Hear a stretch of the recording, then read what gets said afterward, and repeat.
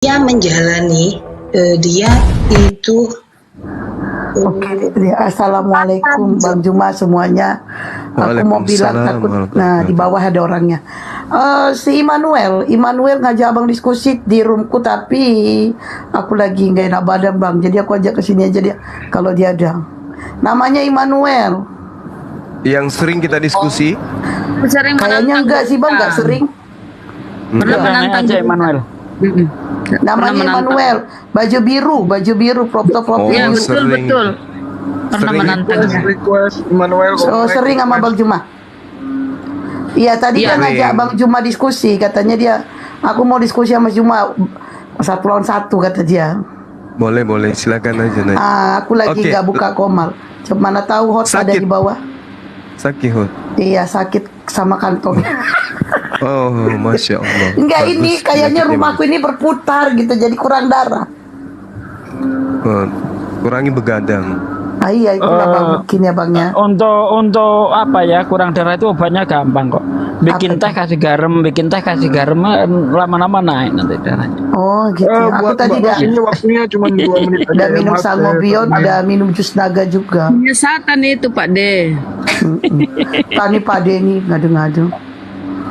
Jadi Yaitu yang tadi Immanuel dia pernah naik Iya, Gurunda, dia silakan. nantang. Dia tidak mau terima kalau dia dibilangi agamanya berasal dari Antikristus. Roma. Silakan. Oh ya Berasal dari udah, Roma. silakan naik. Silakan ke atas. Bagus. Loh, mana tadi yang tanya? Udah hilang. Waktunya cuma 2 menit. Di sini nggak jelas juga. Ya, jadi yang tadi Mbak siapa Mbak Ros? Rose. Ya, Al-Qur'an kita menjelaskan fa in talaqaha fala tuhillu lahu min ba'du hatta tankiha zaujan ghairah. Kemudian jika dia menceraikannya setelah talak kedua, artinya masuk ke talak 3, maka perempuan itu tidak halal lagi baginya sebelum perempuan itu menikah dengan laki-laki yang lain. Itu udah, Jadi- Al-Quran itu udah nggak dibantah, itu udah selesai Iya, itu di situ. Udah selesai. Udah terang ya. Kalau ada ulama yang aneh-aneh nggak usah dipercaya, karena lebih kuat Al-Quran. Bahkan kalau Nabi mengatakan boleh talak itu tetap salah, harus menang Al-Quran gitu loh. Seandainya itu, tapi kan Nabi nggak pernah bertentangan dengan Quran. Iya, Hukum iya, tertinggi betul. dah itu, nggak bisa dibantah itu. Ya, itu pun kalau suami perempuan itu menceraikan. Kalau tidak, nggak boleh. Dan juga tidak boleh diniatkan karena saya mau menikahi engkau, maka kamu carilah laki-laki dulu untuk kamu nikahi 1 bulan, 2 bulan, 3 bulan, minta diceraikan supaya kita bisa kembali. Nggak boleh. Oh, nggak boleh.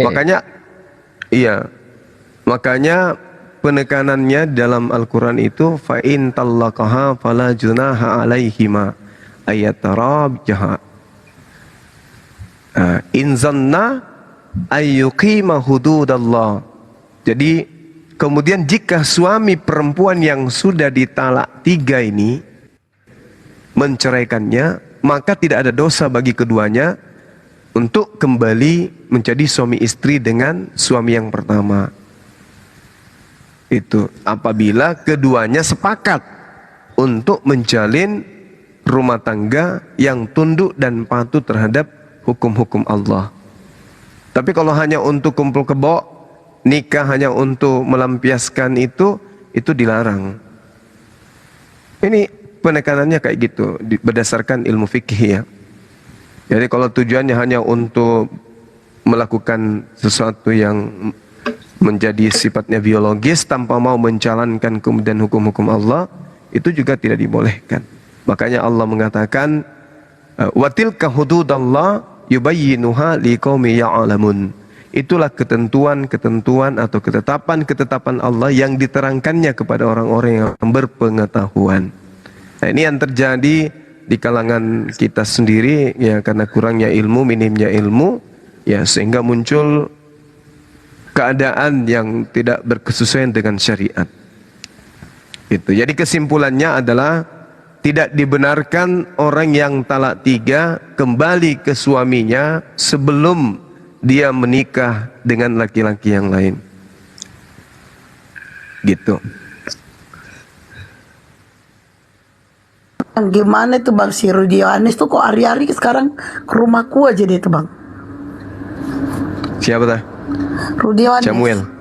Rudi Yohanes. Pansos itu Cari ada konten. ilmu. Tadi aku debat sama dia di tempat Dalbo itu. Tapi berapa setengah jam atau 1 jam kabur. Jadi Dalbo tadi tuh sih cari konten dia. Dia aktifkan YouTube, dia hidupkan YouTube-nya kan. Tapi kabur. Ya nggak apa-apa, cari konten nggak masalah. Dia YouTuber juga. Yang penting Nggak cari diskusinya konten jangan di ke sesama orang gila. Kristen gitu Bang. Misalnya nih contoh, misalnya kayak di lagi live di sahabat Bang Juma, terus aku masuk ke sini gitu. Kenapa nggak mereka kayak gitu aja? Gimana? Kenapa dia nggak cari konten sesama Kristen gitu? Ke roomnya Kristen gitu. Iya, mau debat dengan Kristen. Dia panggil kok ya agama Islam kayak ke room Agatha kan terkenal itu. Ke roomnya Mikana. Kenapa harus ke room kita? Nggak ada yang nonton mungkin. Kalau sesama mereka jarang ku tengok itu tempatnya sepi. Kalau tidak masuk ke komal kita itu sepi. Rudi Yohanes kan sudah banyak yang meninggalkan dia, followers sudah meninggalkan dia.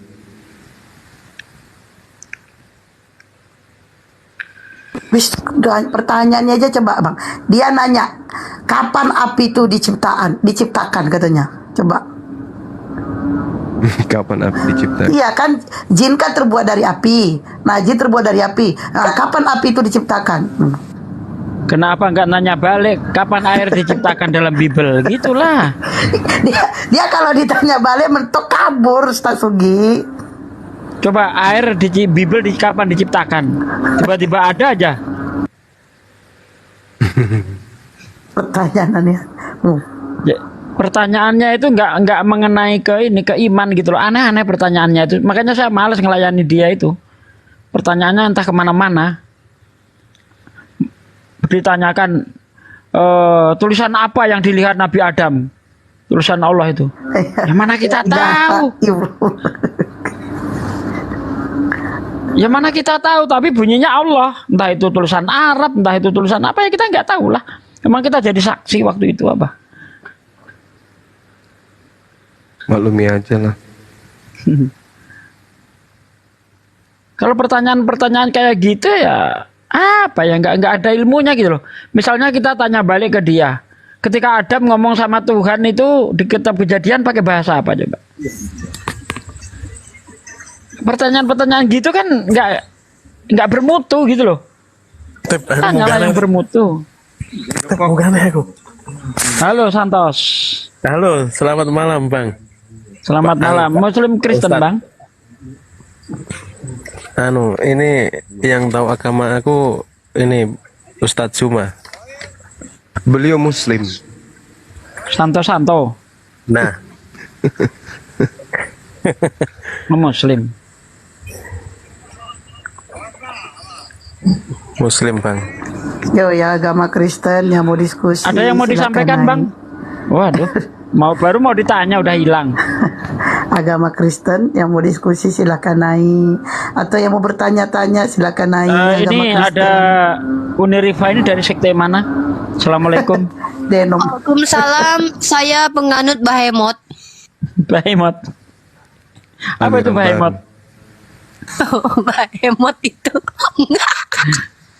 Bahemot tuh Bahenol dan montok gitu maksudnya. aku lagi ngelihat Bang Ardiansa di Rumikono ya kan, dia nanya Markus 16:8. Oh Nandar sekarang yang naik Nandar. Iya ini Gus Yonatan Nandar ini ada di Komal. Aku Ini kan minta saya naik rekam juga. ini. Tapi aku Saya nggak tahu diterima atau enggak aku naik ke atas. Aku cuma nanya satu aja pertanyaanku tuh. Apa itu? Yesus itu maha hadir, Tuhan itu maha hadir atau enggak gitu. Mereka kan bilang Tuhan maha hadir kan. Ya kalau Tuhan maha hadir berarti Tuhannya ada di alam maut sekarang. Makanya aku mau nanya itu aja. Tapi Bang Ardiansa tadi ini apa namanya, karena dia lagi batuk ya. Jadi dia nggak diizinin ngomong. Ini aku udah minta permintaan naik sih, tapi belum di accept. Gue sih nonton Nandar gayanya tengok tuh. Iya. Nandar, wah memang lah nyebelin.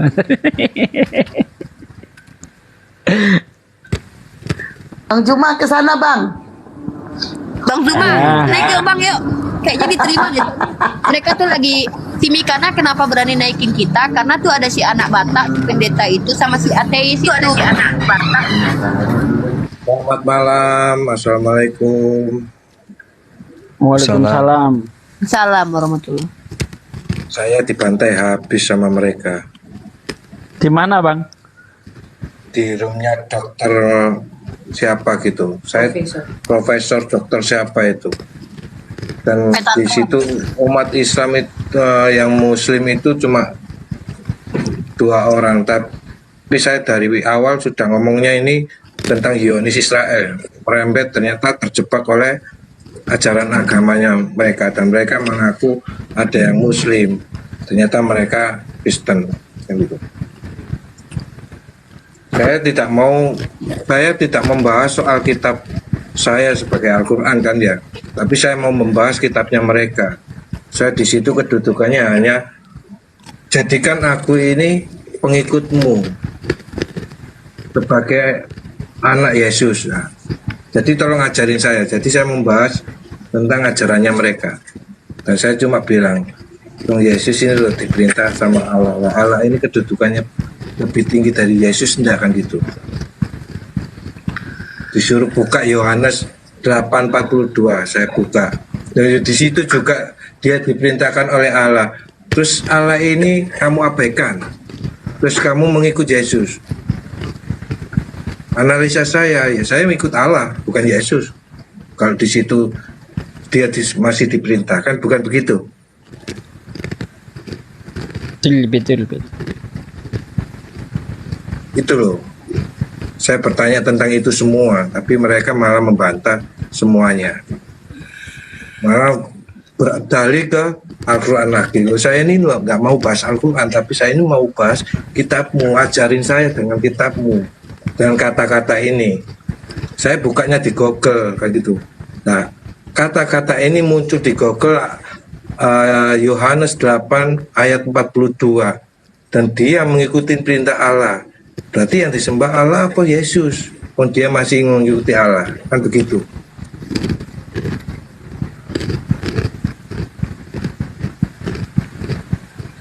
Masih saja dia menyerang ke kitab Al-Quran, bukan menjelaskan tentang kitabnya dia, kan gitu.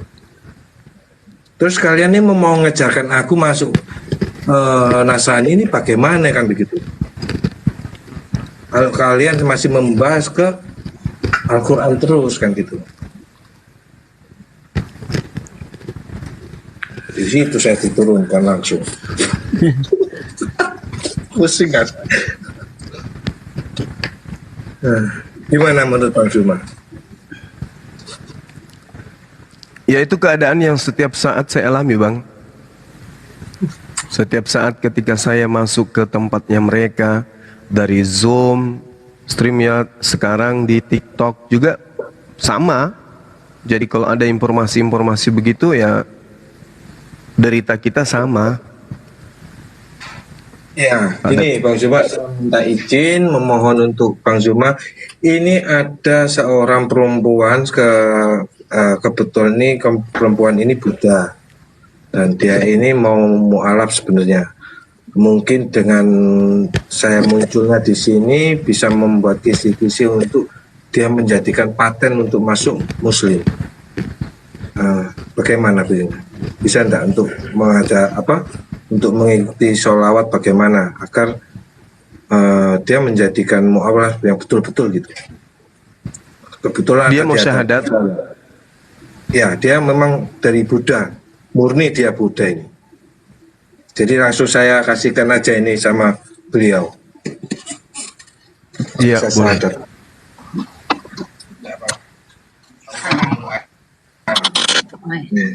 Malam. Iya, semangat malam. Ya, saya Cynthia. Saya keturunan dari Malai sama Hong Kong. Kebetulan saya memang udah niat dari dulu ingin mualaf. Alasannya kalau boleh tahu apa, Mbak? Ingin mualaf. Dari hati kecil aja. Hati kecilnya menunjukkan jalan menjadi seorang muslimah. Iya. Ini tidak ada dipaksa ya sama siapapun ya. Ini kemauan aku sendiri sih. Iya, pasti ada alasan utama gitu. Di Islam itu ada apa gitu ya. Karena ini berbicara mengenai keyakinan. Pasti ada hal benar. yang ada hal yang sangat fundamental gitu yang menjadikan orang itu ingin dan jatuh cinta kepada Islam itu sebenarnya Islam itu agama benar. Nah, itu biasa ada poinnya, Mbak. Karena gini, saya memang tidak menguasai semua kitab ya. Tapi saya ada sedikit secara global yang saya pelajari. Al-Quran itu kitab yang paling sempurna gitu. Alhamdulillah. Iya. Jadi gimana Bang Tata? Kita mau syahadat gitu? Biar tidak menimbulkan fitnah, itu dia minta permintaan untuk akunnya dia sendiri aja. Jadi mau disyahadatkan atau bagaimanapun dia bagaimanapun dia ini memang mau mu'alaf. Jadi agar tidak menimbulkan fitnah atau dibuat-buat, maka naikkanlah nama Cynthia itu akunnya dia sendiri. Iya, Memang itu dia- pun kita ini harus buka kamera juga, perlihatkan KTP gitu. Besarnya itu yang Bersedia naik. nggak beliau? Ya, verifikasi dulu. bersedia. Ini Nama akunnya apa, dikasih Pak? gift ini. Ini nih. Nah, ini. Dia ngasih Coba gift. request. Sambil menunggu akunnya, aku baru ingat juga host kalau ada nama Rosdiana tolong dinaikin karena dia mau ngomong ke Bang Juma, mau ngasih Bang Juma parfum dari Bandung ya, lupa aku dari mana. Dia mau ngasih Bang Juma parfumnya malu Bang. Itu Tangerang Bunda. bukan artis enggak Bang, namanya Rosdiani apa Rosdiana gitu. Dia katanya mau ngomong ke Bang Juma, mau ngasih Bang Juma parfum. Tadi ngomong gitu sama aku. Aku Nanti kita urus lah. Ini yang Ustaz mualaf Sugi, ya. dulu yang kita apa? Ini lebih utama ini. Karena apa? Karena yang dikasih Bang Juma bukan saya. Kalau yang saya dikasih ya lanjut terus gitu. besarkan. Parah ini, parah. Bentar, izin. Ini ada kakanda saya mau naik. Bang Handi, kira-kira siapa yang bisa saya turunkan? Oke, saya aja nggak apa-apa. Oke, udah.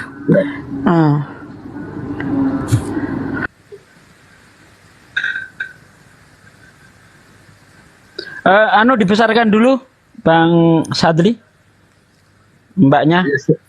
Bentar, bisa ini Mbak cari kain gitu untuk menudungi kepalanya. Entah kain apa kek. Ada saya bawa. Iya, Masya Allah. Ya, penutup. Mbak, nanti bisa kirim KTP lewat DM Mbak ya. Maaf Oke. dengan Mbak siapa? Enggak, di sini Mbak aja. siapa? Tampilkan aja dulu di sini kayak tadi. Nggak boleh KTP ditampilkan depan umum Abah. Mbak Cynthia ya. Enggak, agama aja, agama yang tampil. Agamanya aja. Ya. Ditutup. Alamat ditutup. Ditutup yang lain. Itu alamat Datanya ditutup. Tanggal lahir Tutup pakai tangan gitu. Bentar ya. Jadi tadi di sebelah yang punya tugas tadi siapa, Akhi? Dinda Alif ya, ngambil KTP-nya ya. Itu buat sertifikat mualaf. Oh ya, di ruang Baldalbo ya. Iya. Ternyata banyak ya yang diam-diam belajar tentang Islam, tentang Masya Allah. iya ya, dengan adanya ini yang tercatat di TikTok ya, bagaimana di luaran sana kan. Kalau kita tengok Ini seperti apa Bu Rama? Seperti gunung es sebenarnya. Yang nampak itu hanya di permukaannya aja, bawahnya itu lebih ngeri lagi. ya, betul. Saya yakin itu. Masya Allah. Assalamualaikum Bang Andi. Dari sekte mana Bang? Bagaimana kabarku Bang? Udah makan belum aku Bang? Udah mandi belum aku Bang? Silakan dijawab sendiri. Itu jawabannya. Pak De, saya telepon kok nih angkat. Ada penting Pak De. Saya telepon dulu. Penting banget. Penting banget. Telepon dulu ke saya. HP-nya lagi dipakai ini pula nih. Ya udah. Tapi ini mau syahadat nanti lah habis syahadat ya Bang Andi ya.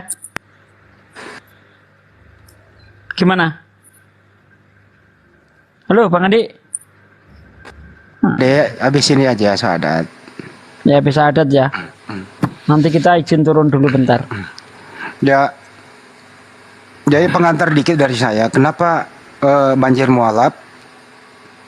Kenapa selalu berhubungan dengan Banjuma, Pak Desugi dan lain-lain? Ya mereka ini akal sehatnya berfungsi. Makanya selalu dihimbau tuh ya. Ya pergunakanlah akal sehat.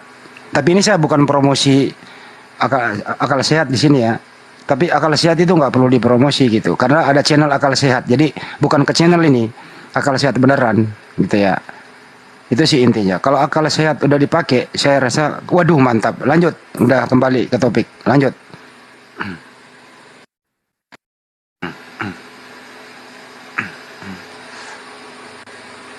KTP-nya Mbak bisa nggak muncukit agamanya? Kita aja.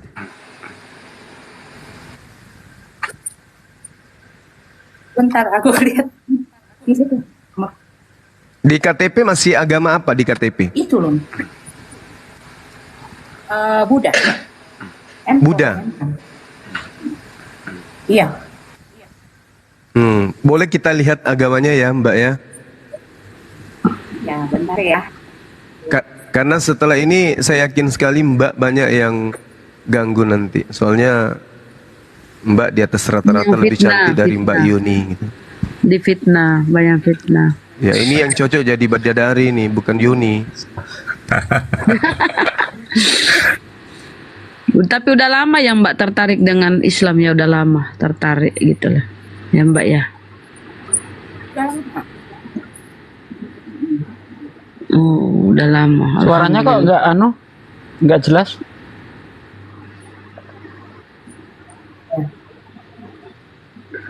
Suaranya kecil. Enggak, udah aku fullin. Dengar nggak? Ya udah, Oke. mantap.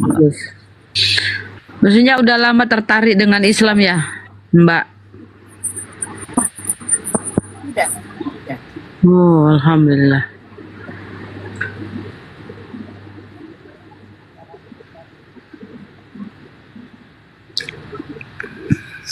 Bang Juma? Sabar, dipersiapkan. Hadir sini, center jauh. Ya dipersiapkan segalanya, mas kawinnya dan sebagainya. Nanti saya penghulunya. Center bella ya. Center bella. Nah. Allahu Akbar. Kebalik ya? Ya nggak apa-apa. Itu kebaca kok itu. Itu kebaca udah kebaca udah. Udah kebaca itu. Udah kebaca. Udah. Masya Allah. Udah. Jadi kita langsung syahadat ini Mbak. Iya. Tanpa ada paksaan dari siapapun. Tanpa ada paksaan. Tidak ada settingan kita ya di sini ya. Tapi ada satu pertanyaan, boleh nggak sebelum kita syahadat?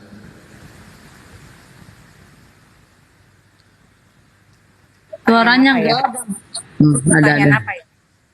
Mic-nya Saya agak didekatkan. Iya. Iya.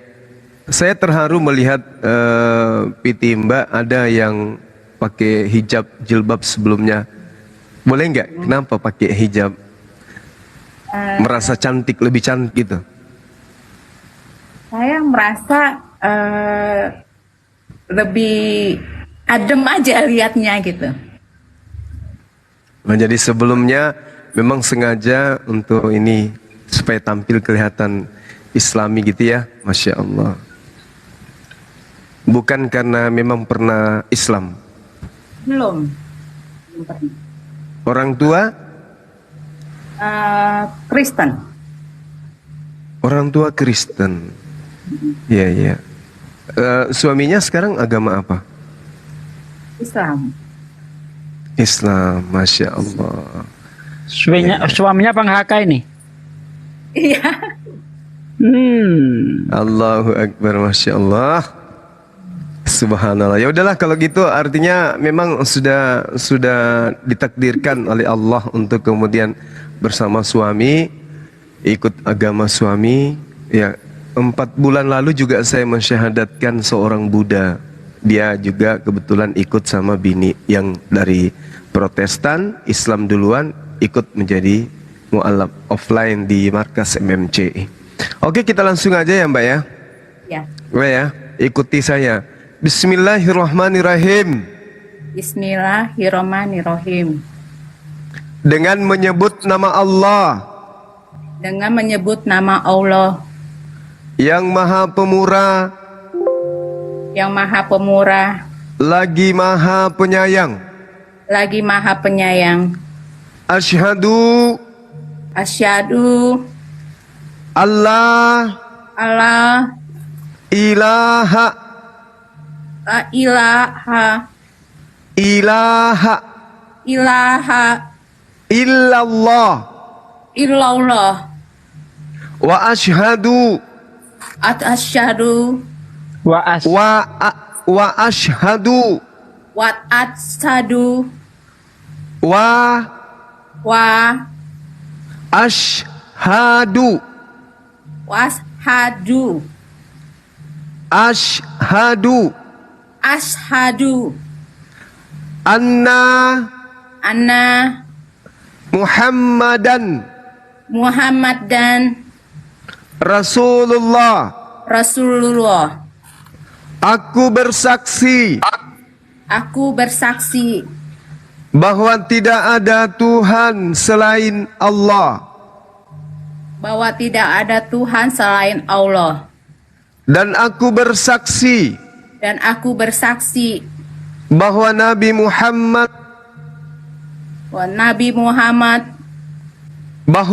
Muhammad adalah Rasul utusan Allah, Rasul utusan Allah. Sah. Allahu Akbar. Allahu Akbar. Masya Allah. Barakallah. Diucapkan selamat Bang Haka. Coba diucapin selamat istrinya. Dipeluk. Masya Allah. Diucapin selamat Bang Haka. Satu anna Muhammad Rasulullah Sallallahu Alaihi Wasallam. Sallallahu Alaihi Wasallam. Allahu Akbar ya Allah. Disaksikan 3.400 di TikTok dan di channel Zulkifli M. Abbas itu 1.000 lebih yang menyaksikan saudari kita ini, Masya Allah, memeluk ajaran agama Islam. Mereka akan bersaksi di hadapan Allah kelak bahwa saudari telah memeluk ajaran agama Islam. Nah, kewajiban kami sebagai Yayasan Apologet Islam Indonesia, kalau memang dipercayakan kemudian untuk mengeluarkan sertifikat Islam sebagai legalitas keyakinan agama di negara kita berdasarkan hukum, maka kami mohon untuk segera mengirimkan kartu tanda pengenal agar bisa diberi sertifikat Islam untuk mengganti KTP. Bisa disetor atau di DM langsung ke siapa? Oh, ke hostnya, ya, ke hostnya langsung. Oke, silakan Ustadz yang lain mungkin mau mendoakan saudari kita ini, silakan. Terima kasih. Masya Allah, Allahu Akbar. Suaminya mana Mbak? Ada di depan saya. Oh, di depan. Diucapin selamat dong. Harus diucapin selamat. Ini hari yang sangat membahagiakan ini. Masya Allah, ya. Kebetulan saya ini juga dari keluarga Nahdlatul Ulama, dan orang tua ini memang ketua ranting cabang Surabaya, gitu. Masya Allah. Jadi masih ada keturunan dari berapa ulama di Jombang, Jawa Timur. Nah, khususnya adalah kita kemudian dari Gusdun. Masya Allah bang. Wow, mantap. Abangnya sendiri yang mau mendoakan, monggo. Iya. Saya wakilkan aja ke Bang Juma untuk doa, semoga kedepannya kita ini memang kita mohon maaf, saya ini masih pernikahan siri sesuai agama karena di dalam negara masih belum untuk dari Buddha ke Muslim. Iya, habis ini nikah resmi, Masya Allah. Undang kita ya. Masya Allah. Ya. Tinggal di mana tinggalkan, Akhi? Aku lagi di Surabaya. Oh, di Surabaya. Oke ya, Cantik, saudaraku dong. sekalian, Masya Allah, malam ini kita baru saja mensahadatkan 2 orang ya. Masya Allah, ini berkah untuk kita semua. Ya, Allah telah menunjukkan hasil dari apa yang kita perbuat siang dan malam, mendakwahkan agama Allah Subhanahu wa taala, dan Allah sepertinya meridhoi apa yang kita lakukan. Maka dari itu saudaraku sekalian, tidak lupa kita bersyukur kepada Allah Subhanahu wa taala yang telah memberi hidayah kepada saudari kita di malam ini. Semoga imannya kekal ya, tabah menjalani segala ujian. Karena Allah sendiri berfirman di dalam Al-Quran, jangan kamu mengaku beriman sebelum aku uji. Mari kita berdoa bersama, diaminkan Mbak, karena seorang mu'alaf ini doanya ini tanpa hijab ya, tanpa ada sekat di situ. Karena mbaknya baru saja bersih dari segala dosa ya, seorang yang mengucapkan 2 kalimat syahadat ya, yang tadinya kafir lalu masuk Islam, maka dosanya semuanya dihapus seperti bayi yang baru lahir. Dan yang paling menggembirakan adalah amal baik yang dilakukan di waktu masih kafir itu dihitung oleh Allah Subhanahu wa taala, sementara segala dosanya itu dihapuskan. A'udzubillahi minasyaitonirrajim. Bismillahirrahmanirrahim. Allahumma sholli wa sallim ala sayyidina wa maulana Muhammadin wa ala alihi wa sahbihi rasulillahi ajma'in walhamdulillahi rabbil alamin. Hamdan syakirin, hamdan na'imin, hamdan yu'afi ni'mah wa yukafi mazidah. Ya Rabbana lakal hamdu kama yang bagi di jalali wajhika wa adim sultanik. Allahumma sholli wa sallim ala sayyidina wa maulana Muhammad wa ala ali sayyidina Muhammad. Rabbana taqabbal minna sholatana wa syiyamana wa ruku'ana wa sujudana wa qu'udana wa tadarru'ana wa khushu'ana wa tabudana wa tamim taksirona ya Allah ya Rabbal alamin. Allahumma inna nas'aluka salamatan fid din wal afiatan fil jasad wa ziyadatan fil ilmi wa barakatan fil rizqi wa taubatan qoblal maut wa rahmatan indal maut wa maghfiratan ba'dal maut. Allahumma hawin alaina fi sakaratil maut wa nasati minan nar wa angsilhu indal hisab. Rabbana la tuzigh qulubana ba'da idh hadaitana wa hab lana min ladunka rahmatan innaka antal wahhab. Ya Allah ya Rabb, tempat kami menyembah dan tempat kami memuji ya Allah. Engkaulah Tuhanku ya Allah yang membolak-balikkan hati kami ya Allah. Ya Allah, kuatkanlah iman ini di dada kami ya Allah. Jangan cabut iman ini ya Allah. Tanpa iman aku hanyalah seperti hewan tak berguna ya Allah. Imanlah yang membuat aku mulia di hadapan-Mu ya Allah. Ya Allah, jadikanlah lisan-lisan kami sebagai asbab turunnya hidayah ya Allah. Jadikanlah lisan-lisan kami istiqomah menyiarkan agama-Mu ya Allah. Ya Allah ya Rabb, jangan jadikan lisan-lisan kami asbab turunnya azab-Mu ya Allah. Jangan jadikan lisan-lisan kami sebagai pengumbar maksiat ya Allah. Ya Allah ya Rabb, ampunlah segala dosa ini ya Allah. Dosa orang tua kami ya Allah, dosa anak-anak kami, dosa istri-istri kami, dan dosa saudara kami muslim seluruhnya ya Allah. Ya Allah ya Rabb, tempat kami memuji dan tempat kami menyembah ya Allah, hanya kepadamu aku mohon pertolongan ya Allah. Tidak ada sesuatu pun yang dapat mengabulkan segala doa kami selain Engkau ya Allah ya Rabb. Ya Allah, ya Rabb, kuatkanlah iman ini ya Allah. Ya Allah, kuatkanlah iman saudara kami yang baru saja mengucapkan 2 kalimat syahadat ya Allah. Ya Allah, kuatkanlah hatinya mengalami segala cobaan yang akan kuberikan kepadanya ya Allah.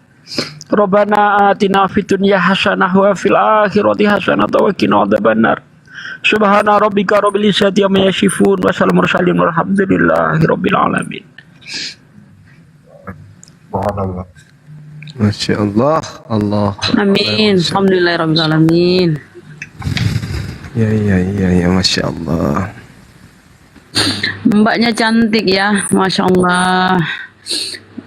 Mbak cantik pakai hijab ya, pakai jilbab, Masya Allah. Selamat datang Mbak di dalam iman Islam. Selamat datang. Nggak ada. Mbak boleh nanya-nanya nggak, Mbak? Dilihat orang cantik itu enak ya kalau kita lihat mukanya ya. Kayak kita ketularan gitu loh. Bunda Ramai gitu. Masya Allah. Cuman yang ayat itu nggak tahu kemana, saya juga lupa taruhnya di mana. Dari situ ada apa nih gitu loh. Oke, habis itu belajar begitu ya? Ya, dari situ aku belajar. Belajar sambil bertanya gitu ya? Ya. Mbak ini memeluk Islam, menurut Mbak siapa yang paling berkesan, yang dekat dengan Mbak? Selain suami, siapa? Ada guru mungkin? Saya sering juga mendengar Ustaz Somet ya. Somat. Oh, Ustaz Abdul Somad. Masya Allah. Saya sering dengar di YouTube dengan dakwanya. Terus kemudian setelah itu kapan mulai ingin bersyahadat? Apakah malam ini atau sudah lama ingin merencanakan itu, Mbak? Udah lama. Terus kalau sudah lama, kenapa milih momen di sini? Apakah ini ada unsur aku ingin disaksiin orang gitu loh, atau tadi hanya kebetulan saja? Kebetulan aja. Oh, jadi Masya Allah. Gini, jadi waktu dulu itu gini maksud saya itu saya bertanya biar orang lain tuh jangan di framing bahwa ini settingan. Ini tadi spontan loh Mbak ya, spontan ya. Spontan. Oke. Jadi begini Bang Zuma. Ya, siap. Waktu saya itu ke tempo lalu itu sebenarnya mau mengajak beliau ini ke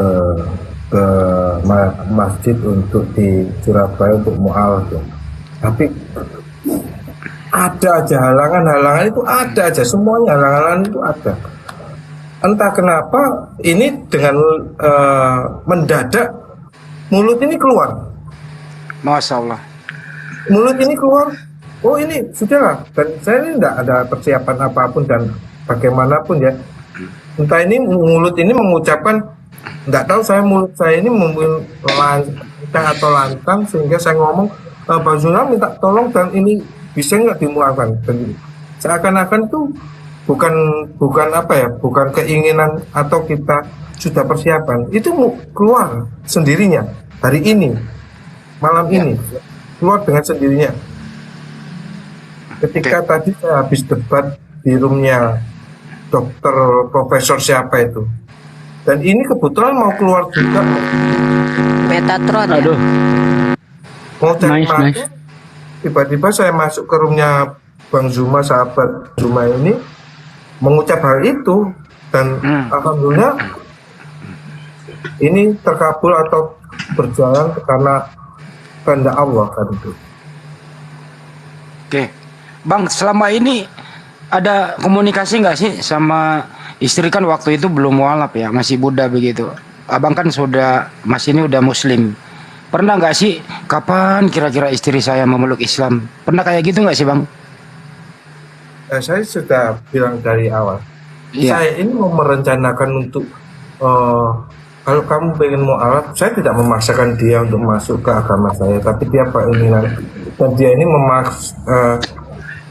pengen mualaf banget gitu. Tapi untuk berjalan ke sana itu enggak terasa terhalangi gitu.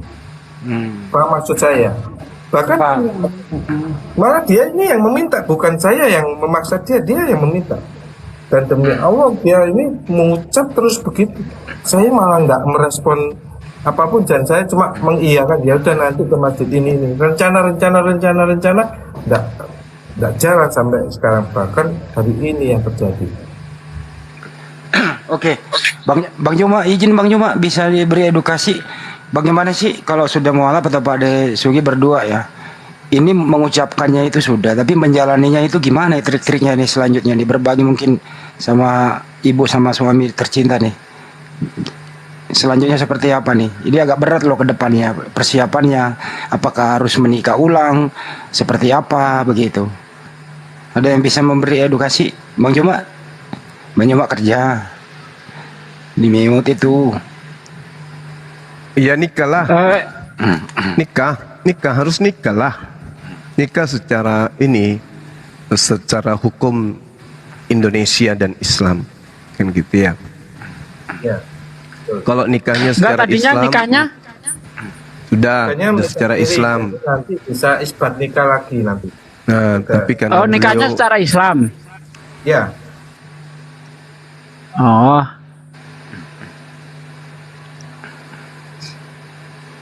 Apa perlu ijab kabul ulang Bang Juma? Setahu saya enggak sih.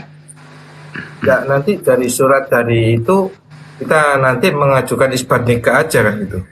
Oh ya, karena kalau kita lihat para sahabat Rasul itu kan tadinya kan ya bukan Islam, tapi begitu keluarga masuk Islam nggak ada nikah ulang. Dan itu juga yang disampaikan Ustadz Alif begitu. Tapi kalau ingin nikah lagi pun tidak dilarang, Bang. Ya, enggak apa-apa sih. Iya, memperbarui. Ya. Kemudian Ya, saya takutkan dinaikkan ke KUA langsung, ke KUA setempat. Untuk kemudian Sebenarnya mendapat ini- legalitas. ini antara ada ketakutan. Kenapa saya bilang begitu? Entah kenapa ini mulutnya lantang sekali sehingga saya bisa mau masuk room ini terus mengucapkan hal itu nanti dampaknya juga kita nggak tahu ke depannya ini menilai itu dilakukan orang dan menggunakan agama yang dulu dan sekarang menjadi mualaf. Ini nanti ada apa nanti ke depannya kita juga nggak tahu, begitu. Ini kehendak Allah, Bang. Kehendak Allah ini, Bang. Ini bukan niatan, kan ini nggak ada niatan. Apalagi followernya dia ini 7.000 dengan melakukan hal ini nih, saya juga ada rasa ketakutan apa nanti akunnya ini berdampak atau bagaimana ke depannya gitu loh. Sebenarnya kemarin saya kan udah pakai jilbab, itu banyak yang DM, banyak juga yang kenapa harus mualaf, kamu dipaksa ya. Saya bilang saya tidak pernah dipaksa, itu kemauan diri saya sendiri, saya mau mualaf. Masya Allah. Nah ini kita selesaikan dulu nih dari sumber hukum Islamnya nih. Apakah nikah ulang atau seperti apa nih? Biar ada pandangan. Gimana? Kan kita ini negara hukum. Ya nikah lah. Nikah Gimana aja biar ceritanya mau aman. dapat kartu keluarga kalau tidak nikah kira-kira? Ya nikah. Sahabat kita ini cuma nikah siri. Mereka nikah belum siri. nikah. Iya. Bang Juma, karena Bang Juma ini bisa untuk mengeluarkan sertifikat mualafnya ya alhamdulillah lah. Itu untuk dibantu kita untuk kedepannya lebih ya, betul. lebih mudah untuk mengurus ke negara gitu. Betul. Iya. Oke, diputuskan bahwa nanti sertifikat mualafnya menyusul, kemudian nikah resmi supaya diakui oleh negara. Itu intinya ya, diputuskan sini ya. Baik. Siap, supaya keluar kartu keluarga. Iya. Supaya lebih mudah kartu keluarga juga keluar kan gitu. Ya siap. Dan kita bisa hadir di pesta pernikahannya kan gitu. Asik. Ini Makan-makan. Kalau sekiranya butuh penghulu gratis saya siap. Kalau butuh rendang aku siap. Iya. Itu pagar ayu aku siap. Waduh. Iya. Kalau mau acara debat offline di nikahan saya juga siap. Iya. Siapkan tendong di sana. Aku aja sama pesora. Aku pesora ini Bang Juma. tadi ada yang menarik Mbak ya. Orang tua Kristen, kok Anda Buddha? Nah ini yang agak jadi pertanyaan tuh. Ya, kalau saya bukannya saya mau ini ya, saya melihat, saya nggak rasis soal agama, cuman saya melihat itu Buddha itu welas kasihnya lebih bagus daripada agama ini tersebut gitu loh. Terus saya mempelajari lagi Muslim, agama Muslim, Islam. Nah, kok lebih sempurna lagi dari situ. Masya Allah. Allahu Akbar. Kalau Buddha ini Islam dari awal ya, yang ya.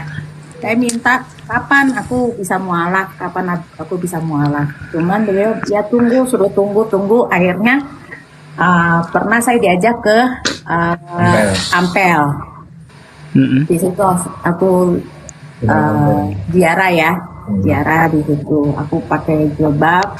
Dari situ kok rasanya pakai jilbab tuh rasanya kok srek gitu ya. Ini ya lebih adem gitu loh. Jadi kita ini waktu itu kita kan mau makan nasi kebuli, tidak ada persiapan juga untuk pakai bawa kerudung, alat-alat sholat itu tidak ada persiapan. Ketika habis makan nasi kebuli kita masuk ke makam Sunan Ampel, itu kita ditolak, tidak boleh masuk karena tidak pakai jilbab. Akhirnya kita cari jilbab itu kita beli, baru dia pakai. Tapi lengannya dia ini pendek gitu. Jadi foto kan foto itu ada di situ, ada profil foto pendek gitu. Jadi itu kalau kita rencanakan banyak halangan, tapi kita dengan hati tiba-tiba aja muncul gitu. Masya Allah. Pertanyaan selanjutnya Mbak, tolong nanti digedein suaranya ya. Ini sebagai bentuk motivasi yang berbagi. Setelah Anda bersyahadat, ikrar pada malam hari ini, apa yang Mbak rasakan dan apa yang ingin Anda ungkapkan kepada semua penonton yang banyak malam hari ini untuk berbagi untuk siapapun, termasuk keluarga yang belum bersyahadat. Silakan. Saya hadir di sini sangat berterima kasih ya sama Bang Juma. Siap. Benar-benar sekarang saya jadi mualaf gitu loh. Masya Allah. Itu sangat biasa, sampai juga saya terharu juga. Buat aku tuh itu luar biasa lah, nggak bisa kita ungkap dengan kata-kata. Betul. Oke. Orang memang tua wajahnya sangat muslimah sih, emang cocok. Iya, betul. Cocok. Islamable ya Bang, Islamable. Iya. Kalau yang di sampingnya itu kayak meragukan. Satu lagi yang paling penting nih, Mbak, orang tua gimana? Orang tua? Kalau orang tua saya itu tidak pernah selalu ini ya, untuk agama nggak terlalu ngedoktrin anaknya harus agama apapun. Paman saya juga menikah dengan orang Jawa, Muslim juga gitu. Oke. Dari situ juga dari nenek saya. Dari dulu kita selalu toleransi, nggak pernah namanya kamu agama ini dikucilkan atau apa di keluarga saya nggak ada. Ada keinginan nggak supaya orang tua memeluk Islam, Mbak? Ada sih. Ya udah doain sekarang, Mbak ini sekarang dalam keadaan seperti kertas putih bersih. Doa Anda insya Allah diijabah. Silakan doain kedua orang tua. Silakan. Kebetulan papi saya sudah meninggal, tinggal mami aja, mami di Hong Kong. Oh, waduh. Di Hong Kong sana. Oh iya, saya pesan sedikit ya, Mbak kan sudah mualaf, ya kan? Kalau sudah mualaf kita harus totalitas di dalam Islam, termasuk tutup aurat ya, berhijab gitu. Masnya diperingatkan istrinya kalau tidak berhijab, karena Nabi pernah bersabda ya, laki-laki itu wajib menjaga wanitanya, baik anaknya ataupun istrinya. Barang siapa yang membiarkan wanitanya ya, baik anak maupun istrinya itu keluar tanpa tutup aurat, maka dia termasuk lelaki yang gulu. Ya, dia itu laki-laki yang tidak mencium baunya surga. Padahal surga itu tercium sejauh perjalanan 700 tahun ya, kalau nggak salah 70 tahun gitu ya. 70 tahun perjalanan ke surga itu baunya sudah tercium. Tapi laki-laki yang membiarkan perempuannya tidak menutup hijab, maka dia tidak mencium baunya surga. Begitu. Allahu Akbar. Saya dari kemarin harapan beliau itu mengajarkan saya sholat. Karena saya kan belum bisa ya. Allahu Akbar, Masya Allah. Iya. Sekalian aja diajak ini Mbak, diajak suaminya ikut bergabung di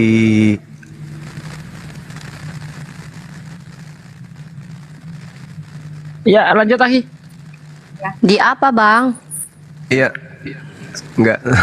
Kirain ada yang mau disampaikan tadi.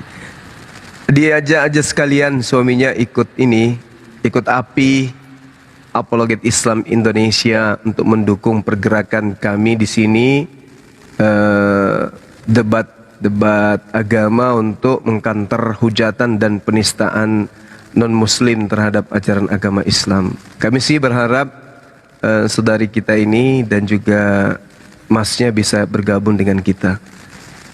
Ya, kebetulan saya Laskar API mendukung. Iya, gimana Bang? Mau bergabung untuk menjadi PH-nya juga gitu. Masya Allah, subhanallah. PH apaan? Kadar air. Iya. Keren. Masya Allah. Subhanallah. Keren. PH ini hukum ya? Iya. Gimana? Oh, Masya Allah. Oh, Kirain PH itu kadar air. Bukan. Iya juga sih Pak D, betul. Tapi konteksnya beda, kontekstual ya Pak D. Iya deh. Bercanda. Pembina kita sudah memfollow akun Bang Tata.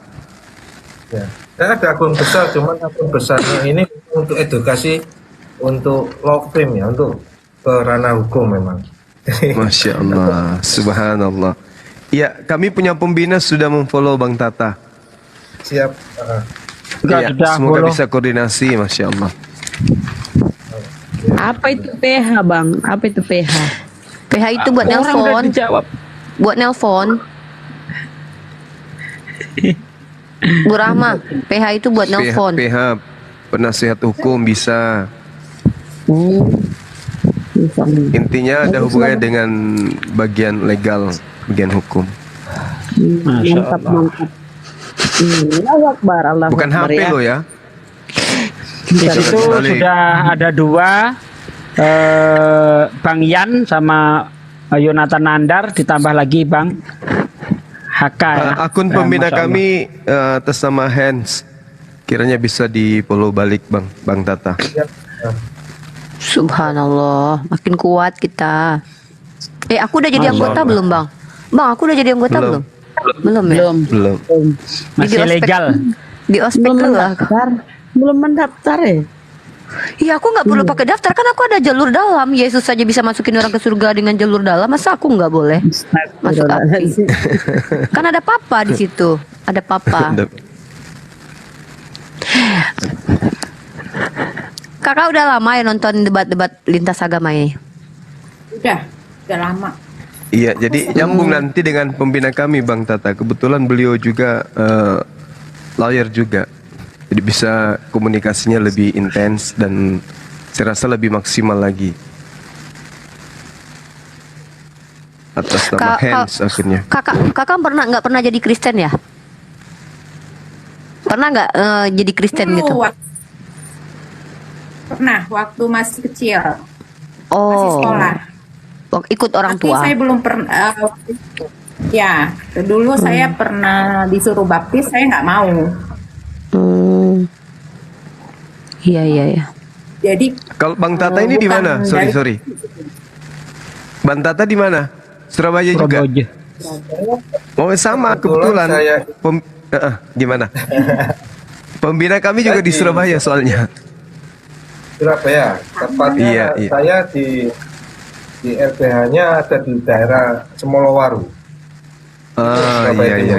Nanti komunikasi aja, tukaran nomor HP aja, Bang. Oke, siap. Iya. Berarti abang ini pengacara ya? Dulu pernah nyembah anak orang juga rupanya. Karena salah. Iya, saudari kita pernah nyembah orang juga katanya. Oh, waktu pernah kecil. menyembah anak Maria. Ya aku ditantangin debat sama pengacara perempuan di Surabaya, Bang Zuma. Jadi aku udah kasih sama Bang Hen. Dia punya ini juga, maksudnya punya ini sendiri juga sih ya cewek ini. Lah, ternyata tuh Paduko tuh udah datang tuh. Acara siapa perempuan di Surabaya? Itu namanya ini Pak, mana tahu Bapak kenal ya. Akunnya itu namanya tuh Lilis. Bentar ya. Dia tuh gini, pertamanya dia tuh cuma nanya doang, saya mau ngobrol sama kamu, kita ketemu di Masjid Istiqlal hari Selasa besok kata dia kan. Nah terus saya bilang oke, kalau mau diskusi nggak apa-apa. Ternyata dia menggugat, saya mau buktikan bahwa nabimu penyesat kata dia. Jadi dia yang udah bawa premis duluan gitu. Dan gak rasional lah. Masa menggugat larinya ke Istiqlal? Iya, Aneh. makanya aku udah Suruh ke kasih pos Bang Zuma. kamling. Dia mau ngajak diskusi di Istiqlal katanya. Aku bilang, kata Paduko suruh bilang sama dia kasih surat resmi dari Istiqlal, ada undangan resmi dulu baru kita datang gitu. Saya kasih tahu aja ya, orang-orang kayak gitu itu asal gugat-gugat itu nanti kalau sudah didatangi di dalam persidangan nggak datang, nanti nggak datang 1 kali 2 kali cuma gerta, akhirnya kan gugur di situ. Itu udah biasa pekerjaan lama. Iya, saya juga. Menggugatnya di Istiqlal soalnya. Kan Dia nggak menggugat di nyambung. Istiqlal. Namanya itu ini Lilis apa gitu, bentar. Nih namanya Jelis. Namanya itu Jelis. Dia tuh punya ini juga Bang di apa namanya? Punya kantor badan hukum juga. Namanya itu siapa ya? Nah, sebut namanya gitu. Lilis Dahlia, Bukan. Mana ya? penyanyi rock. Penyanyi keroncong Bang, Lilis Dahlia itu. Kan salah semua, campur sari. Hendro Kusumo. Masalah syar'i kali.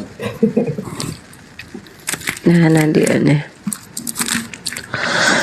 Bisa-bisa aja orang-orang itu untuk menjatuhkan mental kita sehingga dia, oh saya gugat aja, oke, dia gugat di situ, positanya isinya apa, gugatannya isinya apa, setelah itu nggak datang waktu sidang. Ya segitu-gitu banyak itu. Kalau saya mah malah seneng kalau dibawa ke persidangan. Jadi semua diliput sama stasiun TV. Wah seneng kali aku, biar dilihat semua seluruh alam. Kata dia mau bawa stasiun TV katanya. Oh, stasiunnya yang dibawa. Iya. Tuh, mana namanya ya? Kalau udah mulut besar kayak gitu berarti kosong, kecil berarti otaknya. Iya. Gak usah diladenin. Gak lah. ada. Kau udah Aku bilang tunggu, coba aku bilang. kemarin berangkat Iya. ke STIK Jakarta. Iya ya. Iya Orang Bang. kayak gitu Aku didengarin. kuliah juga. Bagian aku nggak boleh ninggalin kuliahku. Oh udah ngancam-ngancam kayak gitu nggak jadi tuh. Iya. Orang nggak ada kabar lagi dia Bang. Menghilang dia dari kehidupan ini. Immanuel sudah ada host. Saya minta untuk Bang Zuma untuk memberikan kisi-kisi apa yang harus diucapkan setiap harinya buat ibu saya ini sehingga itu dingin gitu, sehingga ini sesuatu hal yang tidak membuat celaka dan mengingat terus akan ucapan yang malam ini dia ucapkan gitu. Mungkin doa-doa yang simpel-simpel itu untuk mengantarkan dia selalu mengingat Dia ini aja, Bang, disuruh istighfar aja selalu, istighfar. Baca istighfar. Iya. Istighfar itu wow, luar biasa kalau diamalkan. Istighfar. Banyak zikir, ala bizikrillah tatmainnul qulub. Pikir ya. Barangkali host karena prosesi syahadatnya sudah selesai, barangkali Bang Suma bisa di layar besar lagi, takut ada fitnah apa gitu kan. Silakan Bang Suma, kemudian untuk memberikan sedikit pencerahan gitu Bang. Masalahnya gini, Bang Tata ini seorang ustadz soalnya. Masya Allah. Jadi Dari NU tak? beliau yang punya kewajiban mutlak untuk membina si adik supaya bisa menjadi istri yang soleha. Masya Kira Allah. kiat-kiat untuk menjadikan istri itu patuh, tunduk, insya Allah beliau udah paham. Jadi dari aspek hukumnya udah dapat, hukum agamanya, hukum negaranya udah kena. Ya berbahagialah saudari kita ini. Oh nih bunyi jantungnya nih. Bukan lagi. Berbahagialah saudari kita ini mendapatkan pendamping ya seperti Bang Tata ini. Insya Allah dijamin bahagia dunia akhirat lah. Amin. Amin. Iya, dan dia ada Kita masih senantiasa keturunan mendoakan. Gus Dur ya. Keturunan Gus Dur kata beliau. Jadi memang keluarga saya ini memang aslinya itu orang Jombang. Dari bapak saya orang Jombang, ibu saya orang Kediri, dan memang keluarga besarnya kita ini memang banyak yang di Jombang, dan abah saya ini memang dekat sekali dengan Gus Ali yang di Mojokerto itu. Masya Allah. Iya. Oke. Nanti koordinasi aja Bang Tata. Ya. Insya Allah. Semoga segera diberi momongan jadi anak yang soleh dan soleha. Menjadi tokoh bagi agama kita kelak dan juga bagi negara kita. Amin. Amin ya rabbal alamin. Sip. Kembali ke host, mungkin ada tamu yang ingin diterapi malam ini. Waktu dan tempat disilahkan. Asik. Belum ada sih Bang. Belum ada. Mungkin boleh Bapak Tahta saya turunkan dulu mungkin. Tadi Turun aja yang satu aja. Turun satu dulu aja. Terima kasih. Terima kasih. Silakan orten yang mau naik atau orten yang mau langsung bersyahadat mengikuti jejaknya Ibu Cynthia, dipersilahkan naik, kirim permintaan. Atau ada orten yang masih bimbang, banyak sih yang DM saya katanya, Bang saya sebenarnya pengen mualaf juga, cuman masih takut-takut sama keluarga. Iya. Kalau itu Pak biasa, banyak memang, betul. Iya, silahkan naik, kita bicarakan sama-sama di sini, kita cari solusinya. Siapakah Yesus? Dari luar agama Muslim mungkin mau bertanya dengan yang baru mu'alaf ini, apakah benar dia ini agamanya atau masih meragukan tentang dia ini muncul tiba-tiba dengan mu'alaf itu, silakan bolehlah. Karena sudah terlanjur naik, sudah. Jadi memang nggak ada niatan ini, memang nggak ada niatan apapun, entah kenapa ucapan ini muncul. Dan saya juga ini ada rasa was-was, tapi sudah ditonton 3.000. Terputus suaranya. Putus. Bang Andi, tes Bang Andi. Jadi telepon? Enggak, nanti aja Pak deh, gampang. Enggak, kalau mau jadi telepon saya turun dulu. Jangan nanti aja.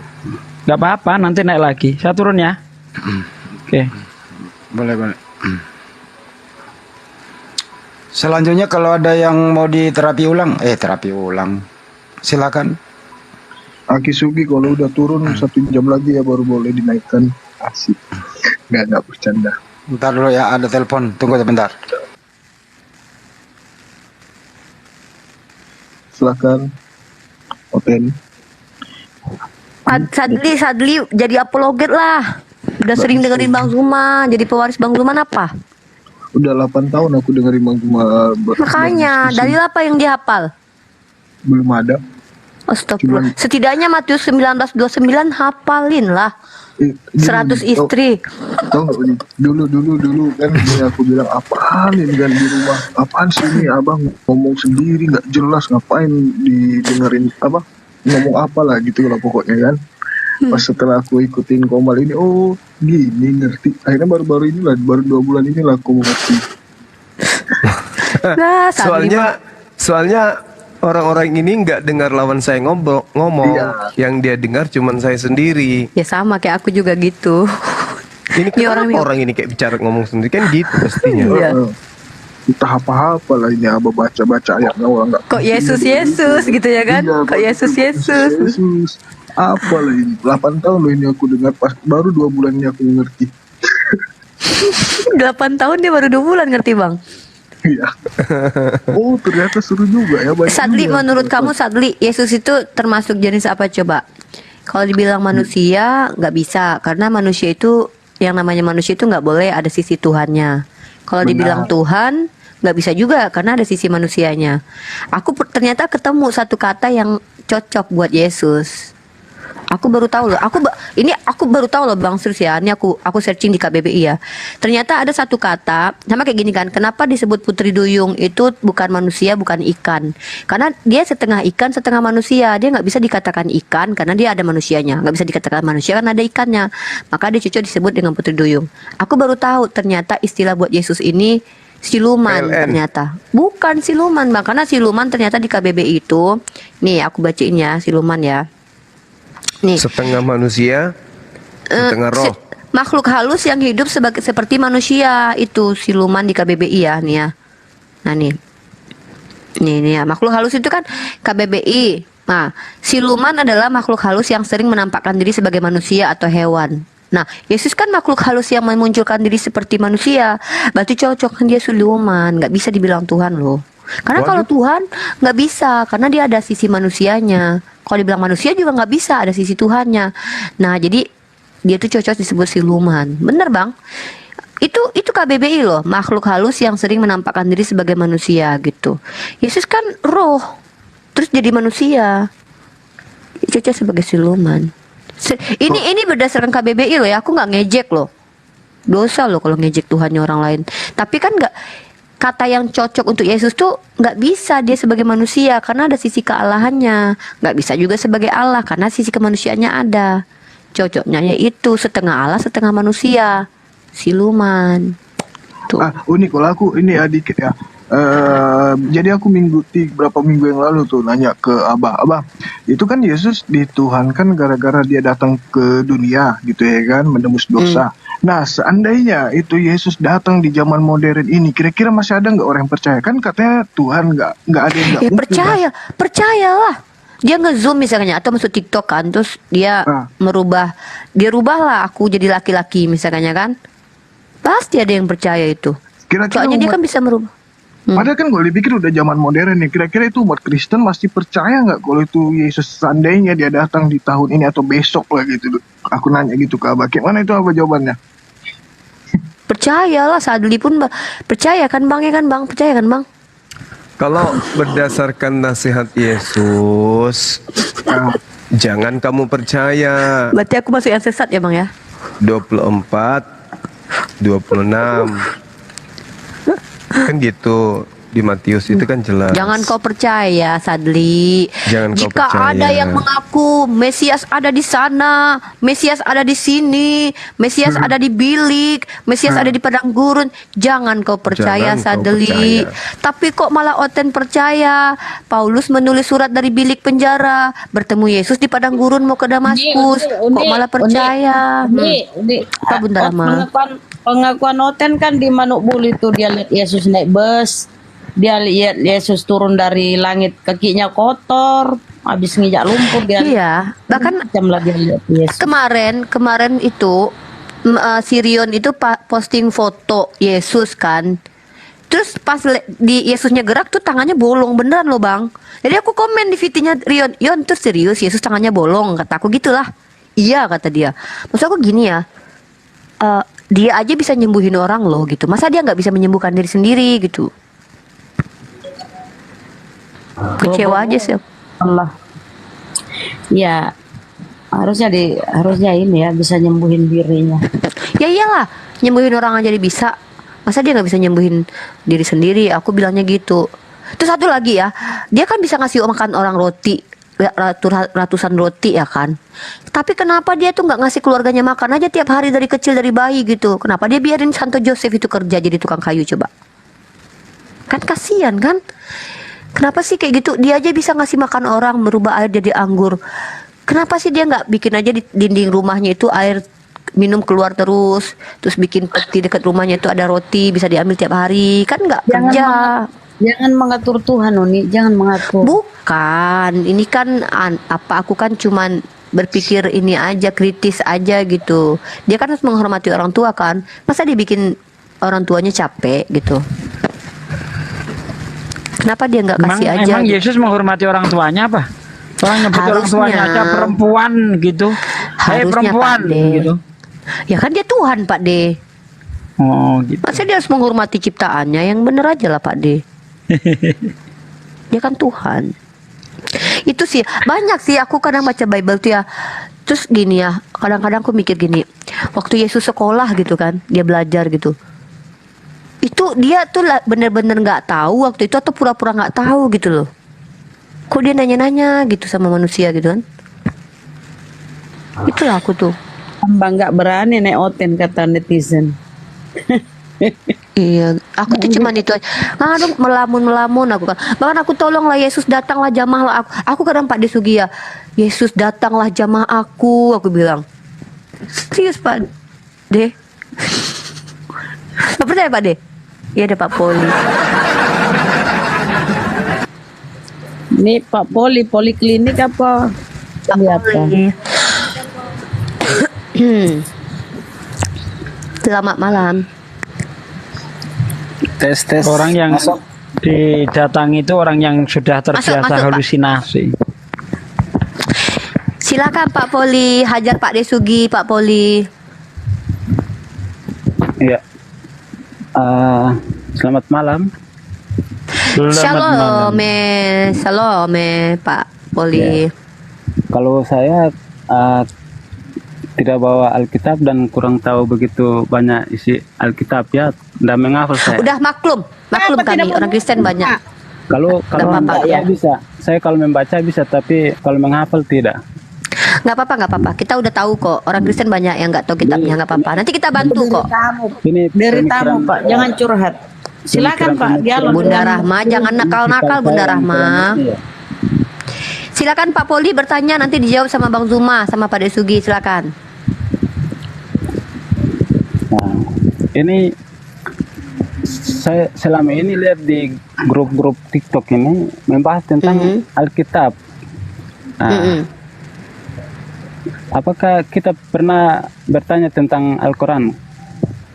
Kita pernah bertanya, Bapak mau tanya Al-Quran maksudnya? Tidak, maksudnya pernahkah kita bertanya tentang Al-Quran ya? Kan tidak. Kita siapa kita? Saya. Ya Bapak tanyalah kalau mau tanya. Kamu kali, kita tidak. Maksudnya harus mengerti bahasa dulu. Ya Bapak sekarang mau tanya tentang Bible, mau tanya tentang Al-Quran, silahkan Bapak tanya aja. Sebab yang saya lihat di grup-grup TikTok ini, kayaknya bahasa Indonesianya orang nggak lurus ini ya. Iya, saya paham. Oke. Gini. Bahasa Arab begini, atau Bang Poli. arti dari bahasa Arab itu dengan bahasa Indonesia. Bang, tapi gini, jadi kalian ini pertanyakan Bang, itu atau berdebat itu soal Alkitab. Bang Poli, gini jawabannya. Kenapa itu bisa terjadi? Karena agama kalian itu, agama Kristen itu nyamar-nyamar Islam melalui kitabnya, Bang. Andai saja Kristen itu punya harga diri, menggunakan istilah-istilah Kristen dari nenek moyang mereka, dari agama nenek moyang mereka, atau agama sumber Kristen itu sendiri, dengan menggunakan bahasa dan budaya Kristen itu sendiri dari asalnya, maka kita tidak akan pernah bahas itu. Sebagaimana kami tidak membahas kitabnya Buddha, Hindu, karena kitab mereka punya jati diri, punya harga diri. Kalau kitab saudara nyamar-nyamar dia. Itu yang kemudian membuat kita membahas kitab saudara. Itu loh Bang. Salah Bang Juma. Ajaran Coba itu kita dari lihat mana? Bang, saya bacakan ya Bang ya. Ajaran Saya itu bacakan dari dulu mana datanya. TNT diam dulu kau ah. TNT diam dulu. Ajaran itu dari mana asalnya? Maksudnya ajaran TNT yang kamu mana? bisa diatur nggak? Iya, TNT kamu ajarannya bisa dari diatur. mana? Diam, handi, diam. Ajarannya Nyolong-nyolong istilah gimana? TNT turunin dulu, TNT turunin dulu. Ini untuk poli dulu. TNT turunin dulu. Ya, lanjut Banyuma. Iya. Kan ada gini Bang, di dalam kitab saudara kan jelas. Di 1 Korintus 9 nomor 20 misalnya ya. Demikianlah bagi orang Yahudi aku menjadi seperti orang Yahudi, supaya aku memenangkan orang-orang Yahudi.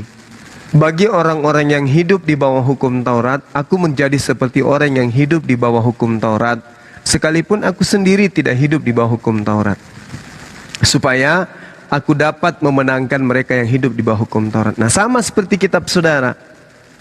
Kepada orang Islam di Indonesia, meskipun saya bukan Islam, tetapi karena saya ingin memenangkan orang-orang Islam agar masuk ke agamaku, maka kitabku kutuliskan sampulnya dengan tulisan Alkitab, meskipun kata Alkitab itu bukan berasal dari Kristen.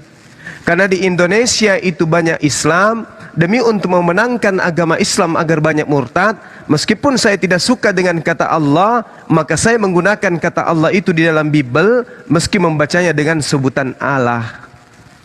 Ini yang sedang dipraktekkan agama saudara. 1 Korintus 9 nomor 20.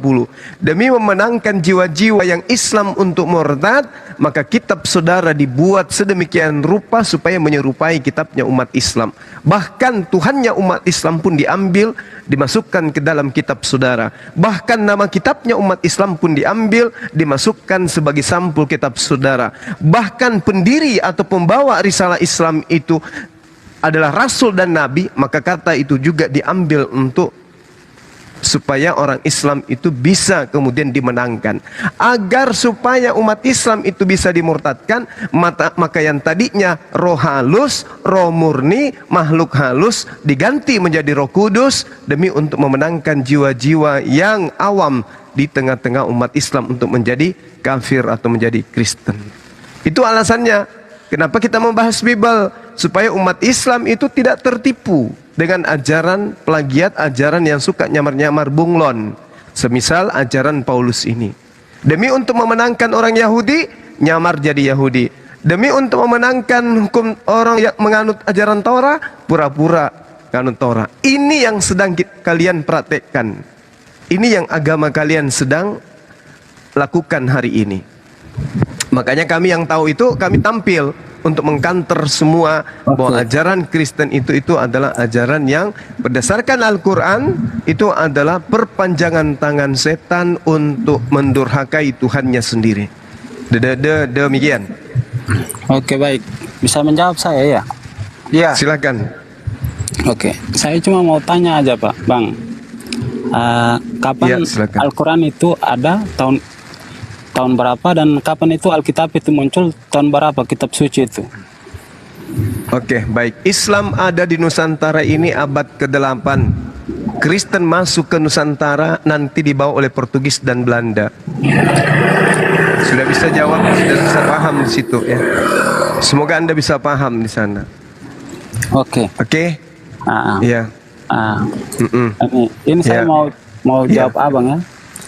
Kitab itu. Silakan. Kitab itu, kitab itu diturunkan itu, didatangkan itu dari Israel, Bang. Ya, Israel ada kata Allah. Dan yang diciptakan kitab itu, Abang ketahui di situ ada tulisan, ada ciplakan apa? Pena Saudaraku gini, atau itu gini. tulisan Gini. dari dulu. Kan Gini, ada kitab asli ada, Bang. Apa Abang mau lihat kitab asli? Baik, cara belajarnya gini saudaraku. Kitabnya orang Yahudi hari ini yang dalam bahasa Ibrani yang dipegang ya hari ini itu lebih dulu sebenarnya kitab Septuaginta. Septuaginta dalam bahasa Greek, bahasa Yunani itu dituliskan 3 abad sebelum Masehi. Oke, artinya pijakan Anda Septuaginta itu tidak ada kata Allah, tidak ada kata Alkitab, tidak ada kata Roh Kudus, tidak ada kata Nabi dan Rasul. Itu dulu poinnya. Kemudian Kristen di Indonesia, kalaupun ada sebelum Belanda datang, itu santer-santernya tahun 1300, Bung. Sementara Islam dengan Al-Quran dengan pola yang ada itu di abad ke-7. Berarti berapa ratus tahun perselisih antara Islam menggunakan istilah Islam itu sendiri dengan Kristen. Belum lagi yang ada di Nusantara ini kita tahu mereka adalah generasi kesekian dari generasi yang sebelumnya. Itu poinnya. Nah, intinya di sini adalah kitabnya orang Kristen lebih dulu daripada Al-Quran, tapi kitabnya orang Kristen tersebut tidak ada kata Alkitab di situ dan tidak ada kata Allah di situ. Jadi gini Bang, tidak ada kata Roh Kudus. Nanti di Indonesia, Bang, baru istilah-istilah Islam itu masuk di kitabnya Kristen. Dan itu pun hanya di Indonesia. Di luar Indonesia enggak ada. Silakan. Jadi gini Bang, itu semua tulisan itu ada kitab yang asli ada. Kalau Abang mau lihat nanti. Jadi semua tulisan itu dengan bahasa Yunani. Ada berapa bahasa itu, tapi karena kita orang Indonesia, Bang, kita orang Indonesia, makanya kita ganti dengan kita terapkan bahasa itu dengan bahasa Indonesia, biar anak-anak itu bukan bahasa Indonesia itu juga tahu membaca, Bang. Bukan coba bahasa Indonesia, Abang lihat saja, Abang lihat saja bahasa Arab. Jadi gini, atau, tulisan di Al-Quran kan anak-anak kebanyakan anak-anak SD itu kan cuma menghafal, Bang. Kok Abang bilang kita ambil nama-nama Nabi atau nama apa dari Al-Quran? Baik. Tadi saudara sudah mengakui asli dari kitab saudara itu bahasa Yunani.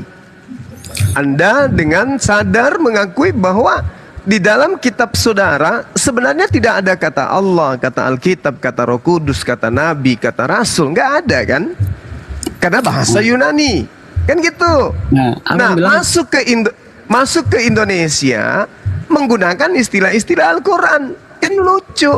Habis itu Anda mengatakan duluan mana kitab saya dengan kitabnya Islam. Loh, kan aneh, saya mau bilang sama Abang dulu gini, ini Bang, kata nama Allah atau Allah itu cuman beda huruf, Bang.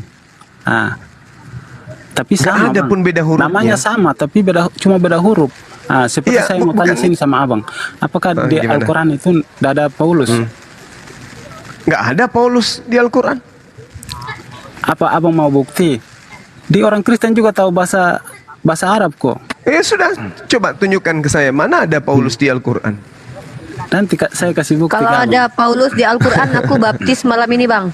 Jangan jangan membawa jangan membawa informasi-informasi kayak membawa informasi di gereja. Kalau di depan umat Islam itu, di umat Islam ketika Anda mengatakan ada, tunjukkan, kan begitu. Jangan bilang nanti, karena Anda akan menjadi lelucon bagi kami. Gak ada. Keluarga saya juga Muslim, Bang. Apakah mereka saya tidak tanya itu, Bung. Saya nggak tanya keluarga Anda, saya nggak tanya. Anda kan bertanya di awal, kenapa diskusi ini terjadi? Abang kan ingin bukti. Kenapa harus bawa keluarga? Tanyakan aja ke kami. Kami paham Quran. Saya kan tahu bahasa Arab juga, Bang. Ya sudah, tunjukkan mana di dalam Al-Quran. Jangan tanya keluarga kami. Tunjukkan aja di sini. Langsung kubuka. Surah apa yang ada Paulus di dalam Al-Quran itu?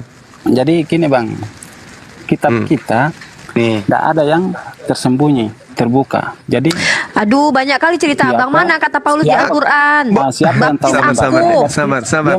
Justru, dengar. Kalau Anda mengatakan di kitab kami nggak ada yang disembunyikan, itu bohong. Ya, intinya intinya kan bahasa Arab. Sementara abang kan orang Indonesia. Bung. Kitab Anda itu bahasa Yunani, itu yang disembunyikan. Mana yang bahasa Yunani yang tadi Anda katakan? Mana? Bahasa Yunani, tapi kita kan orang Indonesia. Ya, jadi yang kitab Yunaninya mana? Kitab Yunaninya yang saya tanya mana? Yang terkecuali kita pergi di Israel, baru kita pakai bahasa Yunani. Tapi kita kan kitab Yunaninya mana? Kenapa ke Yunani bahasa Israel? Ke Israel bahasa Yunani. Yang saya tanya, kalau tidak disembunyikan mana? Kalau tidak ada berarti disembunyikan, kan begitu poinnya. Atau sudah nggak ada, atau sudah hilang. Kalau kami nggak disembunyikan, justru kami nggak disembunyikan. Mana Al-Quran itu? Lihat, Al-Quran masih ada sampai hari ini. Abang bilang nggak ada yang disembunyikan. Abang bilang tidak disembunyikan. Iya. Kenapa anak-anak yang belajar Al-Quran itu menghafal semua? Berarti kan disembunyikan, Bang. Mereka diperlihatkan malah. Mereka diperlihatkan. Ini loh aslinya Quranmu. Memperlihatkan, tapi kan mereka kan tidak tahu baca, Bang. Oh, beda. Ini nggak ada hubungannya. Katanya tadi disembunyikan. Yang disembunyikan itu Anda. Sekarang saya tanya, kitab asli Anda apa? Yunani. Mana? Mau bukti. Mana? Kitab asli Anda mana? Apa dari tadi abang ini bilang mau bukti, tapi nggak ada buktinya dari tadi. Tadi kan saya bilang saya tidak bawa Alkitab. Bantu tidak mengerti. Anda nggak ngerti. Anda nggak ngerti Bible. Anda yang punya Bible, Anda yang ngerti. Anehnya bukan kami yang punya Bible, kami yang ngerti, kan lucu. Di agama kita mengajar kita itu bukan menghafal, Bang.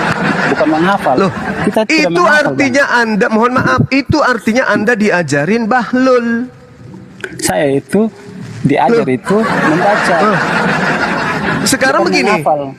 Loh, kalau Anda diajari membaca, ya, sekarang level tinggi mana levelnya? Orang yang hanya membaca toh dibandingkan orang yang bisa menghafal. Kira-kira yang paham yang bisa membaca atau yang bisa menghafal? Ya, kalau membaca langsung terangkan bisa. Tapi kalau menghafal suruh membaca kan mana bisa kalau cuma menghafal.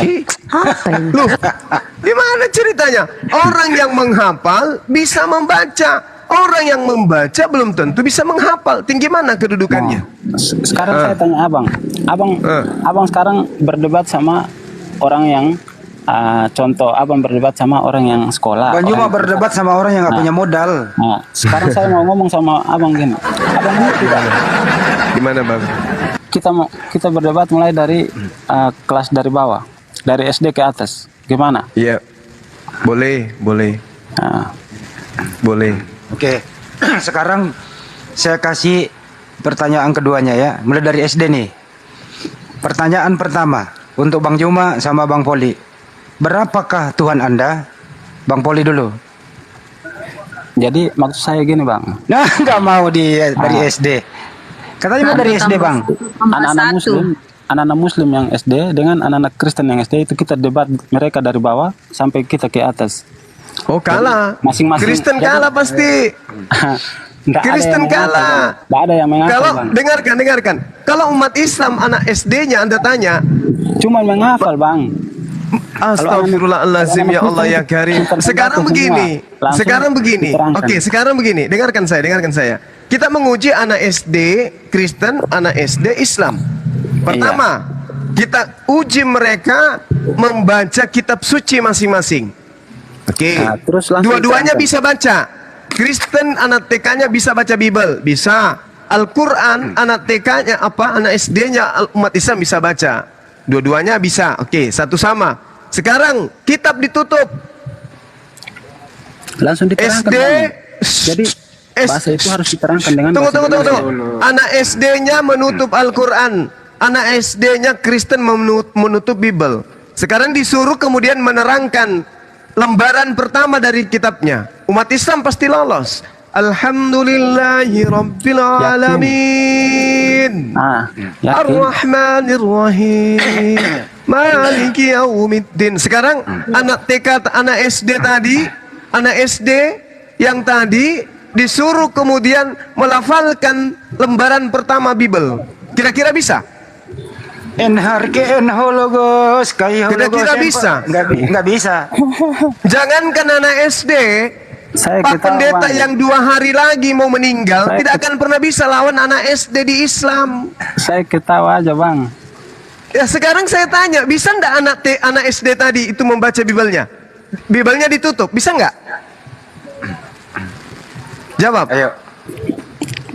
Ya kalau itu berarti menghafal. Ya sekarang bisa tidak dia membaca? Ditutup Biblenya, bisa nggak? Berarti abang tidak ngerti bahasa Indonesia. Bukan berarti saya tanya, bisa tidak anak SD tadi membaca kitabnya? Padahal kitabnya ditutup, bisa nggak?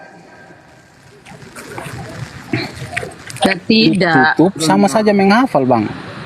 Saya tanya, saya ulang lagi ya. Itu umat Islam, anak SD Islam tadi hafal.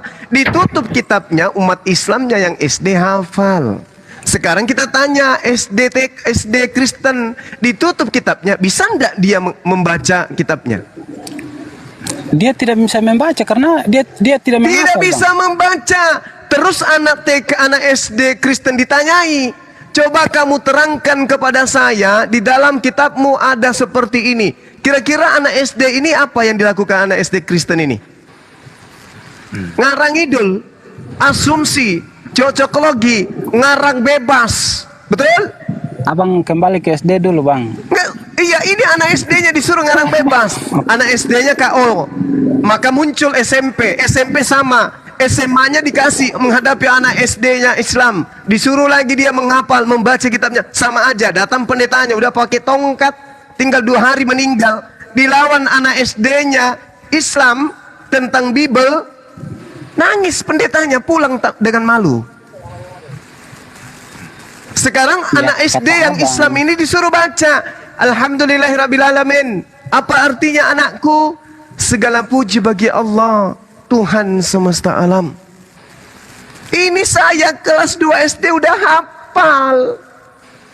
Nah sekarang pendetanya yang sudah bangkokan, sedikit lagi meninggal, ditanya, coba kamu lafalkan kitab Kejadian pakai bahasa Indonesia aja.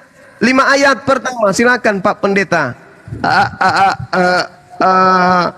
Gini, ada yang punya air minum kan di sini? Ada yang punya tisu kan? Saya pulang dulu babi saya belum dikasih makan. Izin ya, saya balik dulu ke rumah, babi saya belum mandi. Itu posisi Kristen. Bung, saya kasih rahasia sama Anda. Kalau Anda cinta kepada seseorang, Anda menuliskan sebuah surat. Surat itu pasti ada berasal dari otak Anda. Kalau Anda cinta kepada seseorang, Anda berusaha menghafal lagu-lagunya. Itu. Nah, mana wujud cinta Anda terhadap kitab Anda mana? Tunjukkan. Mana wujud cinta Anda terhadap Yesus mana? Aku tes aja dulu ya Bang Juma ya. Aku tes dulu nih anak SD nih. Ya, anak SD dulu. Ke Bang Juma dulu, anak SD Bang Juma nih. Alhamdulillahirrabbilalamin. Artinya apa anak SD? Segala puji bagi Allah Tuhan semesta alam. Baik, pintar anak-anakku. Sekarang untuk Kristen nih, NHRKN Hologos. Silakan anak SD. Apa artinya? Pendeta pun nggak bisa Bang Andi, anak SD pula. Silakan pendeta, anak SD deh, terserah. NHRKN Hologos, kai Hologos en prostonteos. Apa artinya anak-anak? Bingung. Tuh, bingung kan? Gimana coba? Bingung. Gak ada kecintaan terhadap kitab sucinya. Saya mau tanya abang dulu, boleh? Ya, lu bingung dulu baru nanya. Pendetanya nggak menjawab, nggak disuruh baca kitabnya malah bertanya. Saya boleh tanya abang, boleh? Boleh. Tadi lu jawab dulu itu. Apa artinya tadi itu? Pertanyaan yang tidak jelas. Loh. Itu original tes Bible-mu loh. Boleh. Saya tanya abang, boleh? Itu tadi original tes Bible-mu loh tadi. Enggak jelas katanya, Bang. Kok nggak jelas itu loh. Bible-mu itu loh halaman pertama. Allahu Akbar. Oh ya, halaman pertama itu.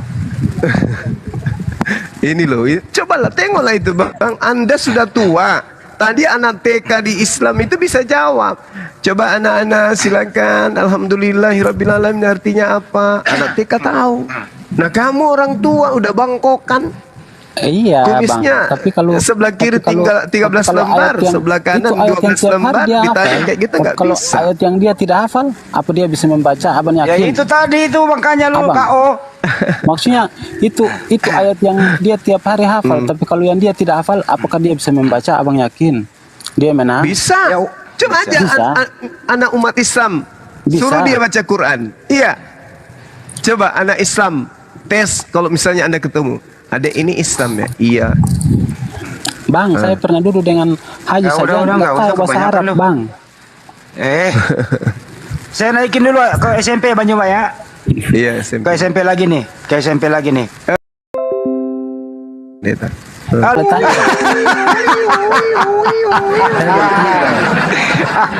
Oh, Abang.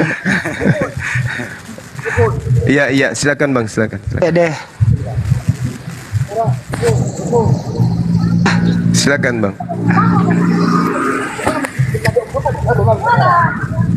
Bang Poli. Malu-maluin Bang tidur. Boleh tanya Bang? Iya silakan. Kan dari tadi nanya. Mungkin saya kurang tahu namanya, tapi ya agak sedikit. Lalu ahadu an la ilaha illallah itu artinya apa? Apa itu? Enggak, kurang jelas tapi ya. Iya, anhadu apa itu? Ahadu an la ilaha illallah itu artinya apa? Apa itu? Apa? Ngomong apa? Enggak ada artinya, Bang. Aku bersaksi ya? tiada Tuhan selain Allah ya. Memangnya Abang sudah pernah lihat Tuhan apa? Oh, gitu ya. Jadi Abang sudah pernah lihat Allah. Baik. Jadi gini, kalau di Islam itu di dalam Al-Qur'anul Karim untuk melihat Allah itu di bumi ini itu tidak bisa.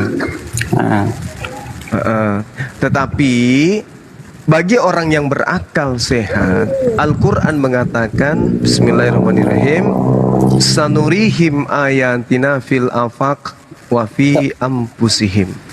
Tapi kan Abang bilang Abang bersaksi. Iya, tunggu sabar. Abang saksinya. Oke, iya betul. Jadi gini, ketika Al-Quran mengatakan kami akan memperlihatkan, sanurihim, kami akan memperlihatkan, Allah akan memperlihatkan kepada mereka tanda-tanda keberadaan, kebesaran kami di segenap penjuru. Maka kami melihat alam semesta ini. Alam semesta ini tidak mungkin diciptakan oleh manusia. Alam semesta ini tidak mungkin kemudian diciptakan oleh selain daripada pencipta. Karena kami menyaksikan alam semesta ini ada, maka itu sama dengan kami menyaksikan yang menciptakan. Karena keyakinan, karena hakul yakin, alam semesta ini tidak ada dengan sendirinya, maka kami bersaksi bahwa alam semesta ini diciptakan oleh Sang Khalik. Maka kami mengatakan Sang Khalik itu bernama Allah. Maka kami mengatakan, aku bersaksi tidak ada Tuhan selain Allah. Karena kami melihat ciptaannya, kami melihat alam semesta. Tapi sudah lihat Tuhan juga. Dengan melihat alam semesta ini, itu sama halnya kemudian kita melihat yang menciptakan. Itu mah melebar, Abang. Oh, enggak melebar, tidak melebar, tidak melebar gini. Sekarang begini, sekarang saya kasih analogi sederhana. Oke, baik. Sekarang saya kasih analogi sederhana. Apakah Anda punya akal? Ya punya lah, pakai punya. Oke, punya akal. Bolehkah Anda melihat akal Anda? Itu mah nggak logis, Abang. Nah, nggak logis. Oke, sabar Bang ya. Kita pelan-pelan ya, Bang. Oke, kita pelan-pelan. Sahadat itu punya orang Kristen yang bisa melihat Allah cuma Isa. Oke. Jadi kita pelan-pelan. Anda mengaku punya akal, tapi Anda mengatakan tidak logis kalau bisa melihat akal. Berarti Bagaimana Anda bisa mengatakan Anda punya akal sementara Anda tidak melihat? Jawab saya. Abang kan bilang, abang bersaksi. Satu aja dulu, satu orang dulu. Yang mana yang mau menjawab ini? Bagaimana Anda bisa mengatakan Anda punya akal? Anda ada akal, tapi Anda tidak pernah melihat. Bagaimana Anda bisa mengatakan akal Anda ada, sementara Anda tidak melihat? Saya menjawab, Bang. Silakan. Kalau di pengadilan nggak pakai akal, Bang.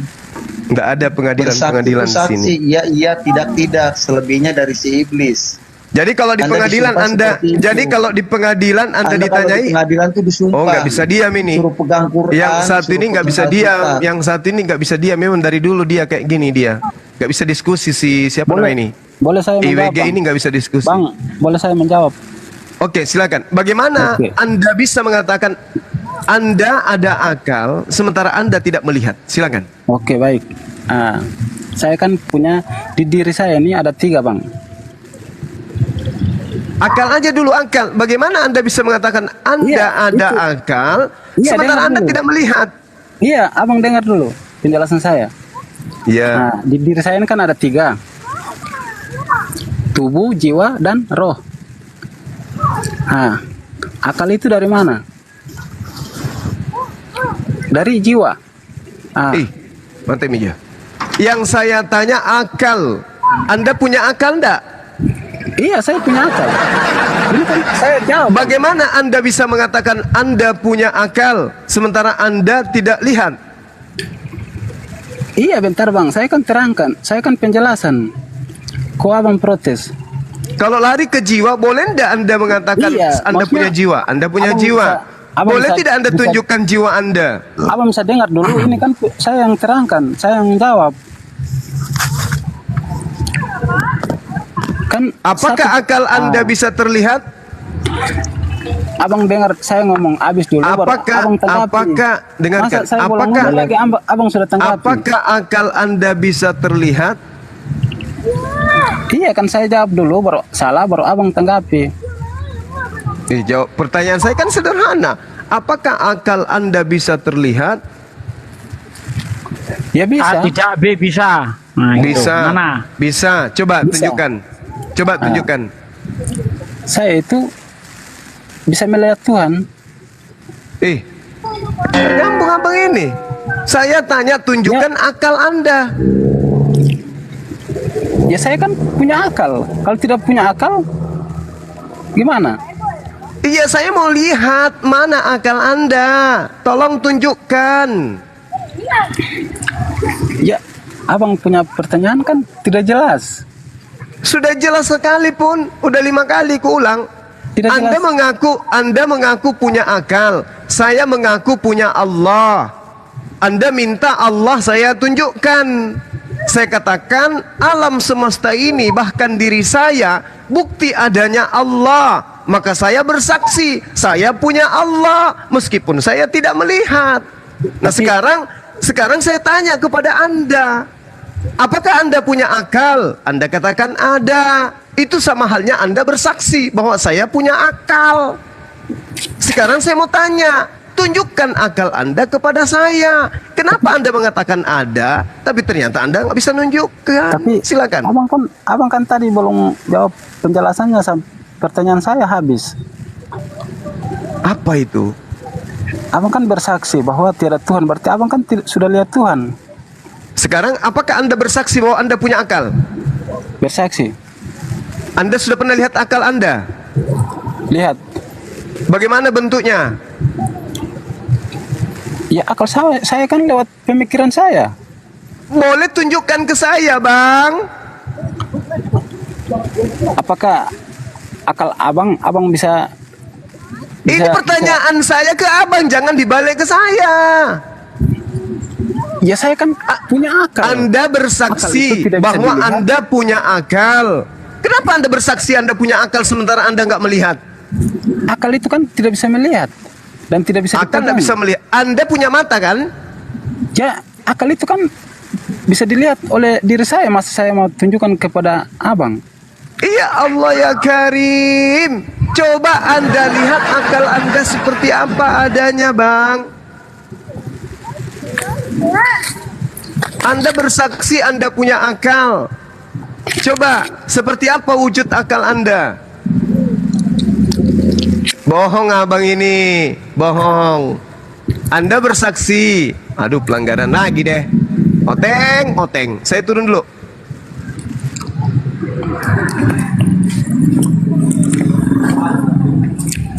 Mana akalnya bang? Kayak mana bentuk akal abang bang? Kotak segitiga hitam bulat. Jawab pertanyaan itu yang jelas. Iya, pertanyaan saya yang jelas ya. Yaudah. Anak TK. Yaudah. Yesus itu kita kembali ke TK aja. Ya kita kembali ke TK aja. Yesus itu dagingnya itu Tuhan apa bukan? Bukan. Oke, baik. Yesus itu daging. Tuhan apa bukan dagingnya itu? Yesus itu daging.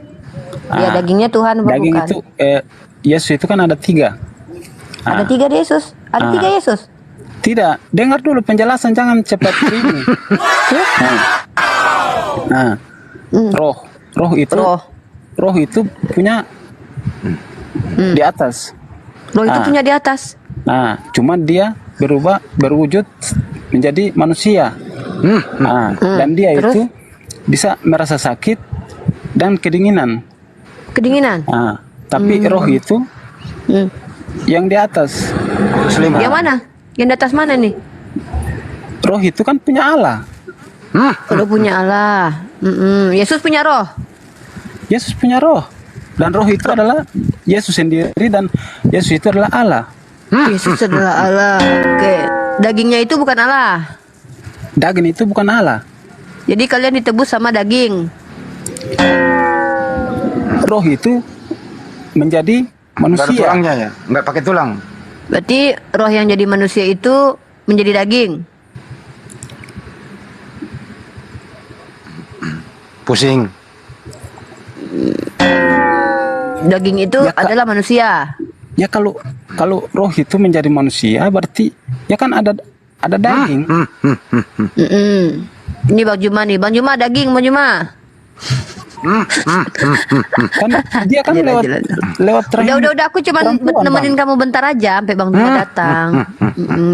Lanjut. Coba saya tanya sama Mbak dulu, boleh tidak?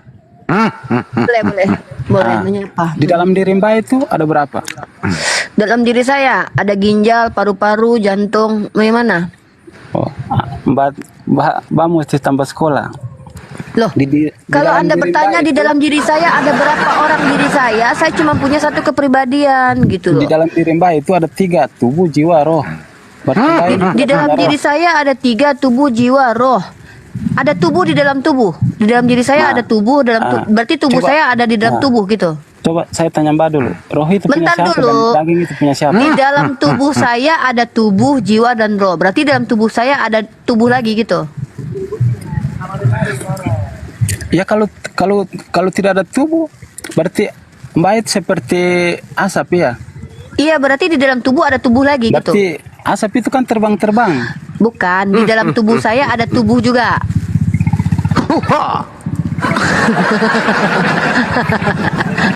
Akalnya tadi udah nampak tidak akalnya? Kenapa Anda bersaksi bahwa Anda punya akal? Kenapa Anda mengatakan saya bersaksi, saya punya akal? Nah, coba tunjukkan akal itu. Aku mau tahu. Gini, sampan dulu, hati-hati ya, nanti pegangan dulu. Coba mengerti bahasa, jangan cuman mengejek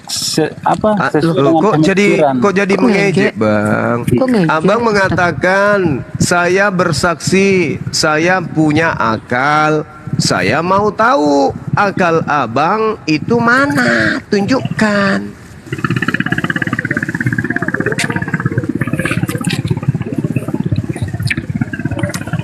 Apakah abang pernah melihat akal abang?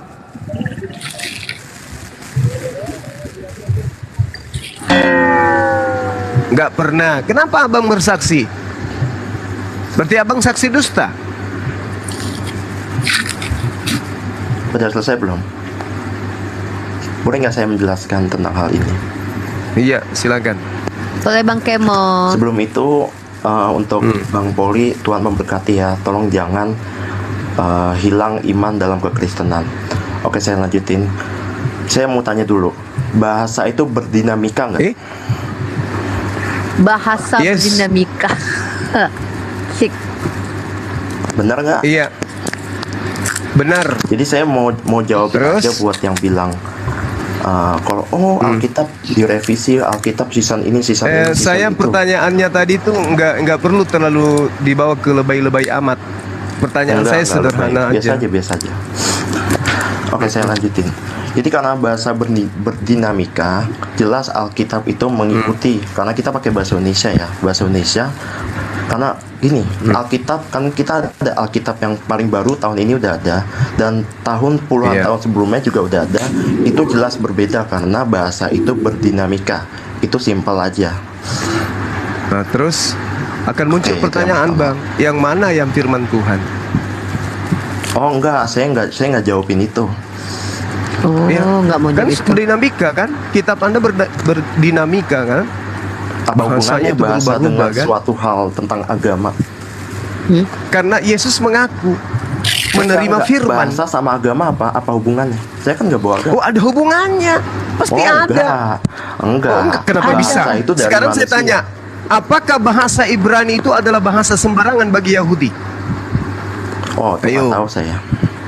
Nah, makanya jangan mengambil kesimpulan seakan-akan tanggapan Anda itu sudah benar kalau wawasan masih cile. Jangan. Enggak, bahasa Ibrani itu adalah bahasa sakral, bahasa agama bagi orang-orang Yahudi. Sama dengan Yunani. Bahasa Yunani itu adalah bahasa sakral bagi Yunani kuno, penyembah dewa-dewa. Itu cara belajarnya. Sementara agama Anda memang karena tidak punya jati diri, Anda bisa mengatakan bahasa itu tidak ada hubungannya dengan agama. Lalu bahasa kitab suci Anda apa itu? Hilangkan aja itu bahasa di dalam. Karena agama tidak ada hubungannya dengan bahasa. Ya udah, hilangkan, hapus. Sementara setiap nabi diutus itu menggunakan bahasa. Ya Musa, ayo. Ya Saulus, mengapa engkau menganiaya aku? Pakai bahasa. Kalau tidak ada bahasa, Paulus nggak bisa ngarang. Gitu loh. Silakan. Kirain bisa jadi penyelamat bagi saudara Poli, ternyata sama-sama tenggelam. Atau daerah masing-masing. Tidak bisa. Berarti orang apa? Orang negro juga harus ganti bahasa. Ya, kitab sucinya orang negro apa dulu? Kalau dia Al-Quran pasti bahasa Al-Quran. Tapi kalau bahasa Bible ya ikuti irama suka-suka mereka. Kitab Anda kan kemana-mana sesuai dengan irama budaya kan? Anda kan sudah akui. Bang, kembali ke TK dulu. Wih, sombong kali ya bangku ini. Ya, saya memang sombong, Bang. Saya memang sombong. Ya, akalnya Anda bersaksi punya akal? Saya memang sombong, Bang. Bang, tidak, saya tanya, Anda bersaksi punya akal tadi kan? Abang bisa Anda tunjukkan ke saya? Abang punya pertanyaan itu seperti anak kecil. Coba dewasa. Pertanyaan sedikit, anak kecil Anda tidak bisa jawab. Harusnya Anda malu. Coba dewasa sedikit. Harusnya Anda malu. Coba Anda mengatakan sedikit. Pertanyaan saya anak kecil. Bisa enggak Anda baca, jawab? Bisa enggak? Pertanyaan anak kecil ini, bisa enggak Anda jawab? Gak ada. Yang Anda bisa cuma sombong. Bisa. Nah, coba monolognya silakan. Anda bersaksi Anda punya akal. Tunjukkan akal itu kepada saya. Silakan. Kita berakal itu karena dapat berhipotesis, analisis, dan berpikir. Loh, kok bisa gitu? Itu hasil. Itu hasil dari akal. Yang saya minta tunjukkan akal Anda. Dari tadi Anda ngomong saya diem loh. Karena memang saya tidak dialog dengan Anda siapa? Lucu banget ya. Anda yang mengajukan diri, sok penting. Yang Anda sampaikan tadi itu adalah bias dari akal. Ini kenapa sombong semua tapi double kosong semua ya? Yang saya tanya bersaksi. Kan tadi kita dituduh nih. Kenapa Anda bersaksi tidak ada Tuhan selain Allah, sementara Anda tidak melihat Allah? Sekarang saya balik. Kenapa Anda bersaksi bahwa Anda punya akal, Anda tidak bisa menunjukkan akal, Anda tidak bisa melihat akal? Berarti bersaksi itu bukan bahasa, Bang. Loh, apa sih? Ya Allah ya Karim. Makanya abang itu dewasa dulu, dewasa sedikit, Bang, dewasa. Oke, saya dewasa. Atau sekolah dulu, Bang. Sekolah dulu. Oke, saya sekolah. Oke, terus? Bersaksi itu bukan bahasa, Bang. Waduh. Itu bahasa Indonesia. Bersaksi, berikrar, meneguhkan hati, meyakini sepenuh hati. Abang cocok pakai ekor biar sama ular.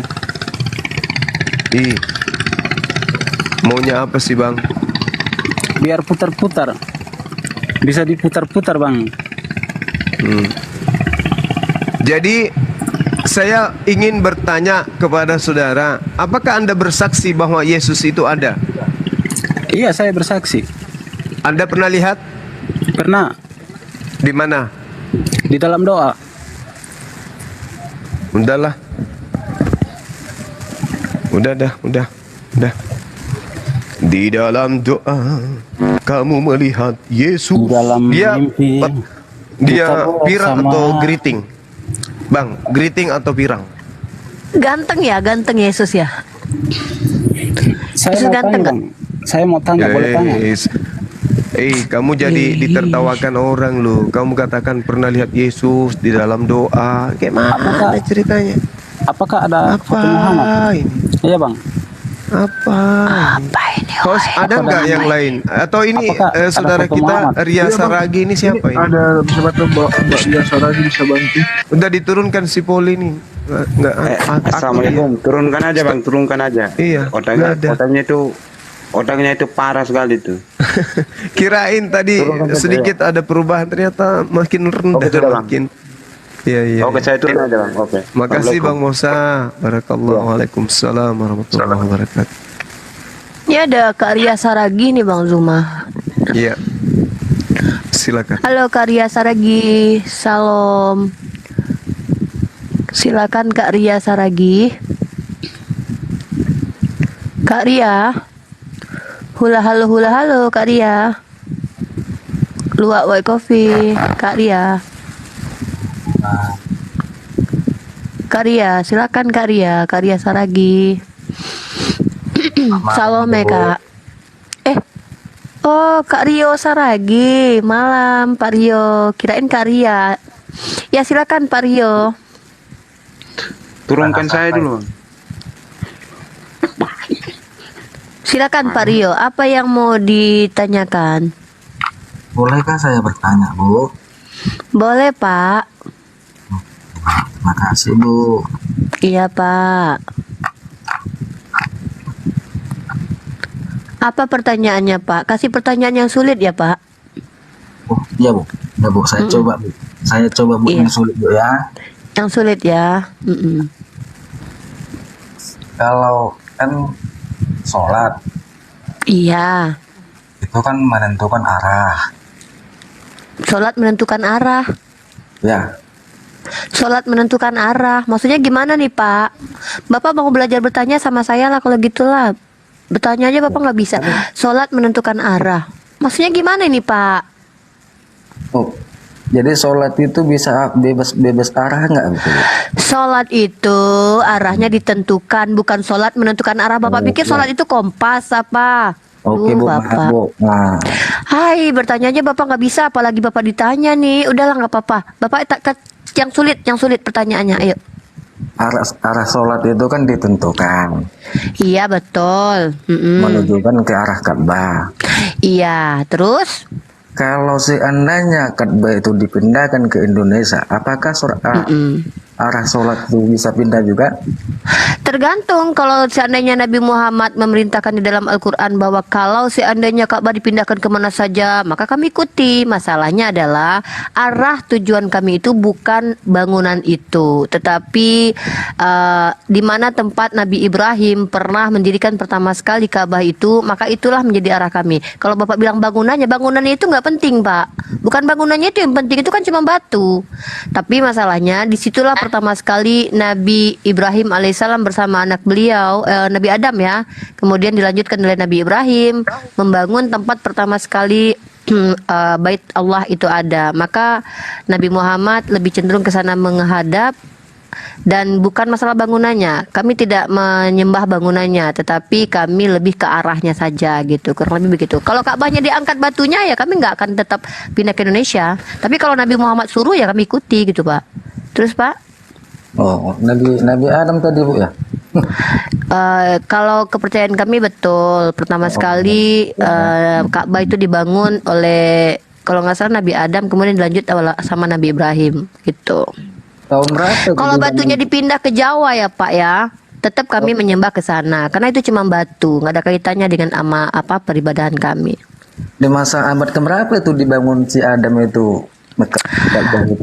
Kalau masa abad keberapa saya nggak tahu, tetapi Nabi Ibrahim kemudian melanjutkannya. Ya saya belum lahir waktu itu. Bagaimana Ibu bisa memastikan itu? Karena saya dapat informasinya Pak, diberitahukan oleh para ulama saya gitu. Gitu ya. Iya, saya kan belum ada di situ, belum lahir. Bu, kalau informasi bisa salah loh, Bu. Nah, betul. Kalau informasi bisa salah ya, betul ya? Iya. Benar ya, informasi bisa salah. Baik, kalau begitu, seandainya di informasi dalam kitab Bapak itu, Yesus itu siapa yang memberitahu kalau dia adalah Tuhan? Coba. Ya, keilahiannya, Bu. Mana apa yang keilahiannya yang apa? Apanya yang ilahi? Dia bisa bangkit. Oh, kalau orang bangkit dari mati maka dia ilahi gitu. Ya, Umi. Sampai sekarang bisa nggak Ibu? Kalau di tempat kami orang yang bangkit dari kematian itu namanya paraka. Ada banyak orang kudus bangkit ketika Yesus mati itu banyak, maka mereka adalah ilahi gitu. Siapa yang Bapak nggak tahu. Ketika Yesus itu mati, itu bukit terbelah dan orang-orang kudus bangkit dari kubur semuanya. Bapak nggak tahu itu? Ya, nggak bisa. Nah, makanya Bapak baca Bible nih, saya kasih dalilnya nih. Nih ya. Kalau di Cina namanya Umi Pumpkin. Iya, ini ada zombie nih ya. Bapak baca dalam Matius pasal 27:50. Saya tanya, kalau orang bangkit, dia bangkit dari kematian bisa. Bentar dulu, saya kasih data ini. Iya, Bapak jelasin nanti. Matius 27 ayat 50. Ini Tuhan semua berarti ya. Ini Matius 27 ayat 50. Ini kan bisa on cam, tunjukkan. Iya, ini saya on cam nih. Nih, saya on cam nih. Saya buka. Oh, saya ini anti, Pak. Kalau diskusi itu nggak pakai data. Nih.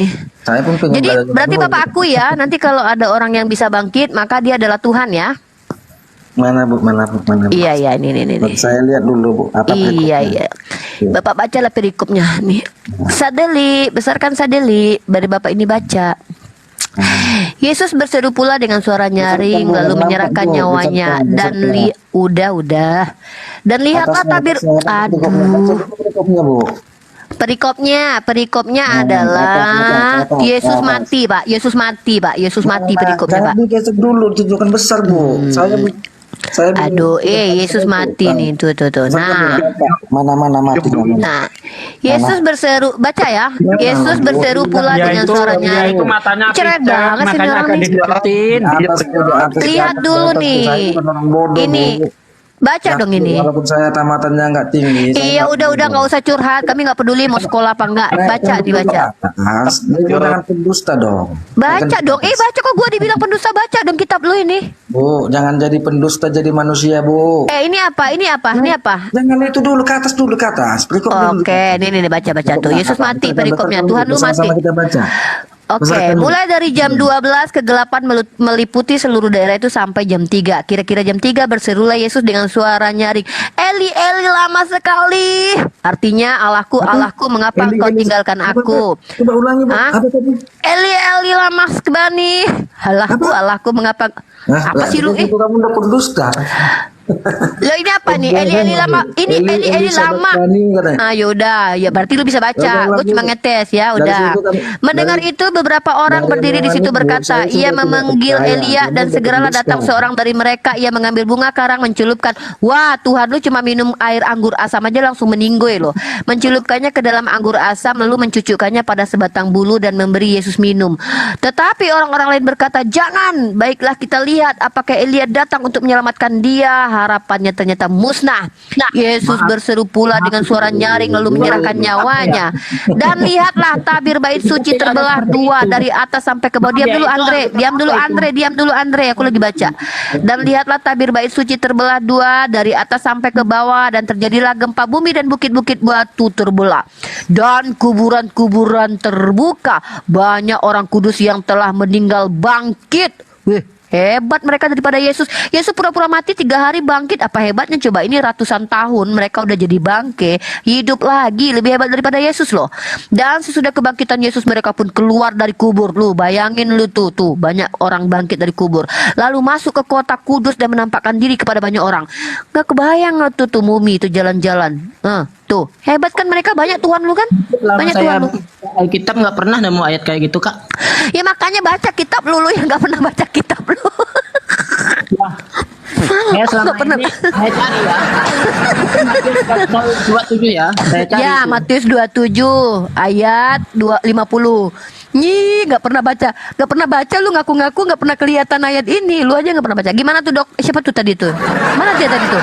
Mana tuh yang bilang kalau orang bangkit itu adalah Tuhan? Gini aja. Mana tadi yang bilang tadi kalau orang bangkit adalah Tuhan? Mana dia? Mana orangnya? Enggak, gini aja di Alkitab kami. Tunggu Andre. Mana tadi yang bilang? Loh, kabur. Andre, apa lagi Andre? Apa pertanyaanmu Andre? Kau mau bahas orang kudus? Ya. Gini aja. Apa gini aja? Di Alkitab kami diajarkan mempunyai pasangan pria itu mempunyai satu pasangan wanita. Tapi Nabi Muhammad punya 13 istri ya. Alah, mana bohong kali. Kau nggak tahu di kitabmu itu tertulis Yakub punya 4 istri, Abraham punya gundik, Daud punya gundik. Mana ada Tuhan marah sama mereka? Bohong kali. Mana larangan di kitabmu poligami? Banyak cerita. Jangan bohong sama aku. Nih, kau mau tahu tuh. Nah, nih kau mau tahu nabi-nabi dalam kitabmu punya gundik. Nah, kan? Jangan bohong sama kami, jangan bohong. Nah. Ini kitabmu nih. Yakub. Siapa Yakub? Ini Yakub ini berantem sama Tuhan. Tuhan lu kalah loh. Main-main lu sama Yakub loh. Harusnya lu sembah Yakub tuh. Ketika Israel diam di negeri ini, terjadilah bahwa Ruben sampai tidur dengan Bilha, gundi ayahnya. Tuh, Yakub punya gundi loh. Kami nggak diajarkan punya gundi loh. Loh. Dan kedengarlah hal itu pada Israel. Tuh. Bahkan tuh di skidi papap tuh gundi bapaknya sama anaknya. Coba tengok aplikasinya gimana kak? Aplikasi pula. Aduh, kau baca. Kau punya kitab Bible nggak? Buka sudah. Aplikasi apa tuh? Aplikasi Bible. Nah, nih. Nah, aku nih rajin baca Bible loh. Tuh, mana ada di dalam kitab semua nabi itu punya poligami. Nyunyu semua sih, kok nggak ada yang berkualitas sih. Iya, baca Bible napa? Di kitabmu itu Tuhanmu aja poligami, nggak tahu ya? Nggak tahu Tuhanmu minta upeti perawan ya? Nggak tahu kamu? Bilangan pasal 31. Nggak tahu? Tahu nggak? Makanya baca Bible. Itu bukan Tuhannya, Dinda. Oh iya, Tuhan Bani Israel. Ucapkan Tuhannya Bani Israel. Oh iya, Tuhan Bani yang Israel. Yang ada di dalam kitab yang mereka ambil Perjanjian dari agama lama. lain gitu. Iya. Jangan-jangan Yesus nyuruh-nyuri keledai, nggak tahu pula itu ayatnya dia. Iya. Ini ada si anak Batak nih bang. Aku izin bertanya sama si anak Batak sekali aja bang. Boleh ya bang ya? Berdebat aja lah, berdebat kitab aja. Kejadian sampai kitab Wahyu itu Septuaginta. Mana ada monolog aja. Mana ada monolog dari tadi Rudi. Kami di sini dari tadi tuh diskusi. Ayolah berdebat kalau berani, ayo. Kalau berani ayolah berdebat. Kitab Wahyu itu dari Septuaginta ya, anak Batak? Iya. Ayolah berdebat kalau berani. Ini ya Septuaginta ya, ini Septuaginta ya. Nih, kamu tahu nggak Septuaginta atau Pentateuch itu tuh cuma 5 kitab Musa. Kita berdebat aja karena gini loh Bu, kami nggak percaya firman Tuhan yang dihafalkan asal hafalannya berbeda bunuh. Mana ada orang yang meninggal karena beda hafalan. Mana Contoh, ceritanya? seperti Siapa? Al-Quran yang dibakar Siapa? itu. Kenapa Ya, Al-Quran dibakar? Kenapa Al-Quran dibakar? Oke, kita Ya lihat ya. masih mending daripada kita Debat aja dimakan. udah. Makanya kita debat aja. Al-Quran yang asli kenapa dibakar itu? Wahyu 10 nomor 10 di situ ada kitab yang dimakan. Itu Coba kitab yang kita mana? debat. Yang Al-Quran dimakan kambing lah gitu loh. Makanya kita debat aja. Debat aja. Ini kitabmu ini. Ini kitabmu, kita debat. Ya sudah, ayo. Ya. Siapa Oke, moderatornya? kau dengan saya, oke. Ya siap. Saya dengan saya dengan Gentleman. Kayak gitu kan gentleman. Nah, ya. Dah, ayo. Gentleman opo toh? Gentleman. Ngomong aja gak becek nantang debat. Aduh, parah. Ayo debat. Berapa menit? Ayo. Katanya tadi Gentleman. kamu berani nantang debat Bang Suma offline. Di mana yuk? Dari dulu udah ku tantang offline aja. Iya, di mana? Oke, kapan? Di Jakarta kita. Dari dulu Di Jakarta kita. Ayo kapan? Sampai sekarang Di aja Jakarta. cuma belum berani sampai sekarang. Nenek mau kiper, kau panggil Paulus bantu kau, saya tidak takut. Saya tantang kau di Jakarta, gimana? Rasul Paulus, kau cuma di Jakarta kapan? Di Jakarta kapan? Hei, di Jakarta kapan? Udah turunin Gak ada aja, yang boleh turunin bawa aja. laptop, tidak boleh bawa komputer, gak boleh bawa HP. Ayo. Siap. Orang memang kau nggak berani. Ada rekamannya kok. Kapan?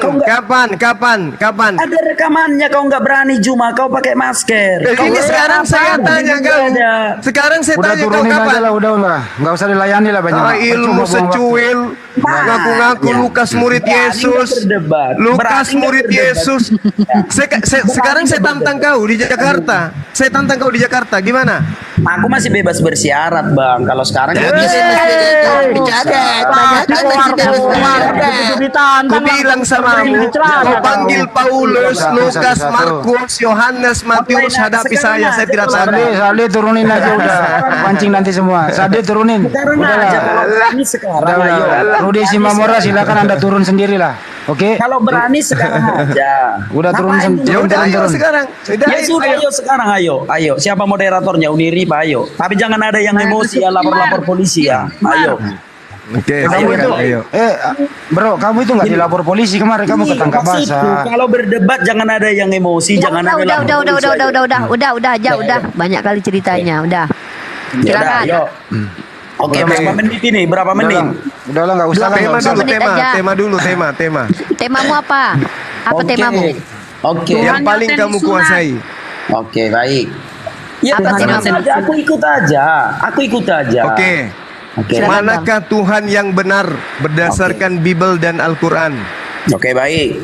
Berapa menit waktunya? Bikin waktunya. 2 menit aja. 2 menit. Oke. Ya Tuhan yang benar yang kita tahu itu yang pertama. Belum, 2 menit. Diatur dulu waktunya. Oh, atur. Oke, atur. Iya. Tuhan yang benar itu bukan manusia. Itu aja poinnya. Iya, oke. Iya. Udah diatur waktunya. Udah diatur waktunya. Yang penting jangan emosi ya. Aku satu permintaanku, jangan emosi. Yang pernah dipenjara emosi sendiri dalam tempatnya sendiri. Iya, maksudku ini perdebatan kita ini jangan ada yang emosi. Yang penting jangan emosi. Monolog aja sendiri emosi dia. Oke. Ayo, mana waktunya? Gini dong gentleman. Mana? Oh gentleman itu yang naik di Komalmo. Apa gentleman? Tapi nggak berani buka masker. Ngapain buka masker? Anda butuh wajah saya, ketemu langsung. Ya sudah. Anda butuh wajah saya, kita ketemu langsung offline kalau mau. Oke, nanti tunggu aku bebas murni ya, Oke, saya tunggu. Iya. Ayo, mana waktunya? 2 menit ayo. Abang, saya izin turun dulu ya. Iya, silakan. Oke, silakan Bang. Enggak apa-apa, kita saudara. Silakan.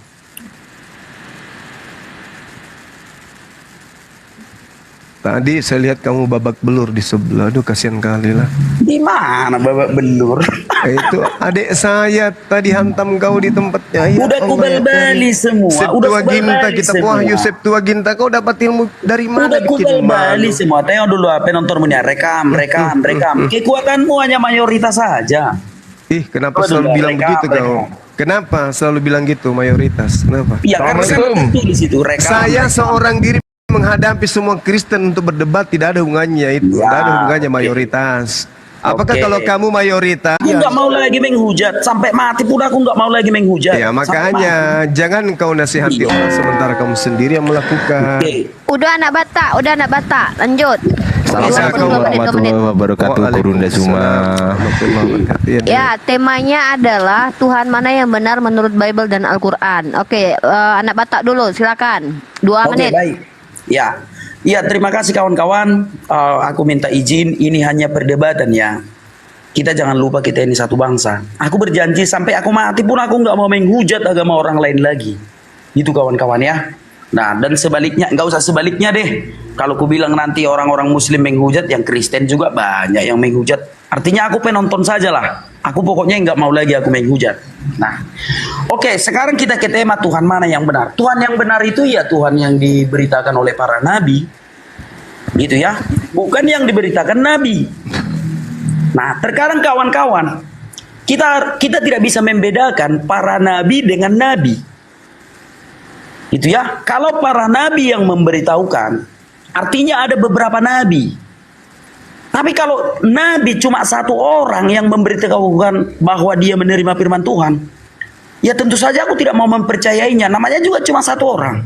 Tetapi kalau para nabi, banyak nabi yang memberitahukan tentang Tuhan itu, barulah patut kita percayai. Itu yang pertama. Yang kedua, kita harus melihat dulu kelakuan si penyampai firman ini. Gitu ya. Apa yang dia lakukan sebelum dia menerima firman Tuhan, kita harus tahu dulu. Jangan asal kita percayai orangnya. Dia mendapatkan firman Tuhan itu dari mana, apa yang dilakukannya, kita harus tahu dulu. Nah, jadi itu kriterianya agar kita mempercayai Tuhan yang benar.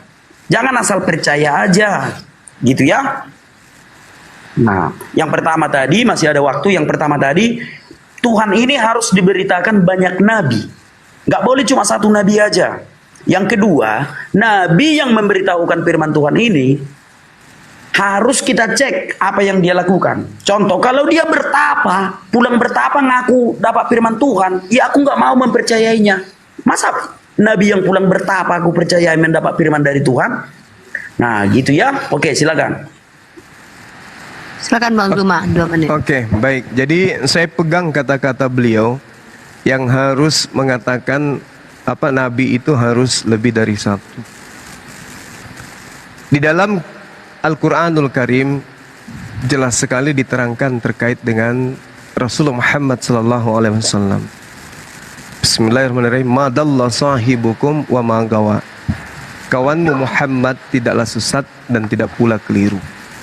Lalu kemudian di dalam Al-Quran juga diterangkan bahwasanya Allah mengambil janji ya di antara para nabi di masa praeksistensi. Pada saat kemudian para nabi ini diambil janjinya oleh Allah, dikatakan apakah kalian kemudian bersaksi akan demikian itu, bahwa aku akan mengutus seorang nabi yang kelak mengajarkan segala sesuatu kepada seluruh umat manusia. Maka semua nabi pada masa eksistensi itu menyatakan iya. Itu jelas. Lalu Allah mengatakan Bismillahirrahmanirrahim, wa is ahazallahu mitsaka bani kanabiyyin lama ataitum min kitab wa hikmah thumma ja'akum rasulun musaddiqul lima ma'akum la tu'minun nabi wa la tansurunna qala aqrartum wa akhadhtum ala zalikum isri qalu aqrarna. Jadi seluruh para nabi di masa para praekstensi manusia dan kenabian, mereka sudah berjanji dan sudah berikrar bahwa mereka percaya akan datangnya sosok nabi bernama baginda Rasulullah Muhammad SAW. Itu yang pertama. Nah, kita lihat nubuatan demi nubuatan itu tertorehkan di dalam kitab-kitab terdahulu tentang Nabi Muhammad SAW. Nanti kita akan buktikan. Saya ada satu kemudian mengawali pertanyaan kepada anak Batak. Kisah Para Rasul 13 nomor 1, Saulus disebut nabi di sana. Tolong tunjukkan nabi mana yang pernah mengatakan Saulus itu nabi. Silakan. Oke, baik. Aku sebenarnya nggak mau membahas Al-Quran ya, tapi karena Ustadz tadi membawa, oke. Sekalipun dari 30 juz Pak Ustadz mengatakan Rasulullah itu adalah Nabi, 30 juz ini kan dari dirinya sendiri. Kan cuma dia yang tahu apakah dia berdosa atau enggak. Kecuali tadi di dalam Torah dikatakan kalau Muhammad itu Nabi. Di dalam Mazmur dikatakan Muhammad itu Nabi. Artinya ada saksi yang lain. Kalau dari dalam Quran, sekalipun dari surat Al-Fatihah sampai surat An-Nas, tidak pantas dipercaya. Kenapa? Karena 30 juz itu dari Muhammad juga. Apa itu ada dari yang lain? Coba cara berpikirnya kayak mana kawan-kawan? Contoh kalau aku menulis satu buku, sekalipun di dalam buku yang kutulis 100 halaman ini, dari halaman pertama sampai halaman 100, di situ kukatakan aku Nabi, bagaimana kalian mau percaya? Karena buku ini aku yang tulis. Demikian juga dengan Quran tadi. Quran itu kan dari satu orang aja itu, Muhammad. Bagaimana mungkin kita mempercayai data yang dari dirinya sendiri? Harus ada dong kesaksian orang. Semoga kawan-kawan paham apa yang kumaksudkan. Semoga kawan-kawan paham.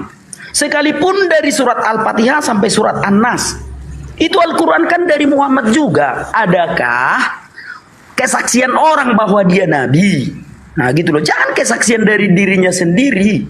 Sementara udah jelas kita tahu dia apa yang dilakukannya sehingga dia menjadi Nabi. Kan begitu. Dalam Sahih Bukhari 3 jelas sekali. Dia masuk ke dalam gua Hiro. Barulah pulang dia mengaku jadi Nabi. Sekalipun seluruh ayat Al-Quran kau gunakan, seluruh ayat Al-Quran itu kan dari dirinya sendiri. Bagaimana bisa dipercayai gitu ya? Nah silakan. Oke, waktu habis. Ana Bata. Oke, jadi kalaupun dasar yang kita kasih kepada saudara terkait dengan Rasulullah Muhammad SAW dari Al-Quran, Anda mengatakan Anda tidak percaya. Baik. Sekarang kita ambil data yang netral, kitabnya Yahudi. Yang kita bahas ini adalah Nabi Paulus, Nabi Saulus, dan Nabi Muhammad SAW. Kita ke kitab yang netral, bukan kitabnya Kristen, bukan kitabnya Islam. Jangan surah-surah Paulus, jangan kitab Perjanjian Baru, karena itu mendukung kenabian Saulus. Ingat pertanyaan saya tadi, Saulus adalah Nabi. Tunjukkan Nabi mana yang menceritakan tentang kenabian Saulus. Sekarang indikasi, karena tidak mungkin kemudian nama Nabi Muhammad SAW diloloskan di dalam kitabnya orang Yahudi, nggak mungkin.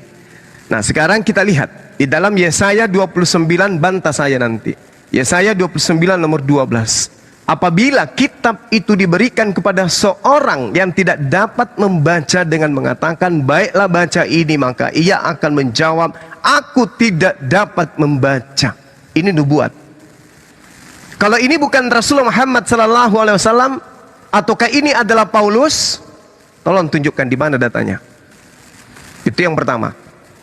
Apabila kitab itu diberikan kepada seorang yang tidak dapat membaca, dia ummi, dengan mengatakan ikra, baca, maka ia akan mengatakan aku tidak dapat membaca. Kalau ini bukan baginda Rasulullah Muhammad SAW, tolong tunjukkan nabinya Kristen yang menggenapi ini. Apakah Nabi Saulus, Nabi Lukas, Nabi Markus, Nabi Paulus, Nabi Matius, atau Nabi Petrus kah atau siapa? Yang jelas bukan Yesus. Nah, sedangkan di kitab saudara Kisah Para Rasul 13, Saulus masuk daftar nama-nama Nabi. Namanya Saulus. Ingat, ini dengan kata lain, Yesaya mengakui kenabian Rasulullah. Sekarang siapa yang mengakui kenabian Saulus? Silakan. Oke, baik. Nah, sekarang aku akan memberitahukan bahwa yang dimaksudkan Yesaya adalah Yeremia. Coba kita baca di dalam Yeremia 1 ayat 5. Sebelum aku membentuk engkau dalam rahim ibumu, aku telah mengenal engkau, dan sebelum engkau keluar dari rahim kandungan, aku telah menguduskan engkau, aku telah menetapkan engkau menjadi nabi bagi bangsa-bangsa. Di dalam kandungan tentu saja dia belum bisa membaca. Dia sudah dipilih Tuhan. Nah, kenapa dia bisa menjadi penyampai firman Tuhan? Karena Tuhan sudah menguduskannya. Yeremia 1 ayat 5. Itulah yang dimaksudkan di dalam kitab Yesaya itu. Karena kenapa? Firman Tuhan hanya dipercayakan kepada orang Yahudi. Kalau Pak Ustadz tadi mengatakan nubuatan Yesaya itu adalah untuk Rasulullah SAW, firman Tuhan nggak dipercayakan sama orang Arab. Firman Tuhan itu hanya dipercayakan kepada orang Yahudi, orang Israel. Jadi yang dimaksudkan Yesaya adalah Nabi Yeremia yang dari kandungan dia sudah dipilih oleh Tuhan. Sejak dari kandungan sudah dipilih oleh Tuhan. Nah, berikut tentang Paulus. Paulus itu bagi saya bukan nabi. Penyebutan orang-orang tentu saja berbeda-beda.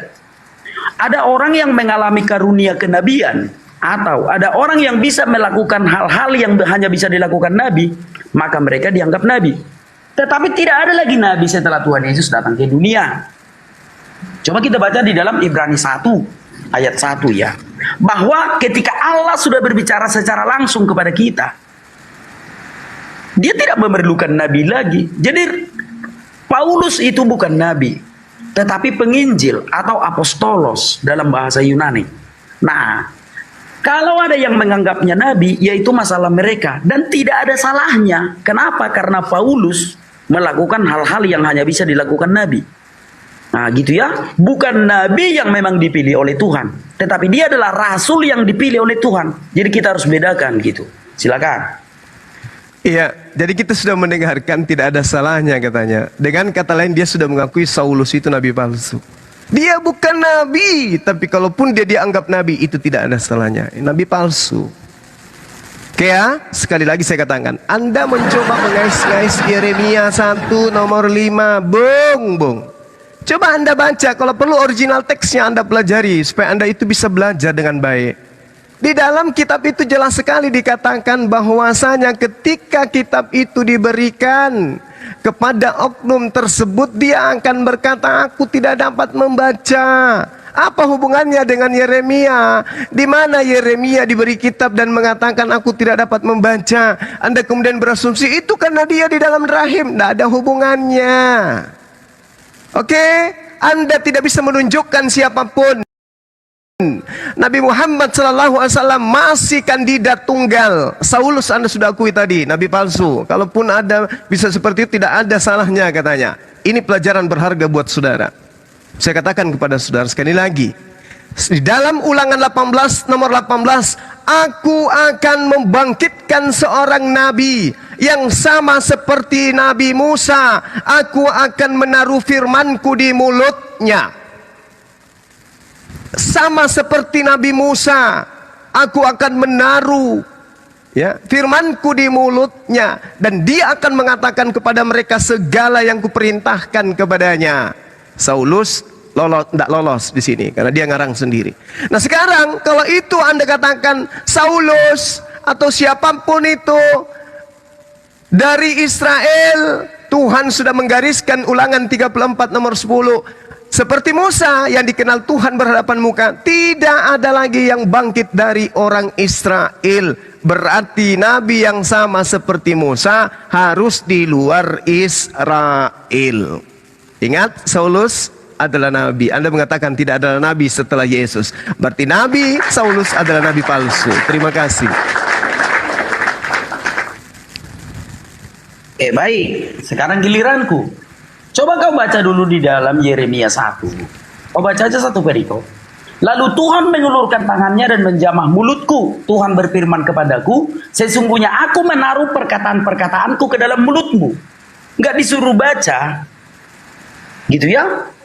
Jadi yang dimaksudkan Yesaya adalah Yeremia. Karena di dalam iman kekristenan, setiap nabi harus dinubuatkan dan bernubuat.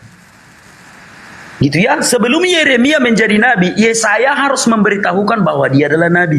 Demikian juga dengan Elisa. Sebelum Elisa menjadi nabi, Elia sudah memberitahukannya sebagai penggantinya. Gitu ya. Dan satu yang perlu Pak Ustadz ketahui, Bapak nggak usah memaksakan. Firman Tuhan hanya dipercayakan kepada orang Israel. Firman Tuhan nggak boleh kepada orang Batak, orang Cina, nggak boleh. Harus kepada bangsa Israel. Gitu ya. Itu nggak bisa lepas dari iman. Nah, semoga Pak Ustadz paham. Musa berkata, dari tengah-tengah saudaramu, kata Musa. Nggak boleh dari orang Batak, nggak boleh dari orang Cina, nggak boleh dari orang Arab. Firman Tuhan hanya dipercayakan kepada keturunan Yakub. Nah, semoga Bapak paham. Nah, oke, 30 detik. Terkait dengan Paulus, tidak ada lagi nabi setelah Tuhan Yesus. Tidak ada, ya. Paulus itu rasul atau penginjil, sama seperti saya, pemberita firman Tuhan. Nah, Alkitab juga memberitahu kami ciri-ciri nabi palsu. Artinya kalau ada orang yang mengaku nabi, kami bisa memverifikasinya. Contoh perkataan Tuhan Yesus di dalam Matius 24 ayat 26. Nabi palsu itu berasal dari padang gurun dan mengajarkan ada Allah di dalam bilik. Jadi kalau ada nabi yang dari padang gurun dan mengajarkan bilik, bagi kami itu nabi palsu. Itu iman kekristenan gitu. Silakan. Oke, baik.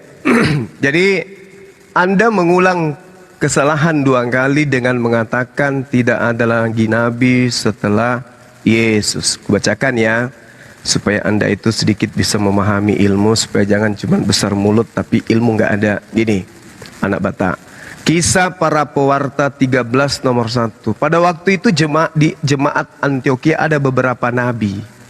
Nabi di dalam bahasa Yunani itu propetes. Ada beberapa nabi dan pengajar. 1. Barnabas, Simeon, Lukias, Menahem, dan Saulus. Ketampar enggak Anda itu? Ini nabi nih. Setelah Yesus masih ada nabi nih. Tapi memang nabi palsu. Kenapa? Karena Saulus inilah yang menuliskan cerita-ceritanya 14 kitab di dalam bilik. Rasulullah Muhammad SAW tidak pernah menulis di dalam bilik. Dia tidak pernah bertemu dengan Mesias di bilik. Nabi palsu itu mengaku bertemu Mesias di padang gurun. Siapa yang pernah bertemu Yesus? Yang pernah mengaku bertemu Yesus siapa? Nabi Muhammad tidak pernah bertemu di padang gurun dengan Yesus. Saulus sang nabimu pernah bertemu dengan Mesias pada saat dia ke Damsyik. Belum lagi dia menulis 3 kitab di dalam bilik. Bilik apa? Bilik penjara. Rasulullah mana ada pernah menulis? Rasulullah mana pernah dia bertemu dengan Mesias? Saulus setiap saat selalu mengaku menerima Injil dari Yesus pada saat dia di bilik penjara. Terpenuhi kan? Padang gurun, Saulus. Bilik, Saulus. Bertemu dengan Mesias, Saulus. Kena. Anda juga mengaku tidak ada nabi setelah Yesus. Nabi Saulus ada di Kisah Para Pewarta 13 nomor 1. Belajar lagi. Oke. Ya, tentu saja jelas sekali ya. Jelas sekali dikatakan di dalam Matius 24 ayat 26. Ini perkataan Tuhan Yesus loh. Bahwa penyesat itu akan datang, nabi-nabi palsu akan datang. Jadi apabila orang berkata kepadamu, lihat ia di padang gurun, jangan kamu percayai. Lihat ia di dalam bilik, jangan kamu pergi ke situ. Paulus enggak pernah menyuruh kami mengelilingi bilik. Mana ada orang Kristen yang pernah mengelilingi bilik ke padang gurun? Enggak pernah, Bang. Gitu ya. Jadi abang harus bisa membedakan. Sekalipun abang bikin bilik itu penjara atau kamar tidur kek, atau rumah kayak bilik itu, tetapi Paulus tidak pernah mengajarkan kami untuk mengelilingi bilik. Lalu siapa nabi dari padang gurun yang menyuruh mengelilingi bilik? Ya aku nggak tahu. Aku nggak mau menyebutnya. Aku nggak tahu siapa itu. Kalian aja cari sendiri siapa nabi dari padang gurun yang mengelilingi bilik. Orang Kristen nggak ada tuh percaya nabi dari padang gurun. Orang Kristen nggak percaya itu ada bilik yang harus disakralkan. Gitu loh. Nah, oke. Sekarang kita kembali kepada Paulus. Paulus itu pemberita firman Tuhan, sama seperti saya. Paulus itu tidak lebih tinggi hakikatnya daripada saya. Dia manusia biasa yang dipercayakan untuk memberitakan firman Tuhan. Karena perintah Tuhan Yesus di dalam Matius 28 ayat 19 itu. Jadikanlah seluruh bangsa muridku, baptislah mereka atas nama Bapa dan Putra dan Roh Kudus. Jadi Paulus itu penginjil. Kalau orang menyebutnya nabi, ya nggak masalah. Yang penting dia bukan nabi, karena setelah Tuhan Yesus tidak ada lagi nabi. Orang udah selesai. Sama seperti saya contohnya. Ketika saya memberitakan Injil, Ada orang sakit saya doakan sembuh. Maka ada orang yang menganggap saya nabi. Silakan saja, nggak masalah kalau anggapan orang. Tetapi kalau saya sendiri mengatakan saya nabi, tentu saja itu tidak pantas untuk dipercaya. Nah, semoga Pak Ustadz paham. Silakan Pak Ustadz. Ini yang ketiga kalinya Anda mengakui Paulus Saulus itu nabi palsu. Jadi gini, Bung. Matius 24 nomor 26 itu, coba kamu sedikit belajar bahasa Yunani deh. Supaya kamu itu enggak tertipu selamanya sampai mati oleh lai. Di dalam kitabmu itu dikatakan, jadi apabila orang berkata kepadamu, lihat Amy, aku Yesus ada di padang gurun, aku Yesus ada di dalam bilik, jangan kau percaya. Sejak kapan Nabi Muhammad SAW pernah mengaku bertemu dengan Yesus? Di situ tertulis jelas, Amy, aku. Siapa yang berkata? Yesus. Aku Yesus berkata kepadamu. Ketika ada orang berkata, aku Yesus ada di padang gurun, aku Yesus ada di dalam bilik, jangan kamu percaya. Oke? Jadi ketika saudara membawa orang Islam pergi ke Mekah mutar, tak ada hubungannya. Rasulullah Muhammad SAW tidak pernah mengajarkan, ayo umatku, ayo ke bilik Mekah, ke Mekah, sana ketemu Yesus. Nggak ada. Ini Yesus menekankan kepada muridnya, apabila kamu bertemu dengan orang yang mengatakan dia bertemu dengan aku Yesus di padang gurun, aku Yesus di bilik, jangan kau percaya. Dan itu dilakoni dan digenapi oleh Saulus. Lagi-lagi Saulus juga mengaku nabi. Anda mengatakan, ya boleh dikatakan nabi juga kalau orang lain mengatakan dia nabi, ya bisa saja. Itu sama halnya Anda sudah mengakui dialah nabi Saulus sang palsu itu. Oke? Anda mengatakan tidak ada hukum-hukum Tuhan diberikan kepada nabi di luar Israel. Kata siapa? Oke, kata siapa? Israel itu adalah Yakub, keturunan Yakub disebut Israel. Sebelumnya sudah banyak nabi, bukan Israel. Begitu Bung belajarnya. Aduh kasihan ini anak Batak. Baik, tidak masalah. Tapi itu diralat dulu ya. Aku nggak mengatakan tadi Muhammad di padang gurun ya, sama orang Islam di padang gurun. Aku nggak mengatakannya. Jangan menggiring-giring opini. Aku tidak menyebut Islam dan Muhammad.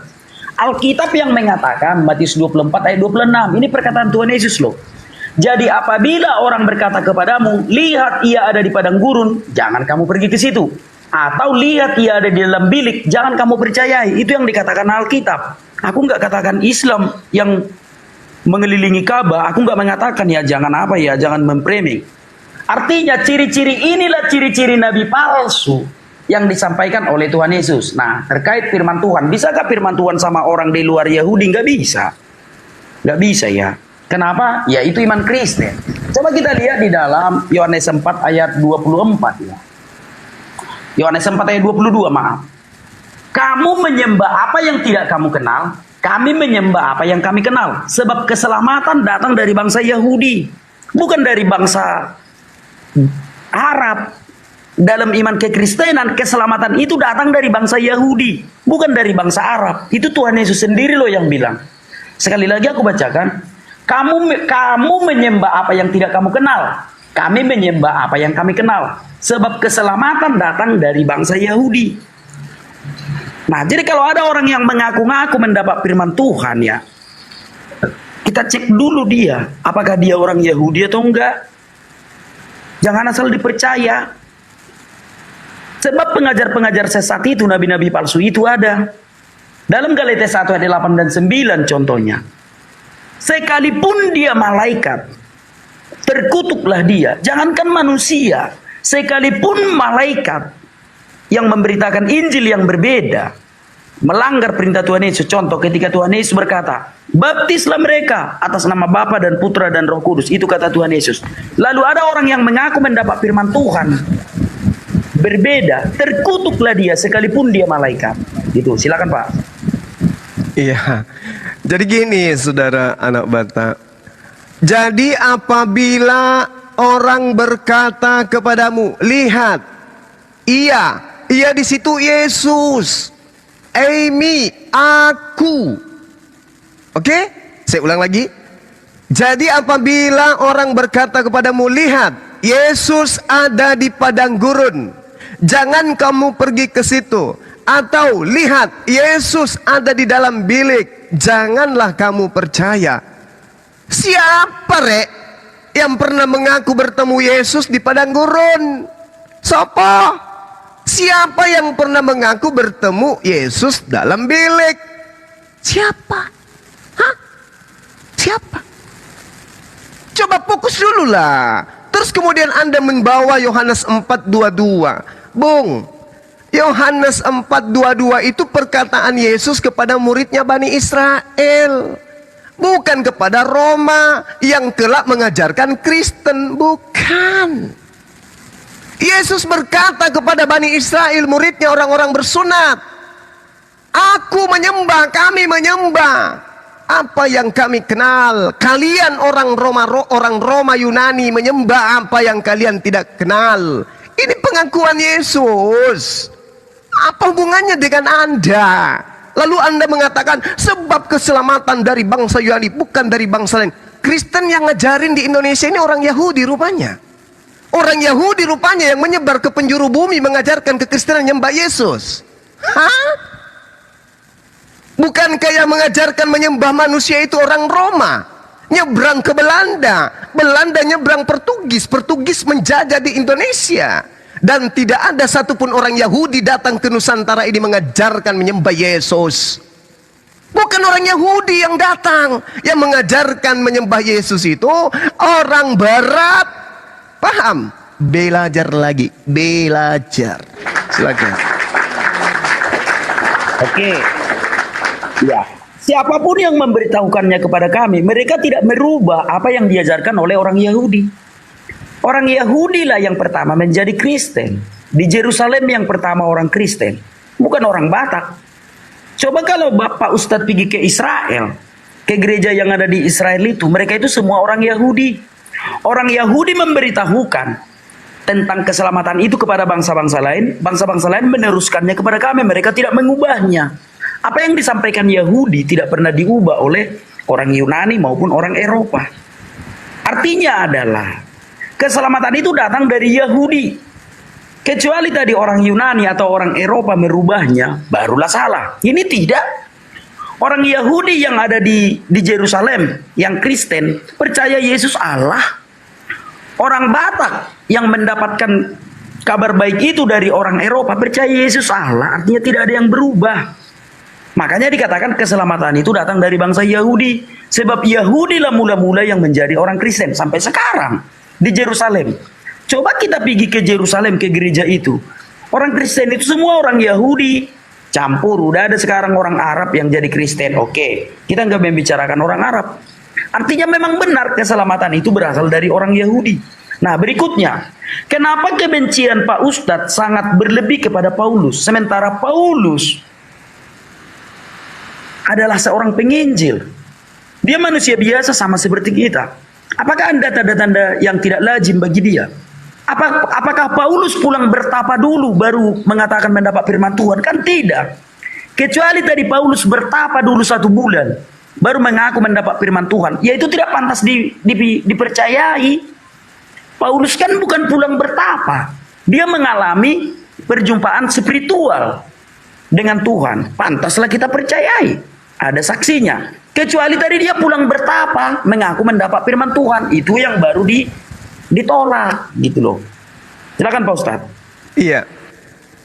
Karena Paulus itu mengajarkan untuk meninggalkan ajaran Yesus dan ajaran Tuhannya Yesus.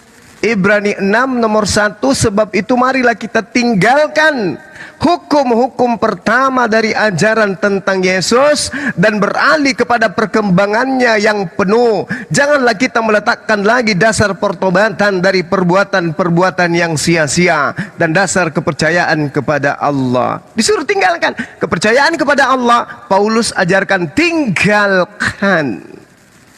Ibrani 7:19, sebab hukum Taurat sama sekali tidak membawa kesempurnaan. Bullshit.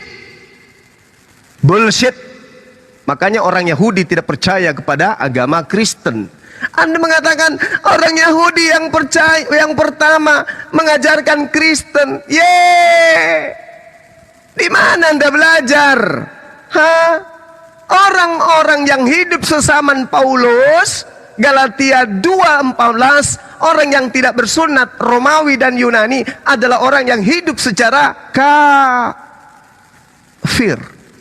Sama seperti Anda, kafir. Kata siapa? Kata Paulus. Kisah Para Rasul 11, Bung. Pertama kali orang di Antioquia disebut Oten, Kiceng. Pertama kali di Antioquia. Menyebar kemudian ke Eropa dan seterusnya. Bukan orang Yahudi yang ngajarkan itu. Jadi jangan mimpi. Di dalam kitabnya orang Kristen, jelas sekali diceritakan bagaimana orang Yahudi murka kepada Paulus, pendiri Kristen. Hai orang-orang Israel, tolong, inilah orang yang di mana-mana mengajar semua orang untuk menentang bangsa kita dan menentang hukum Taurat dan tempat ini. Dan sekarang ia membawa orang-orang Yunani pula ke dalam bait suci Allah dan menajiskan tempat suci ini. Orang Yahudi itu najis. Orang Yunani itu najis. Mereka Kristen-Kristen itu najis. Menurut Kisah Para Rasul 21 nomor 28. Jangan ngadi-ngadi, Bung. Orang Yahudi tidak pernah mengajarkan nyembah manusia. Silakan. Oke. Ya, itu pengetahuan yang hampa ya. Udah aku bilang, cek aja sekarang contoh gereja yang ada di kubur Yesus itu. Mereka semua orang-orang Yahudi. Orang Kristen mula-mula itu orang-orang Yahudi. Coba kita lihat di dalam Matius 16 ayat 18. Matius 16 ayat 18. Di atas batu karang ini aku akan mendirikan jemaatku, alam maut tidak akan menguasainya. Itu kata Tuhan Yesus. Dia mendirikan jemaatnya. Sayalah jemaat Tuhan Yesus. Lalu dia juga mengatakan di dalam Matius 28 ayat 19, jadikan seluruh bangsa muridku, baptislah mereka atas nama Bapa dan Putra dan Roh Kudus. Tidak pernah bertentangan dengan apa yang diajarkan Paulus. Paulus mengajarkan kami baptis, artinya sesuai dengan apa yang diajarkan Tuhan Yesus. Jadi udah aku jawab ya. Tidak ada yang berbeda. Apa yang diajarkan Paulus, contoh, Santo Petrus mengajarkan tentang firman Tuhan ke Roma dan dia menjadi uskup Roma pertama. Ketika Paulus juga sampai ke Roma, dia mengajarkan hal yang sama. Pengajaran itu apostolik dan tradisi. Diajarkan secara turun-temurun, tidak ada yang berbeda. Tuhan Yesus melakukan perjamuan kudus. Kami orang Kristen melakukan perjamuan kudus. Nah gitu ya. Jadi kita tidak bisa, orang Kristen ini ya, orang Kristen tidak ada gunanya menolak Paulus. Sebab apa yang diajarkan Tuhan Yesus semua diajarkan Paulus. Tuhan Yesus berkata, baptislah mereka atas nama Bapa dan Putra dan Roh Kudus. Paulus mengajarkannya, kami lakukan. Tuhan Yesus melakukan perjamuan kudus. Paulus mengajarkan kami untuk melakukan perjamuan kudus. Jadi orang Kristen itu tidak punya alasan untuk menolak Paulus. Nah, sekarang saya bertanya, di mana akal sehat Bapak? Orang yang pulang bertapa, Bapak percaya jadi nabi. Cobalah dulu, bisakah kita mempercayai orang yang pulang bertapa jadi nabi? Apalah dalil-dalilnya? Apalah nilai positifnya orang yang pulang bertapa bisa jadi nabi? Silakan Pak Ustadz. Oke, baik. Jadi tidak ada kemudian di dalam kitab para nabi memberikan kemudian bahwasanya nabi palsu itu adalah yang menerima wahyu di dalam goa. Itu nggak ada. Nggak ada. Apalagi penghujatan dengan mengatakan bertapa.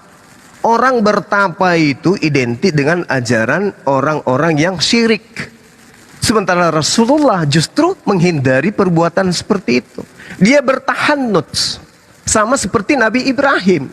Nabi Ibrahim pun mencari Allah sampai menemukan Allah. Begitu juga beliau. Dia keluar dari goa. Ketika dia keluar dari goa itu pun tidak pantas disebut goa karena dia terbuka, cuman ada ruang. Yang disebut goa itu kecil, pengap, masuk ke dalam gelap gulita. Ini tidak. Dan goanya masih ada, tempatnya masih ada sampai sekarang. Dan beliau cuman sekali di situ menerima petunjuk. Cuman sekali, selebihnya 22 tahun lebih itu bukan di situ lagi.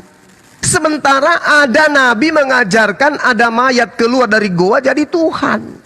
Ini yang bermasalah. Masakan mayat masuk ke goa, keluar dari goa jadi Tuhan? Siapa yang ngajarkan? Nabi Saulus. Di mana? Roma 14 nomor 9. Untuk itulah Yesus mati, untuk bangkit menjadi Tuhan. Wah, hebat kali Nabi Saulus ini. Mayat masuk ke dalam goa, keluar dari goa jadi Tuhan. Tapi orang Yahudi menganggapnya hantu. Lukas 24 nomor 37. Murid-murid kaget dan ketakutan karena mengira melihat hantu. Sampai di Roma jadi Tuhan si hantu tadi. Kan gawat ini. Rasulullah menerima wahyu cuma sekali. Dan ajarannya Al-Quran sekarang kita lihat. Adakah Al-Quran mengajarkan menyembah kepada sesamanya manusia? Enggak. Tapi yang di sebelah. Belajar lagi Bung, anak bata, belajar.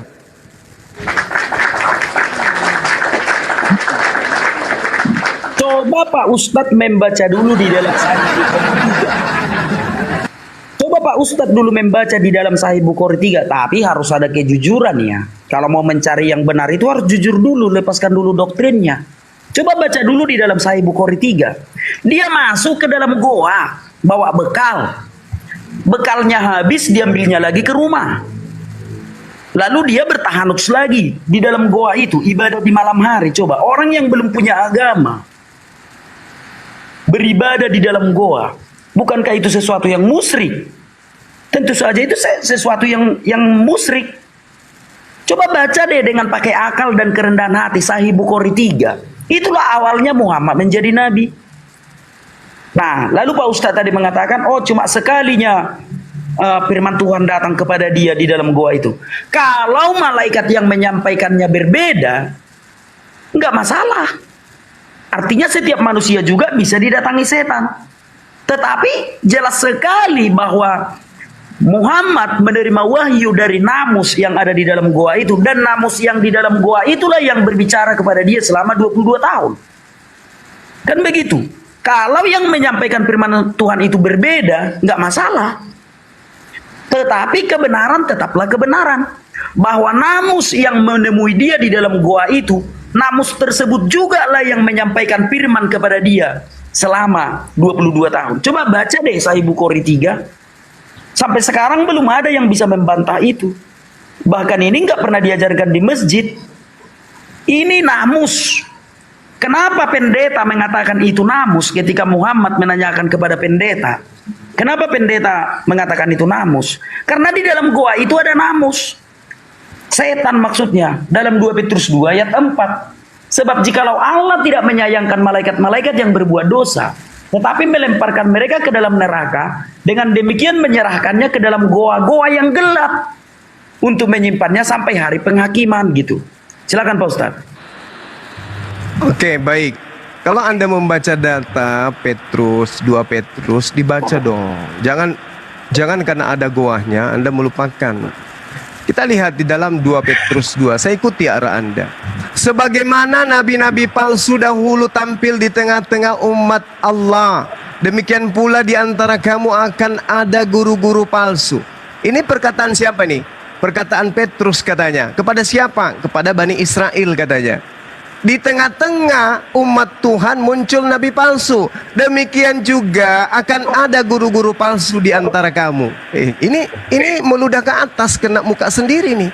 Mereka akan memasukkan pengajaran-pengajaran sesat yang membinasakan. Berarti sudah ada ajaran, kemudian mereka memasukkan ajaran-ajaran sesat. Ajaran yang ada di tengah-tengah Bani Israel dimasukkan lagi ajaran yang sesat. Itu yang perlu saudara pahami. Nah sekarang kalau kita berbicara namus, Anda ngerti namus enggak? Bisa Ibrani enggak Anda sikit-sikit? Namus itu hukum. Makanya ketika kemudian Anda membawa data, bagaimana kemudian Rasulullah Muhammad SAW diceritakan dalam Sahih Bukhari nomor 3. Ini cuman sekali. Inilah yang saya katakan Yesaya 29:12 yang membuat Anda tadi termehek-mehek lari ke Yeremia 1 yang nggak ada hubungannya. Ini yang menggenapi, Bung. Ketika kitab itu diberikan kepada orang yang tidak bisa membaca, Iqra. Orang itu berkata, aku tidak mampu membaca. Ini yang Anda bawa ini. Sehingga ahli kitab pada masa itu, orang Nasrani pada saat itu, Waraqah, disampaikan ciri-cirinya. Maka apa dikatakan? Dia adalah namus yang dulu pernah datang kepada Nabi Musa alaihissalam. Makanya namus itu atau nomos itu artinya hukum. Hukum itu Taurat, yang datang mengajarkan Taurat kepada Nabi Musa. Itulah juga yang datang mengajarkan syariat kepada Nabi Muhammad sallallahu alaihi wasallam. Belajari lagi namus itu apa? Belajar. Itu penting. Silakan. Oke, baik. Kalau Pak Ustadz tadi mengatakan namus itu adalah hukum, ya Pak Ustadz sudah berdusta di hadapan ribuan orang. Coba baca dulu di dalam Sahih Bukhari 3 itu. Yang menemuinya itu ada sesosok roh. Roh namus ini. Bukan hukum. Orang bisa mendekat kok. Bedakan hukum dengan malaikat yang ada di dalam goa. Yang menemui Muhammad itu bukan hukum, tetapi ada malaikat menemui dia di dalam goa ini. Paham ya Pak Ustadz ya? Hukum mana bisa bersuara? Hukum itu undang-undang. Mana bisa undang-undang mendekap? Jadi yang menemui malaikat itu bukan hukum, tetapi malaikat.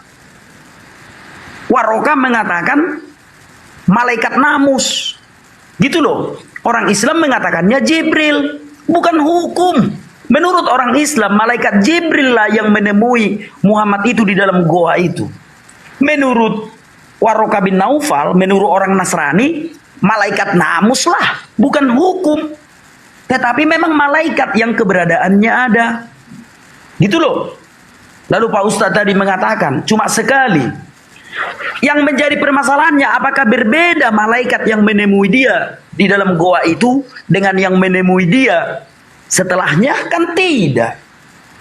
Yang berbicara kepada dia selama 22 tahun adalah malaikat yang sama yang menemuinya di dalam goa itu. Atau kalau Islam menyebutnya Jibril, Nasrani menyebutnya namus. Berarti kalau malaikat itulah yang menemui dia, sehingga benarlah ya apa yang dikatakan Nasrani, Waraqah bin Naufal. Ini namus. Namus itulah yang menemui dia selama 22 tahun itu. Dan sesuai juga dengan ajarannya. Ajaran Tuhan tidak pernah mengajarkan hal-hal yang tidak senonoh. Hanya ajaran namus yang mengajarkan hal-hal yang tidak senonoh gitu loh. Silakan Pak Ustadz. Oke, baik. Ketika Anda berbicara mengenai nomos atau namus, dalam bahasa Arab dikenal dengan sebutan an-namus. Itu adalah kata serapan dari bahasa Yunani namau yang artinya hukum. Hukum ini didatangkan oleh Nabi, oleh malaikat. Malaikat ini yang membawa hukum. Kisah para Rasul 7.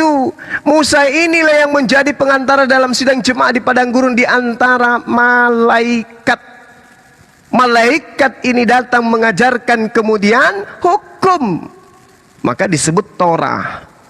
Pahami itu. Kamu telah menerima hukum Taurat yang disampaikan oleh malaikat. Di dalam kisah para Rasul 7 yang bercerita tentang Nabi Musa. Data nomor 53 dan 38. Jadi nomus itu adalah yang membawa hukum kemudian. Makanya di dalam hukum Taurat itu disebut Torah karena dia itu adalah berasal dari nomos. Nomos inilah malaikat itu yang datang kepada Bani Israel, kepada Nabi Musa yang diajarkan kepada Bani Israel. Makanya di dalam, kalau Anda melihat di dalam Ulangan 4 nomor 44 dikatakan gini, inilah hukum Taurat yang dipaparkan Musa kepada Bani Israel. Dalam bahasa Yunaninya disebutkan hautos honomos hon prateto Moses enepos homin Israel. Belajar lagi sedikit supaya Anda bisa paham ke situ. Jadi ketika berbicara hukum dibawa oleh yang membawa hukum malaikat disebut nomos. Hautos honomos hon prateto Moses. Jadi hukum datang kepada Nabi Musa disebut nomos. Jangan kau menghina nomos, karena Nabi Musa diajarkan oleh nomos. Nomos itulah yang disebut Torah. Dalam bahasa Ibrani disebut Pesot Hatorah Asyiro. Oke ya, perlu belajar supaya bisa sedikit naik level. Silakan. Oke, yang mana satu yang benar? Coba dulu, yang mana satu yang benar? Tadi Pak Ustadz mengatakan namus itu hukum. setelah aku bongkar namus itu adalah malaikat Jibril, maka Pak Ustadz mengakui yang membawa hukum inilah namus. Yang mana satu yang benar? Namus itu hukum yang dibawa atau malaikat yang membawanya? Gitu loh. Harus jelas dulu dong. Namus ini, apakah namus ini hukum atau namus ini malaikat Jibril? Coba jelaskan dulu dong dengan detail. Namus ini hukum yang dibawa malaikat Jibril, seperti yang Pak Ustadz katakan itu, seperti Torah itu, atau namus ini adalah malaikat Jibril? Harus jelas dulu dong.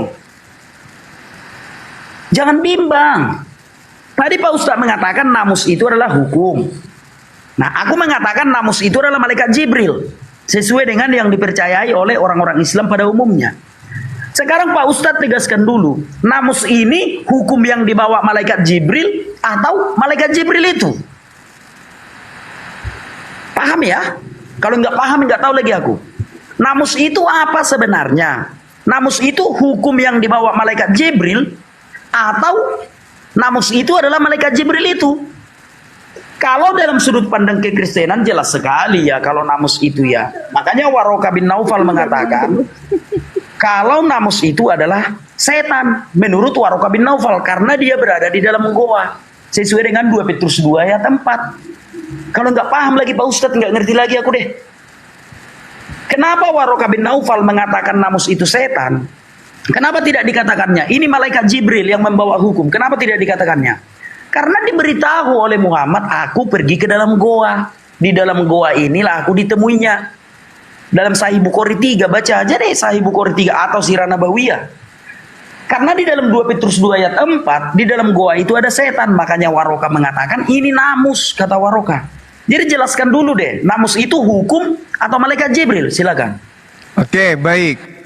Al-Quranul Karim menjelaskan kalau malaikatnya disebut Roh Kudus yang kemudian Anda ambil. Roh Kudus ini malaikat, itu namanya. Oke? Ruah HaKodes, itu namanya. Sementara kalau Anda membawa 2 Petrus 2 tidak ada hubungannya, di situ malah disebut Angelos. Oke? Tidak ada kata nomos atau kata apapun yang Anda hujat kepada nomos, nggak ada. Coba Anda kasih definisi nomos itu apa? Menurut Kristen, definisinya apa itu nomos? Dari segi bahasa, dari segi siapa itu nomos? Coba kasih saya. Ini Anda hanya menghujat, Anda hanya ingin mencaci maki. Nomos itu dalam bahasa Yunani pun artinya hukum. Kenapa jadi setan? La haula wala quwata illa billah. Nomos atau nomou itu hukum. Jadi nomou yang datang di dalam gua itu adalah hukum. Siapa yang membawanya? Roh penolong atau roh penghibur atau Roh Kudus yang disebut Jibril. Makanya Waraka mengatakan nomos, nomos, nomos. Artinya apa? Ini sudah saatnya tiba hukum Tuhan datang. Dibawa oleh yang maha suci, yang suci dari yang maha suci, yaitu Roh Kudus. Al-Quran menarasikan dengan sempurna data itu. Qul nazzalahu ruhul kudusi min rabbika bil haqq. Jadi datang dari Allah, bukan datang dari goa. Rasulullah kemudian ada bertahannuts, datang dari langit, malaikat turun ke bawah, menyampaikan nomos, menyampaikan hukum. Makanya Islam itu hukumnya sempurna. Di Kristen tidak ada hukum kecuali hukum kasih, itu pun hanya dibuat-buat. Nah, ini yang perlu saudara-saudari. Jadi kalau Anda menghujat nomos, itu sama halnya Anda menghujat Nabi Musa, karena yang datang kepada Nabi Musa itu nomos, hukum-hukum Tuhan. Oke, paham sampai sana? Tidak ada sedikit sebelum dilanjut saya sedikit. Anak Batak, Anda tadi mengatakan bahwa Warokah bin Naufal mengatakan nomos itu setan. Ya, coba di bagian mana mengatakan itu? Karena kalau saya lihat di Sahih Bukhari 3 ini, justru Warokah bin Naufal itu akan mengikuti Nabi Muhammad karena yang datang kepada Nabi Muhammad itu nomos. Anda tadi mengatakan nomos siapa namanya Warokah bin Naufal mengatakan nomos itu setan, ini pada bagian mana? Hati-hati kalau ngomong. Oke, baik. Ya. Tuhan, judul dialognya Tuhan. Ya, ini tidak berbicara tentang Al-Quran. Yang kita bicarakan ini adalah awal pertama Muhammad itu menjadi nabi. Sabab musababnya kenapa dia bisa jadi nabi? Kayak mana sebab nuzulnya? Itu yang kita bicarakan. Bukan, kita nggak membicarakan Al-Quran. Nah, coba baca dengan jelas dalam Sahih Bukhari 3. Sebenarnya Sahih Bukhari 3 ini harus dijelaskan oleh orang-orang yang paham. Karena kalau sempat dia tidak paham dibacanya Sahih Bukhari 3, bisa murtad. Coba baca deh Sahih Bukhari 3. Muhammad kan pergi bertahanut ke dalam goa itu. Beribadah di malam hari pula itu. Ke dalam goa itu. Nah, yang bertemu dia di dalam goa ini Namus. Menurut pendeta Nasrani. Kenapa dia mengatakan ini Namus? Karena dia kan diceritakan dulu. Coba ceritakan dulu apa yang kau alami. Kan itu dikatakan Khadijah kepada Muhammad. Lalu Muhammad menceritakan, aku pergi ke dalam goa. Lalu di dalam goa itu aku bertahanut. Tolong jangan melebar kemana-mana. Tolong dijawab pertanyaan saya. Di dalam Sahih Bukhari 3 ini di mana Waraqah bin Nawfal mengatakan Nomos itu setan seperti bacotmu tadi? Mana? Itulah yang mau aku jawab. Itu yang mau. Iya, mana? Ayo tunjuk di bagian mana? Di paragraf berapa? Ayo.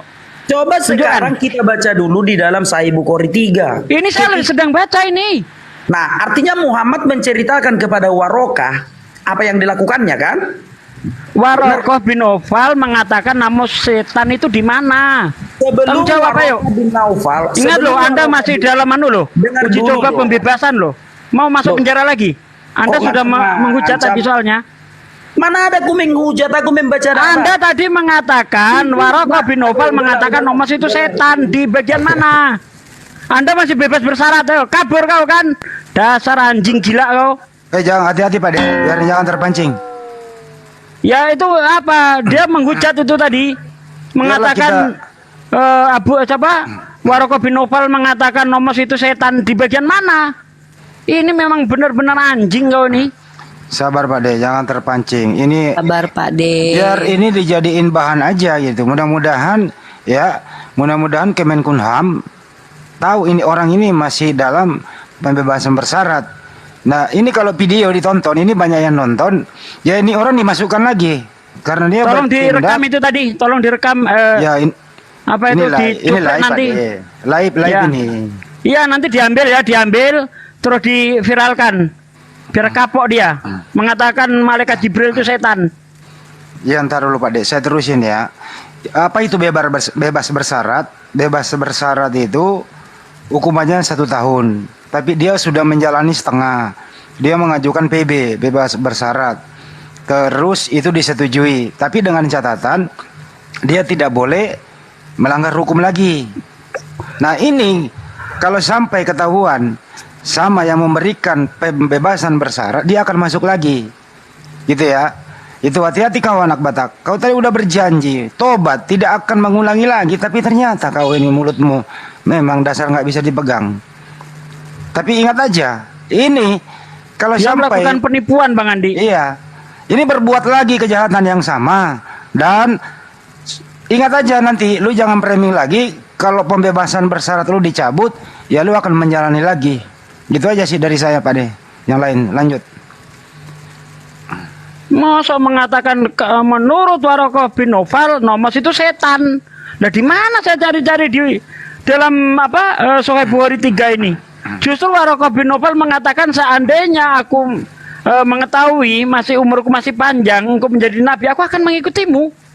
Nah kalau dia mengatakan nama setan, bagaimana mungkin Waraqah mau mengikuti dia, mengikuti Nabi Muhammad? Kurang ajar orang ini. Saya itu akan baik sama Kristen kalau dia baik, dia sopan. Tapi kalau udah menghujat, bagi saya, Anda semua yang menghujat anjing kalian, ya. Sabar Pak De. Jadi bebas bersyarat nih ya. Apa itu bebas bersyarat? Itu ya. Mengintegrasikan narapidana dan anak dalam kehidupan masyarakat memenuhi syarat yang ditentukan berdasarkan pasal 10 nomor 11 Undang-Undang 22 tahun 2022. Ini pembebasan bersyarat. Andi, tuh, hati-hati loh biar ya. saya bacakan Sahih Bukhari 3 ya. Ya, silakan. Ini saya bacakan ya. Perjalanan hidup Rasulullah.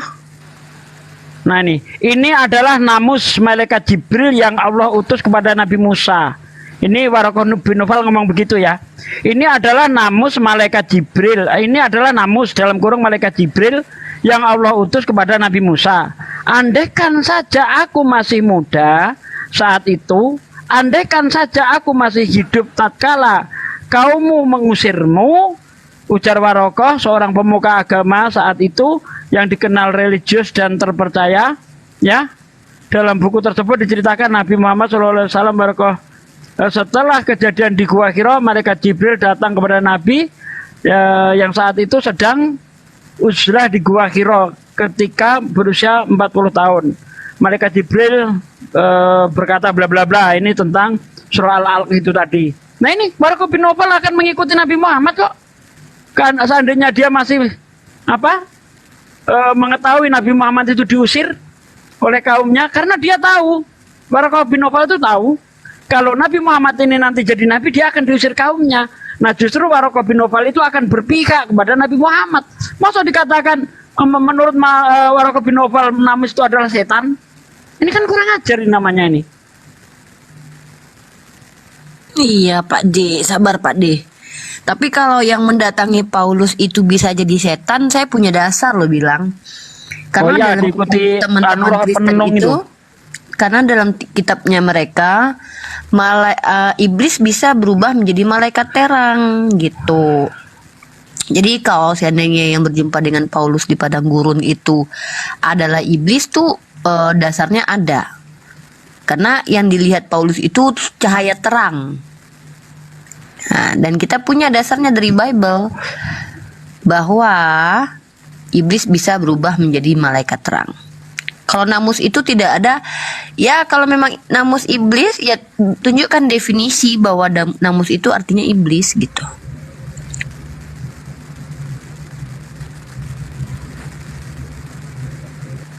Langsung lari dia, ketakutan dia tadi itu. Jangan marah-marah Uni, jangan marah-marah, sabar Uni. Sabar Bang Ardiansah, jangan marah-marah.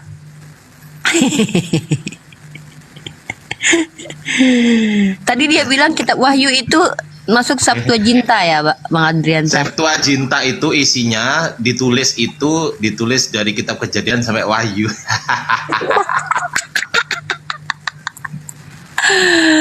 Aduh ya Allah. Aku tadi nonton itu. Yang nulis belum lahir. Paulus juga belum lahir, kitabnya udah ada. Iya. Nih ya, kalau kita tuh enak. Umat Islam itu kalau bicara tuh pakai dalil, pakai dasar nih contohnya tuh. Hal itu tidak usah mengherankan sebab iblis pun menyamar sebagai malaikat terang. Gitu, menyamar dia. Menyamar, kalau menyamar itu pura-pura jadi malaikat. Nah, tuh. Ada kita datanya, kita nggak asumsi, kita tidak menghujat, kita tidak kita tidak mungkin mengada-adakan sesuatu gitu. Itu umat Islam tuh gitu kalau diskusi. Yang jelas ini orang sudah melanggar kategori pembebasan bersyarat. Mudah-mudahan Bapas gitu ya bisa mendengarkan ini agar pembebasan bersyaratnya bisa dicabut kembali. Apa itu? Yang telah dia lakukan adalah satu, menimbulkan keresahan dalam masyarakat. Ini nih, kalau pembebasan bersyarat sudah diberikan, tapi dia berbuat lagi seperti tadi, itu menimbulkan keresahan dalam masyarakat. Dua, tidak melaksanakan kewajiban melapor kepada Bapas 3 kali berturut-turut, tidak melaporkan perubahan alamat, tidak mengikuti atau mematuhi program pembimbingan yang ditetapkan oleh Bapas. Ini orang ini masih dibimbing, tidak layak untuk debat, menimbulkan keresahan, apalagi tadi ada unsur menista. Nah mudah-mudahan ya lapas tempatnya dia ditahan itu mengambil kembali orang ini udah melanggar pasal 139 Peraturan Menteri Hukum dan HAM nomor 7 tahun 2022 gitu ya. Jadi teman-teman harap maklum saja, mudah-mudahan ini terpantau. Ya, di YouTube Bang Juma banyak yang nonton. Mudah-mudahan penegak hukum Kemenkumham dapat memantau ini agar ini dimasukkan anak ini lagi. karena menimbulkan keresahan, belum layak untuk diskusi, belum layak tampil di media. Mestinya dia itu dibimbing di luar lapas, gitu loh. Tapi ini menimbulkan keresahan masyarakat, gitu ya. Hati-hati kau anak Batak. Makanya kau kabur, Kalau kau merasa dirimu ini berbahaya, gitu loh. Itu kira-kira dari saya dari segi hukumnya. Makasih.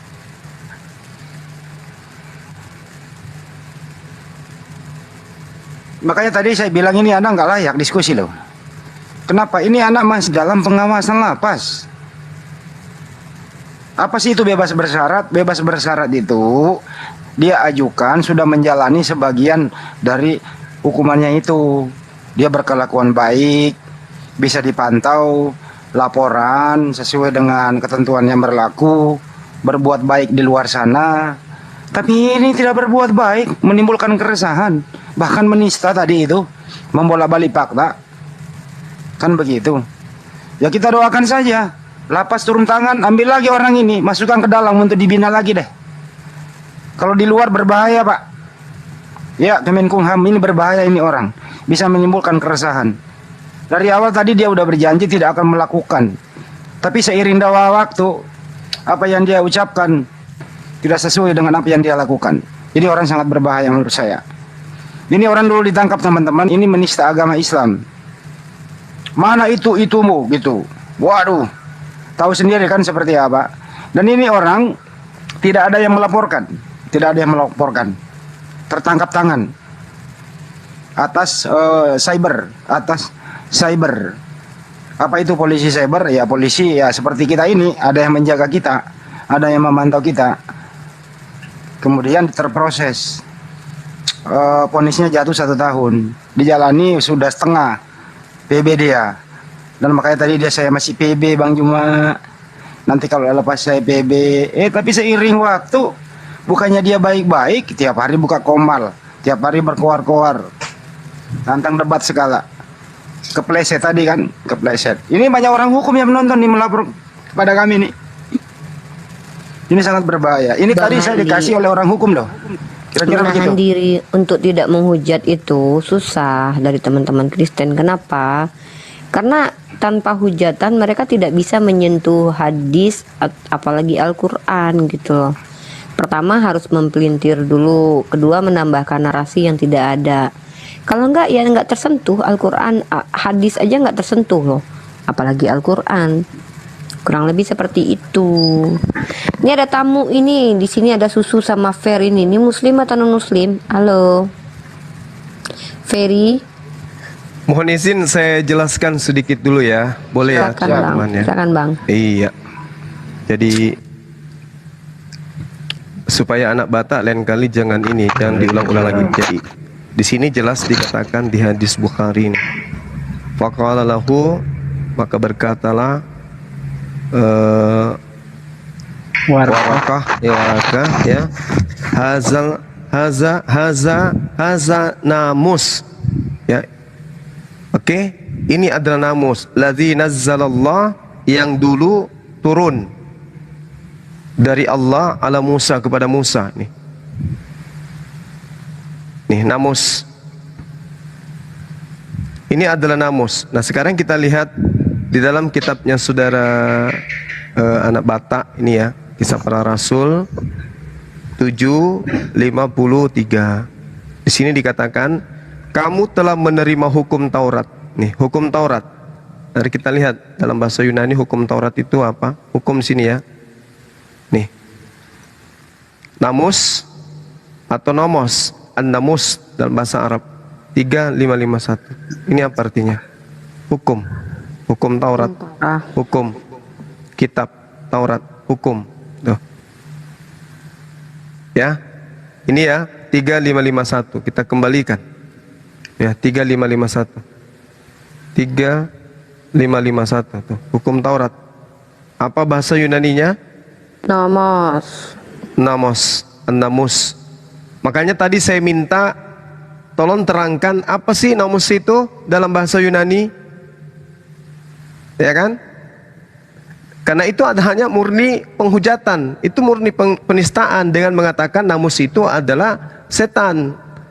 Sedangkan namus yang dikatakan oleh Waraka adalah sosok malaikat yang datang membawa hukum, yaitu Jibril yang datang kepada Nabi Musa alaihissalam. Kan tadi kita lihat di dalam Ulangan 18, Nabi Musa menerima Torah, hukum. Yang datang namus. Rasulullah Muhammad SAW menerima hukum. Yang datang namus. Itu jelas tuh. Jadi namus itu adalah hukum. Hukum yang mana? Hukum yang dibawa oleh malaikat Jibril, Roh Kudus, sebagaimana yang datang kepada Nabi Musa alaihissalam. Jelas itu. Jadi anak Batak, memang beberapa kali Anda selalu membawa namus, 2 Petrus 2 dan seterusnya menghujat. Tapi Anda tidak bisa menyelesaikan, kok bisa ada mayat masuk ke dalam goa, begitu keluar jadi Tuhan. Ini yang tidak bisa kamu selesaikan. Karena belum ada di agama terdahulu, selain agama-agama pagan, ada kemudian manusia, hanya oleh karena dia masuk ke dalam goa, begitu keluar jadi Tuhan. Tuhannya Adam, Nabi Adam kagak, Tuhannya Nabi Abraham kagak, Nabi Musa kagak, Tuhannya Yesus juga kagak, Tuhannya baginda Rasul Muhammad juga kagak. Tidak ada Tuhan di agama samawi masuk ke dalam goa, jadi manusia masuk ke dalam goa, begitu keluar jadi Tuhan dia, nggak ada. Nggak ada. Jadi kalau Anda berbicara goa, Rasul Muhammad SAW masuk ke goa bertahalnus, dia berpikir, Rasulullah berpikir, ya kenapa ya Tuhan, pasti alam semesta ini ada yang menciptakan, gak mungkin tidak.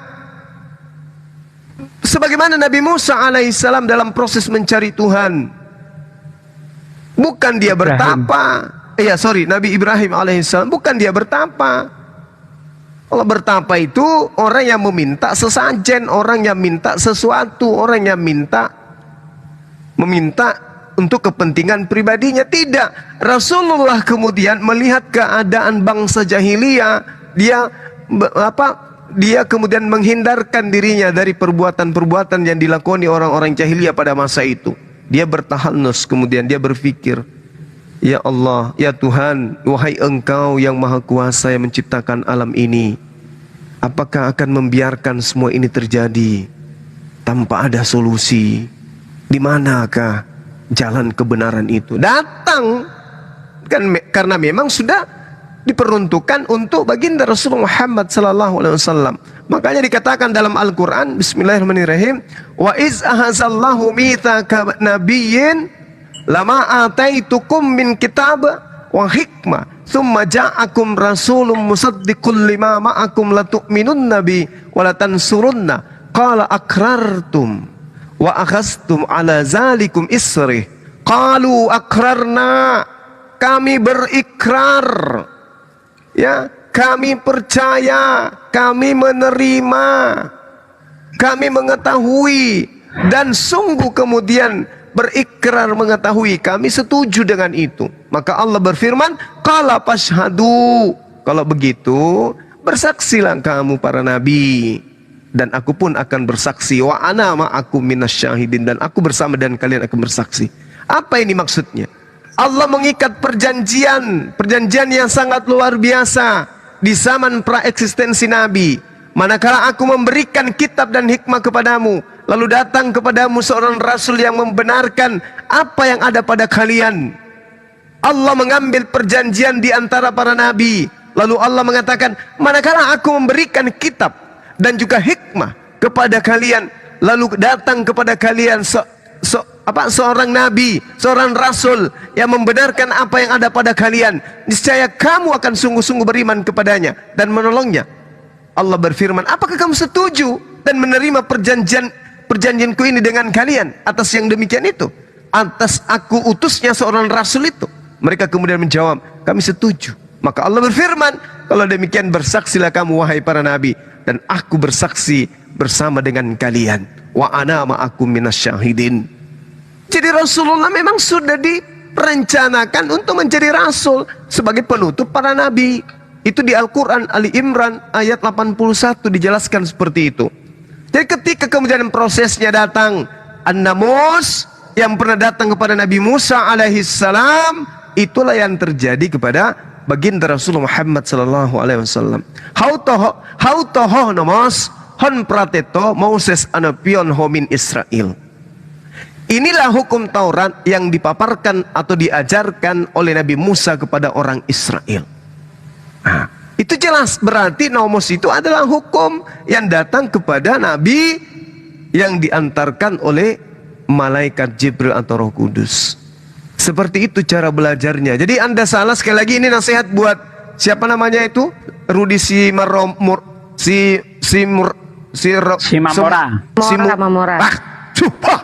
Siramura. Ya. Ini ajaran buat kamu, nasihat buat kamu supaya kamu jangan menghujat nomos, kecuali Anda bisa memberikan kemudian literasi atau ilmu baru. Ini loh Bang Suma, di dalam bahasa Yunani nomos itu setan.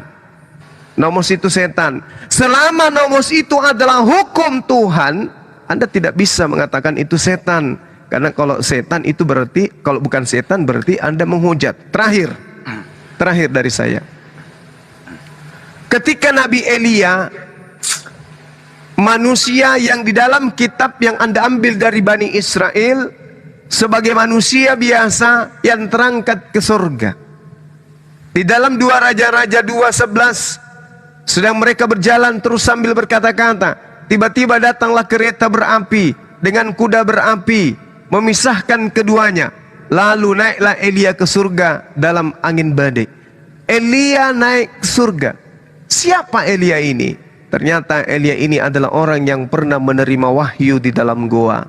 Di mana tertulis 1 Raja-Raja 19 nomor 9. Di sanalah kemudian Elia masuk ke dalam gua dan bermalam di situ. Di dalam gua dia bermalam. Lalu kemudian maka firman Tuhan datang kepadanya. Demikianlah bunyi firman itu. Apakah kerjamu di sini, hai Elia? Ini bertanya, apakah kerjamu, hai Elia? Elia nabi, bahkan dia naik ke surga, tapi dia menerima wahyu di dalam goa. Apakah kemudian ini setan yang datang ke Elia karena dia ada di dalam goa? Tentu tidak. Kenapa ketika giliran Rasulullah bertahannuts Anda katakan setan? Sementara Waraka adalah seorang Nasrani yang paham Ibrani, paham Yunani, paham Aramaik. Ketika datang Siti Khadijah, ada yang terjadi terhadap Rasulullah gini-gini. Rasulullah dari sejak lahir, kanak-kanak mereka orang-orang yang ada di sana itu sudah melihat tanda-tanda kenabian yang ada pada diri Rasulullah. Begitu ada kejadian, Siti Khadijah melaporkan kepada ahli kitab bernama Waraka. Apa yang dikatakan? Masya Allah, inilah dia An-Namus yang pernah datang kepada Nabi Musa alaihissalam. Sekiranya aku ada masih hidup ketika dia mengajarkan ajarannya, maka aku akan menjadi pengikutnya, aku akan mendukungnya, kata Waraka. Ini jadi Namus itu atau An-Namus itu adalah pembawa hukum atau hukum itu sendiri. Kenapa dikatakan hukum itu sendiri? Sebab Roh Kudus, malaikat Jibril, ketika ia datang, yang terlontar dari mulutnya hanya hukum. Tidak ada perkenalan. Assalamualaikum, ana Jibril. Nggak ada. Pokoknya yang ia sampaikan adalah apa yang didengarkan. Makanya dia disebut An-Namus. Ya, hukum-hukum, pembawa hukum. Sekali lagi saya katakan, ini terakhir supaya kau dengar telingamu ya. Di dalam Ulangan 4 nomor 44, inilah hukum Taurat yang dipaparkan Musa atau diajarkan Musa kepada Bani Israel. Di dalam bahasa Yunaninya disebutkan hautos honomos hon parateto Moses onopion humin Israel. Maliaki 4 nomor 4 juga sama. Ya, menes tetene mau seto deloulo, mau katoti entelamen onto engkron dan seterusnya. Entah apa-apanya itu bilangnya. Yang jelas di situ diterangkan Taurat, hukum disebut dalam bahasa Yunani naumo. Itu dijelaskan dalam Maliaki 4 nomor 4. 1 Tawarik 16:40 juga dikatakan supaya pagi dan petang tetap dipersembahkan korban makanan kepada Tuhan di atas mesbah, korban makanan, dan supaya dikerjakan segala yang tertulis dalam Taurat Tuhan, dalam Taurat Tuhan. Di dalam bahasa Ibraninya disebut Betorat Yehova atau Elohim. Ya, di dalam Taurat. Dalam bahasa Yunaninya apa yang dikatakan? Pasti Anda ngerti kan? Bahasa Yunaninya apa lagi di situ? Namus lagi yang diterangkan di sana. Namus atau nomos. Jadi jangan menghujat, jangan menghina. Oke? Gak boleh. Nah sekarang muncul pertanyaan. Bagaimana dengan ini Bang Suma? Perjanjian baru. Adakah nomos? Ada. Kucluk ada. Di dalam Galatia 2 nomor 22. Nomor 23. Apa yang dikatakan di sana? Tentang hukum. Hukum lagi yang dibahas di sana. Jadi ketika dibicarakan, tetapi buah roh adalah kelemah lembutan, penguasaan diri. Tidak ada hukum yang menentang hal itu. Tidak ada hukum yang menentang hal itu. Di dalam bahasa Yunaninya, propotes egroiteang kataton toio auton ok exist nomos. Lagi-lagi nomos. Nomos. Nomos itu hukum Tuhan yang didatangkan kemudian oleh malaikat Jibril alaihissalam. Galatia 6 nomor 2 sedikit lagi ya kawan ya. Iya. Gimana Bang Nomos, gimana?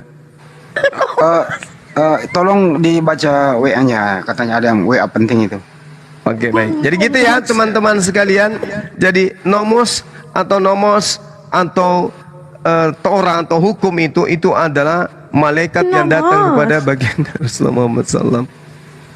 Teriak-teriak nggak ada yang marah itu Bang di samping rumah. Ya, silakan Pak Susu dan Pak Ferry. Ya, saya kira begitu. Terakhir dari saya, ini juga untuk edukasi dan sebagai referensi untuk teman-teman pemula di bawah. Bertolong-tolonglah kalian menanggung bebanmu. Demikianlah kamu memenuhi hukum Kristus. Di dalam bahasa Yunaninya dikatakan apa?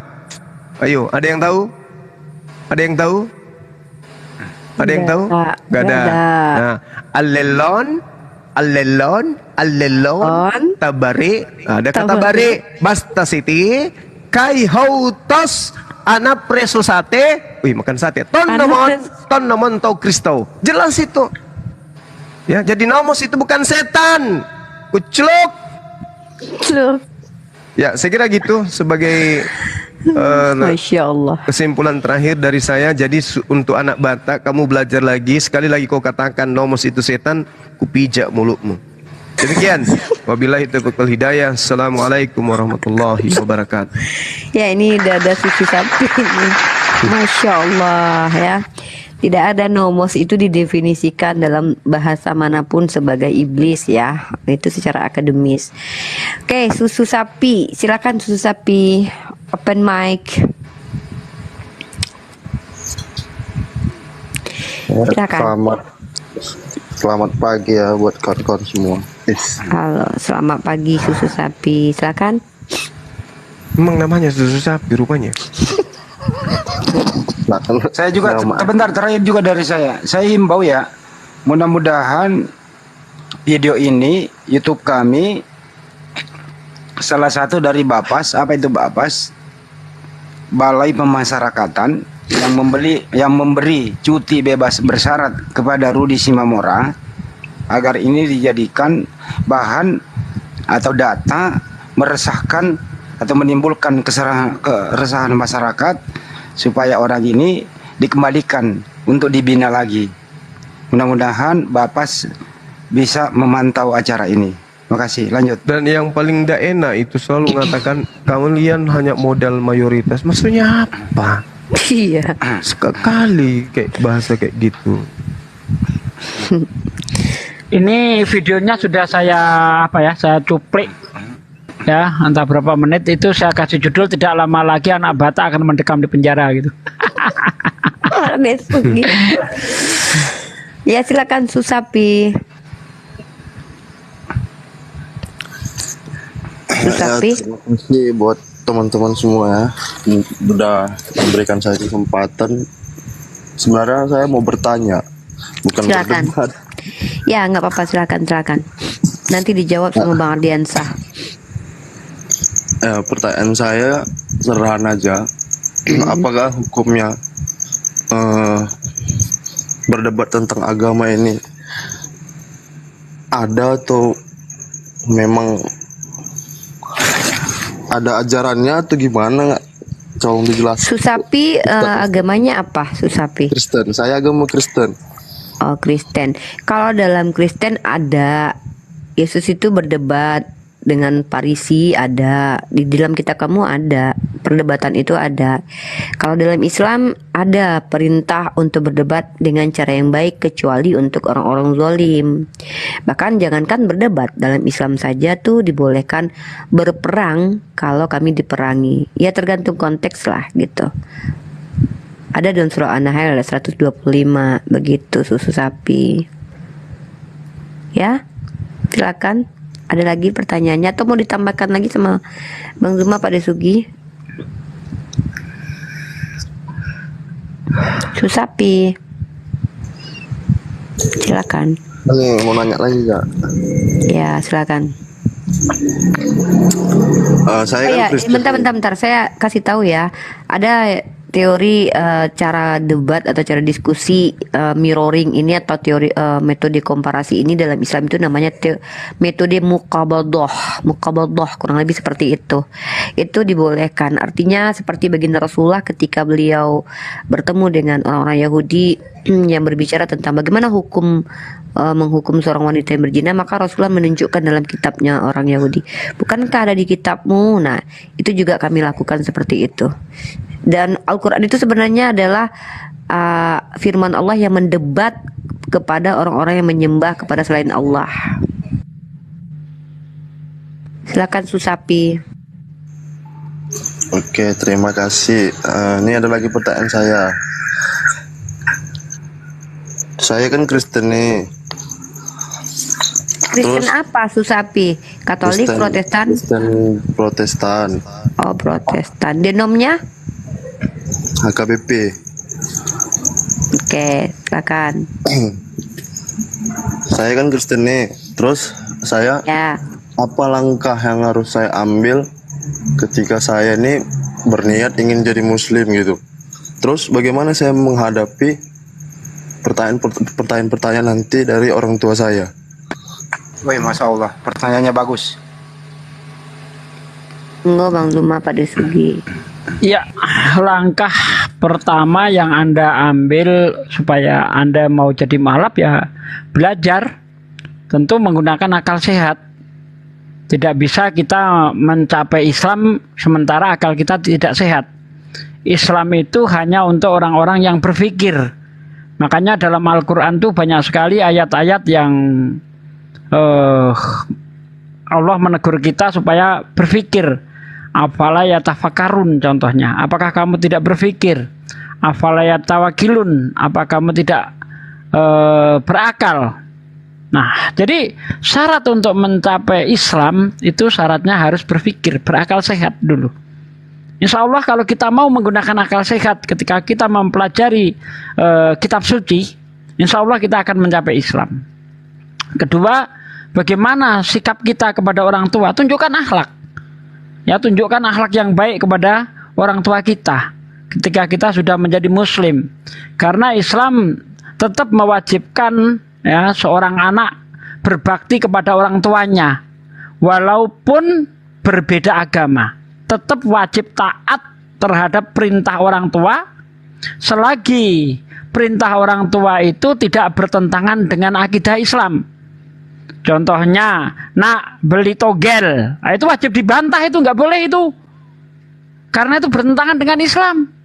Nak belikan minuman keras, nah, itu wajib dibantah. Tetapi selagi perintah itu tidak bertentangan dengan hukum-hukum Islam, wajib ditaati. Dan kita tidak boleh, walaupun kita membantah orang tua gitu, tidak boleh dengan kata-kata kasar, tidak boleh dengan kata-kata keras yang bisa menyakiti orang tua. Kita harus bahkan di Al-Quran dikatakan berkata saja kepada orang tua itu dilarang di dalam Islam, Bang. Begitu, Bang. Silakan Bang Zuma kalau mau menambah. Silakan Bang Zuma. Atau Susapi mau menanggapi dulu mungkin sebelum ke Bang Zuma. Susapi. Belum ada tanggapan sih, Kak. Kalau gitu ini aja. menurut kamu Islam itu agama seperti apa, atau kenapa kamu tidak menjadi Islam gitu, biar kita mungkin bisa membagi informasi terkait Islam yang belum kamu ketahui mungkin. Menurut saya Islam itu ya pas memang harus berakal. Gimana ya, akhir-akhir ini saya ini sering lihat video-video tentang kisah-kisah Nabi Muhammad kan gitu. Terus saya ini merasa ada hal yang tertarik mengenai Islam gitu. Terus saya masih bingung langkah apa yang harus saya ambil. Apakah saya Yaitu belajar tadi membaca, kamu pelajari. Boleh sebenarnya kalau kamu semakin membaca Bible, saya sendiri yakin kamu akan menemukan Islam di situ. Kalau kamu pun membaca Al-Quran, saya yakin pun bertambah juga asbab hidayah ke kamunya. Karena hidayah itu datang ketika kamu memang sudah mencari. Kalau kamu yang mencarinya, maka Allah akan mudahkan. Dalam Islam itu ketika kita mengejar Allah satu langkah, Allah berlangkah-langkah dengan cepat Allah mendatangi kita. Dalam makna alegori ya, bukan sesungguhnya. Jadi ya, kalau kamu memang niat untuk belajar, makanya sekarang ada saatnya di sini ada Bang Zuma, Pak Desugi, coba tanyakan, menurut kamu apa alasan bahwa Islam tidak bisa diterima sebagai ajaran yang benar menurut kamu? Atau kalau kamu sudah menemukan kebenaran di Islam tapi kamu tidak menerimanya, maka ini sangat rugi gitu. Kalau orang kafir, orang musyrik, atau orang yang membenci Islam, minimal mereka tidak menerima Islam karena faktor kebencian itu. Tapi ketika ada orang yang sudah menemukan kebenaran tapi dia tidak menerima, sementara logikanya sudah terbuka, hati nuraninya menerima, tapi karena asbab yang tidak, ya mohon maaf ya, karena duniawi ya kan, sangat rugi sekali gitu. Susu sapi kalau kamu tidak menerima. Stephen ya nama kamu ya? Stephen ya? Iya. Iya, Stephen gitu, Stephen. Silakan Stephen, apa hal kira-kira yang menjadi asbab berat untuk menjadi Islam gitu? Karena kalau ajaran mungkin kami bisa, mohon maaf sedikit kami bilang meluruskan ya, karena biasanya paradigma yang berbeda. Tapi kalau faktor duniawi ya mohon maaf, kami itu pilihan ada di tangan kamu gitu. Silakan Stephen. Saya tahu karena saya baca, saya lihat profil dia barusan, namanya Stephen Alexander. Silakan Stephen, saudaraku. Gini, saya hanya bingung cara mengambil langkahnya. Apakah saya harus menjadi Muslim dulu, baru memberitahu orang tua saya? Apakah saya harus? Masya Allah. Jadi kamu sudah ada niat mau jadi Muslim ya? Iya, niatnya udah ada sih. Alhamdulillah. Gini, Rasulullah itu dulu ketika beliau menjadi seorang nabi, syiar pertama yang beliau lakukan itu diam-diam. Nah, kemudian setelah mulai dibukakan ya, maksudnya sudah mulai ada kemudahan, sudah mulai ada sahabat yang mengikuti, baru beliau terang-terangan. Nah, di Indonesia ini kan kita punya hukum susapi, masalah keyakinan kan kita punya hak masing-masing.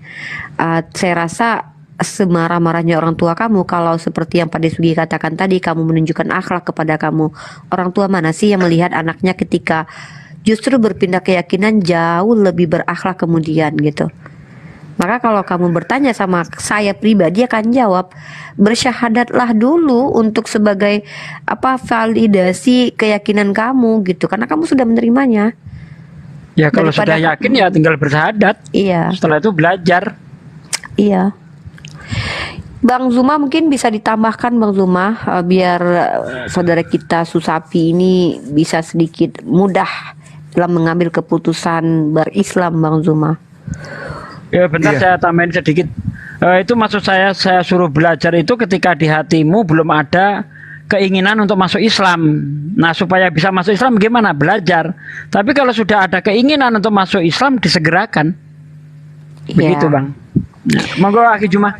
Monggo. Iya, jadi yang pertama itu yang harus kita lakukan ketika kita kemudian sudah menerima kebenaran Islam, ya mempersaksikan jasad dan ruh kita bahwa keberadaan alam semesta ini termasuk kita itu diadakan oleh pencipta langit dan bumi yang bernama Allah.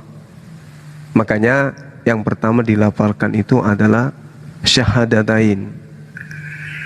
Jadi kita mengenal pencipta kita, habis itu proses yang kelanjutannya adalah pencipta mengutus manusia yang mulia baginda Rasulullah Muhammad SAW untuk mengajarkan kemudian seperti apa caranya kita berhubungan dengan Tuhan kita dan seperti apa kemudian cara kita berhubungan kepada sesama manusia. Jadi ketika kemudian kebenaran itu datang, ya tidak ada yang perlu kita takutkan. Orang tua itu bukan menjadi penghalang bagi kita. Justru dengan kita menemukan kebenaran Islam datang kepada kita, maka itu jauh lebih berharga dari berlian, dari intan, emas, harta, dunia dan seisinya. Banggakah Anda kemudian memberikan hadiah berupa mutiara atau berlian kepada kedua orang tua? Pasti bangga. Harusnya saudara lebih bangga dengan menerima Islam, karena itu jauh lebih berharga daripada sekedar intan dan mutiara. Kok bisa kayak gitu? Yes, karena dengan Anda menjadi Islam, itu terbuka ruang kepada kedua orang tua dan keluarga lain untuk memeluk ajaran keselamatan. Artinya menutup diri mereka untuk jangan ke neraka. Tapi kalau Anda juga tidak menerima karena ketakutan, berarti sama halnya Anda membiarkan kedua orang tua Anda terjerumus sampai ke neraka. Karena keselamatan itu hanya ada di Islam. Dulu ada di ajaran para nabi, tapi ketika datang Al-Quran, ajaran para nabi disempurnakan di dalam Islam itu sendiri. Maka seluruh umat manusia yang datang, ya, pada saat baginda Rasulullah Muhammad SAW mengajarkan Islam, dan manusia setelahnya itu wajib hukumnya ikut kepada Islam. Kalau tidak disebut kafir. Kalau saya ya ditanya, apakah harus kemudian menerima Islam dulu baru orang tua? Saya katakan selamatkan diri Anda dulu, setelah itu kemudian Anda menyelamatkan orang tua Anda. Sekira gitu Bang.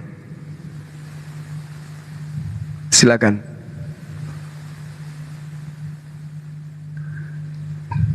Bang Juma itu tadi nyindir saya. Naon? Nyindir saya tadi itu. Apa itu Bang? Oke. Betapa bangganya kalau kita bisa membelikan mutiara emas kepada ibu kita. Kok tahu saya baru membelikan mama saya itu gelang emas itu. Masya Allah. Berapa kilo sih? Berapa kilo? Ya sekitar 4.300.000-an lah. Iya iya iya. Masya Allah. Ya, Susabi itu.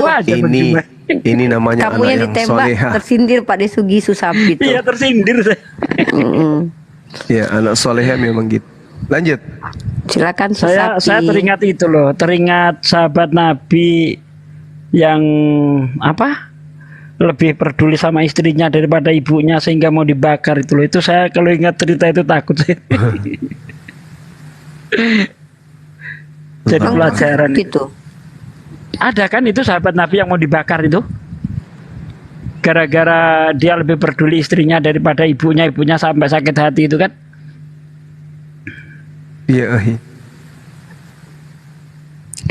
Ya, gimana saudara siapa namanya? Mikael. Stephen. Ada lagi Alexander. yang ingin dipertanyakan? Terima kasih Ustaz. Saya rasa cukup. Untuk selanjutnya, saya masih bingung Ustaz. Kan saya ini orang asli Medan kan Ustaz. Terus saya pun mau belajar gitu, saya nggak tahu mau kemana. Saya pun kayak kurang, kalau nggak ada yang membimbing, misalnya kalau mau ke masjid itu kayak kurang percaya diri gitu Ustaz. Justru kurang kalau keberanian. Justru kalau saudara ke masjid, di masjid itulah Anda akan dibimbing. Sampaikan ke mereka orang di masjid, maaf Pak, saya ini mu'alaf, ingin belajar. Pasti insya Allah. Apalagi kalau masjid-masjid besar, itu hampir setiap hari ada kajiannya. MCI Medan ada kan Bang? MCI Medan ada. Tuh dek. Kalau mau tinggal Defense. saya hubungkan dengan tim kita di sana. Iya bisa. Ada Habib kita juga, Bang. Ada Habib kita di sana Ada Habib juga tuh. Anda mau suluk juga bisa di sana. Tarekat Naksabandia, Tarekat Bang. Naksabandia ada. Jangan Mau dulu lah jadi jamaah tarekat dia, tabligh, Bang. ada juga Syariat dulu lah cabang dia. di sana. Iya. Mau yang mana silahkan. Medannya di mana abang ini? Saya Ustadz, medannya Medan Helpet Ustadz. Helpetia. Saya. Iya, Helpetia Timur Ustadz. Oh, iya. Dekat rumahnya host. Berarti. Tapi ini udah pernah bilang belum ke orang tua? Belum sama sekali ya? Maksudnya betul-betul belum pernah bilang sama sekali mau jadi muslim gitu? Belum pernah bilang, cuman pernah ada waktu itu, waktu SMP tuh. SMP tuh memang saya udah kayak ada apa ya, ada kayak udah ada di hati gitu. Cuman saya pernah lah sedikit berargumen sama mama itu kan, tentang Yesus, kenapa Yesus kayak gini, kenapa Yesus disalib, terus kenapa Yesus jadi Tuhan. Terus mama itu kayak menjawab tapi kayak kurang pas gitu, Ustaz. Jangan kan mamamu, pendetamu pun gak akan bisa pas jawab itu. Iya, pendeta aja nggak bisa jawab itu, apa Stephen, apalagi ibumu ya. Maksudnya ya itulah, silakan kalau memang rasanya Stephen, kalau sudah memang menemukan kebenaran itu, apalagi yang ditunggu. Kita nggak tahu kapan kita akan dipanggil sama Sang Pencipta alam ini, Dekku. Anda yakin Yesus Tuhan? Sebenarnya itu tadi, Ustadz, dari SMP saya kan udah ada keraguan tuh, makanya timbul pertanyaan di waktu SMP itu. Terus saya setelah berargumen sama ibu saya, mama saya nggak bisa, istilahnya nggak bisa membantah lagi kan, karena tahulah berargumen sama mama kan. Tahu. Takut dibilang anak inilah ini. Anda percaya nggak Allah itu Tuhan? Saya percaya, Ustaz, Allah itu Tuhan. Masya Allah. Anda percaya Nabi Muhammad itu utusan Allah? Percaya, Ustaz. Nah, itu Anda sudah mengucapkan dalam arti bahasa Indonesia. Sudah Muslim. Tinggal Sudah mengucapin Islam bahasa Arabnya aja. Sudah Islam kamu itu. Anda udah Islam. Tinggal ngucapin bahasa Arabnya aja, Bang. Gimana? Tinggal ngucap bahasa Arab. Syahadat pun saya bisa. Nah, coba diucapin. Kalau salah tolong dikoreksi ya. Iya. Asyhadu alla ilaha illallah wa asyhadu anna Muhammadar Rasulullah. Artinya Allahu Akbar. Masya Allah. Syah, Anda seorang muslim, Bang. Anda sudah sudah muslim, mengakui Allah saudaraku. Tuhan, Nabi Muhammad utusan. Anda sudah mengucapkan dalam bahasa Arab. Walaupun nggak dituntun oleh Bang Juma, udah sah muslim Anda. Iya, udah Masya sah. Allah. Masya Allah. Selamat datang ke fitrahmu kembali Masya ya. Allah. Anda udah Islam, muslim, Bang, iya. sekarang, Bang? Islam itu mengajarkan kamu tidak punya dosa waris. Siapa sih yang menerima bayi-bayi kecil mungil itu lahir-lahir berdosa? Coba fitrahmu sebagai seorang muslim gitu ya, susu sapi. Masya Allah. Tunjukkan akhlakmu kepada orang tua ketika jadi muslim itu, bahwa kamu jauh lebih baik. Insya Allah bisa jadi kamu asbab orang tuamu menjadi muslimah, mamamu jadi muslimah. Apa ini supaya lebih mantap lagi ingin dituntut Bang Juma? Kalau bisa sih ya, mau sih, Ustaz. Masya Allah, Allahu Akbar. Anak Batak menghujat Islam, orang Batak masuk Islam. Masya Allah, barakallahu fikum. Masya Allah, subhanallah. Anda Batak, Bang, ya? Iya, Batak, saya Siombing. Marga apa, Bang? Si Hombing. Siombing. Masya Allah. Lanjut lagi Jumah, dituntun, jangan ditunda lagi. TikTok kan. Silakan. Masya Allah. Jadi bersedia kan untuk kemudian nanti dibuatkan sertifikat mu'allaf? Bersedia, Ustaz. Mohon bimbingannya, Ustaz. Iya. Mau saya hubungkan dengan tim saya di Medan? Mau, Ustaz. Gak apa-apa, Ustaz. Iya. Oke. Nanti setelah ini sudah nih, udah 1000 lebih bisa open camp. Tapi izin dulu, ini nggak ini kan nggak ngeprank kan? Enggak, Ustaz. Nah, soalnya banyak di luar sana loh. Itu loh, Bang. Ngeprank pun nanti kan ini, Bang, bisa open camp, Bang, supaya tidak dituduh ngeprank, Bang. Ya, itu. Masya Allah. Dibesarkan host, Besarkan layarnya Sadeli. Mana tahu teman SMA Allahu Ustaz. Akbar, malam ini 3 orang kita syahadatkan. Allahu Akbar. Masya Allah. Gantengnya, Masya Allah. Ya Allah. Kayak Iya. gini gak cocok jadi penghuni neraka, Bang. Masya Allah, ada cocoknya penghuni surga, Bang. Sesuai dengan foto profilnya Pak Desugi. Jadi dia punya Dulu, foto mana tahu profil. temannya Sadli nih, teman sekolahnya dulu. Mana tahu teman SD SMP-nya. Gak cocok jadi penghuni neraka, Bang. Cocok penghuni surga, Bang. Izin dulu Bang, KTP masih agama apa Bang di KTP Bang? KTP masih Kristen. Bisa Bisa diperlihatkan nggak Bang? dinampakkan, Bang, tapi Jangan- ditutup alamatnya ya. Ditutup apanya bisa ya? Maksudnya jangan diliatin semua Supaya nggak gitu. dituduh ngeprank, Bang. Kadang ada tuduh, wah itu dibikin-bikin tuh. KTP-nya dikirim ke saya, nggak usah Oh, iya, ada. ditambahkan ke situ rungkat ntar. Jangan rungkat Enggak. nanti. Tadi enggak kok. Cuma Agamanya ditutup aja, aja Dek, alamatnya. diperlihatkan. Tunjukkan di kolom agama aja. Kalau agama aja.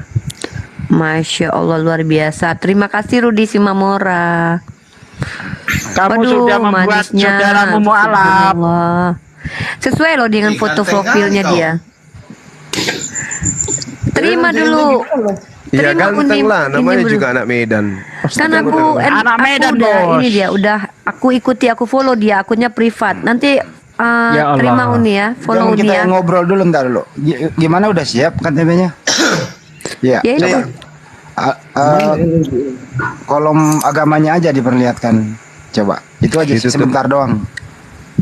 Coba. Jangan semuanya dek, nanti kena apa? Kena Bennett. Tutup pas kolom agama aja. Masih buram ya? Masih buram. Agak buram. Agak buram. Pelan-pelan.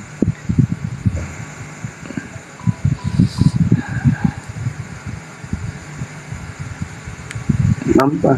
Udah bisa dibaca belum nih? Aku udah screenshot. Namanya siapa, Bang? Udah, bukan nama yang kita cari. Ini Enggak, doang. namanya Gambar siapa? doang. Jangan semua adekku. Jangan semua adekku, jangan semua. Udah. Udah. Nanti kasih ke Bang Ardiansa ya, Dek. Kalau boleh tahu siapa namanya? Stephen Alexander Siombing. Stephen Alexander Siombing, Masya Allah. Coba susu sapi saya di fullback. Di fallback Bang Ardiansa atau saya sudah Oke, follow kamu. Saya juga follow ya. Nanti Nanti bisa minta ini dek, minta nomor HP supaya dihubungkan Iya. dengan tim kita di Medan. terima Biar kami udah follow tuh. Kamu kan privat akunnya Dekku. Kami sudah minta permintaan follow, tolong di follow balik. Jadi bisa kamu nanti foto kan KTP dikirim ke Bang Ardiansah. Silakan Bang Zuma, langsung aja Bang Zuma. Masya Iya, Allah. orang tua sekarang di mana orang tua? Ini Akbar ya Allah. Ini orang tua di mana? Orang tua di Medan juga. Tapi tidak serumah. Serumah, cuman ini lagi kerja. Oh, ya sudah kita langsung syahadat aja ya dek ya. Kayaknya abang ini polisi ya? Enggak polisi. Oh, enggak. Bukan ya. Lanjut lagi Juma.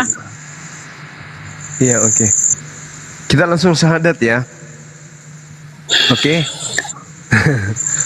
Oke ya, syahadat kita ya. Telunjuk kanannya diarahkan ke langit. Telunjuk kanan. Oke. Ikuti saya. Bismillah. Bismillah. Ar-Rahman. Ar-Rahman. Ar-Rahim. Ar-Rahim. Dengan menyebut nama Allah. Dengan menyebut nama Allah. Yang Maha Pemurah lagi Maha Penyayang. Yang Maha Pemurah lagi Maha Penyayang. Asyhadu. Asyhadu. Asyhadu. Asyhadu. Allah. Allah. Ilaha. Ilaha. Ilaha. Ilaha. Illallah. Illallah. Wa asyhadu. Wa asyhadu. Wa asyhadu. Wa asyhadu. Wa asyhadu. Wa asyhadu. Anna. Muhammadan. Muhammadan. Rasulullah. Rasulullah. Aku bersaksi bahwa tidak ada Tuhan selain Allah. Bahwa tidak ada Tuhan selain Allah. Dan aku bersaksi bahwa Nabi Muhammad adalah Rasul utusan Allah. Sah. Allahu Akbar. Masya Allah. Masya Allah. Dari Allahu Akbar. Agama apa sebelumnya? Kristen. Ikuti saya. Iya. Dan aku bersaksi bahwa Yesus hanyalah manusia utusan Allah. Takbir, Allahu Akbar. Allahu Akbar. Masya Allah. Subhanallah. Allahu Jadi Akbar. Ya Allah. adek ini minta tolong nanti hubungi Itu ada DM namanya Muhammad Ardiansyah. siapa? Nama Muhammad Ardiansyah. siapa? Bentar lu saya lihat dulu.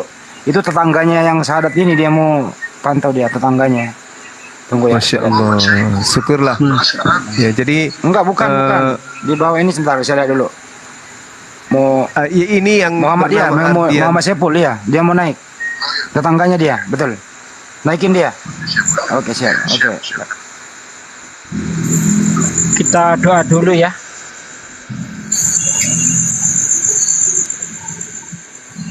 Tes. Sorry saya lagi nggak mute tadi. Sorry.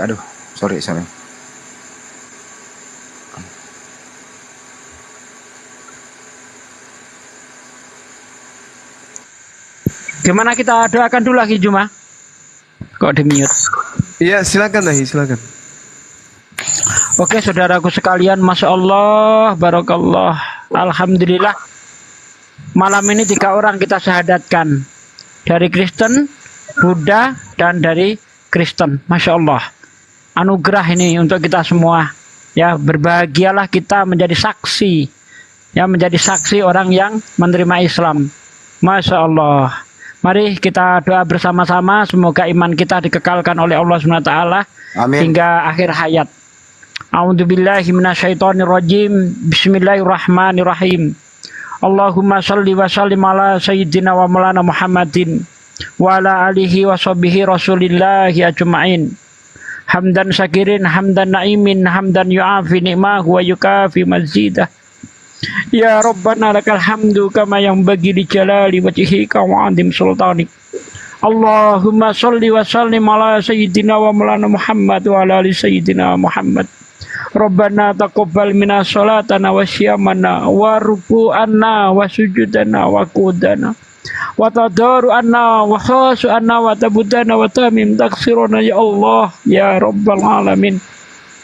Allahumma inna nas'aluka salamatan fid din wal afiyatan fil jasad wa siyadatan fil ilmi wa barakatan fil rizqi wa taubatan qoblal maut wa rahmatan indal maut wa maghfiratan ba'dal maut.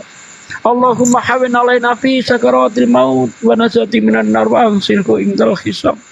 Rabbana la tuzigh qulubana ba'da idh hadaitana wa hab lana min ladunka rahmatan innaka antal wahhab. Ya Allah, ya Rabb, hanya kepadamu aku menyembah dan hanya kepadamu aku mohon pertolongan. Ya Allah, tunjukilah kami jalan yang lurus, ya Allah, bukan jalan yang sesat, ya Allah. Ya Allah, ya Rabb, Engkaulah yang membolak-balikkan hati kami, ya Allah. Tetapkanlah iman ini di dada kami, ya Allah. Tetapkanlah iman ini di dada saudara kami yang baru saja mengucapkan 2 kalimat syahadat, mengakui Engkau Tuhannya yang berhak disembah, dan mengakui Nabi-Mu yang mulia baginda Nabi Muhammad SAW sebagai utusan-Mu, ya Allah. Ya Allah, ya Rabb, jadikanlah lisan-lisan kami sebagai asbab turunnya hidayah, ya Allah.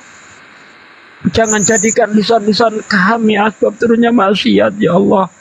Jadikanlah lisan-lisan kami penyampai agama-Mu, kebenaran agama-Mu, ya Allah. Jangan jadikan lisan-lisan kami asbab turunnya azab-Mu, ya Allah, ya Rabb. Ya Allah, ampunilah dosa kami, dosa orang tua kami, dosa anak-anak kami, saudara kami semuanya, ya Allah. Hanyalah Engkau yang berhak mengampuni dosa, ya Allah. Ya Allah, kami makhluk yang lemah, ya Allah. Kami hanya bisa menyampaikan ya Allah, tapi hidayah hanya ada padamu ya Allah.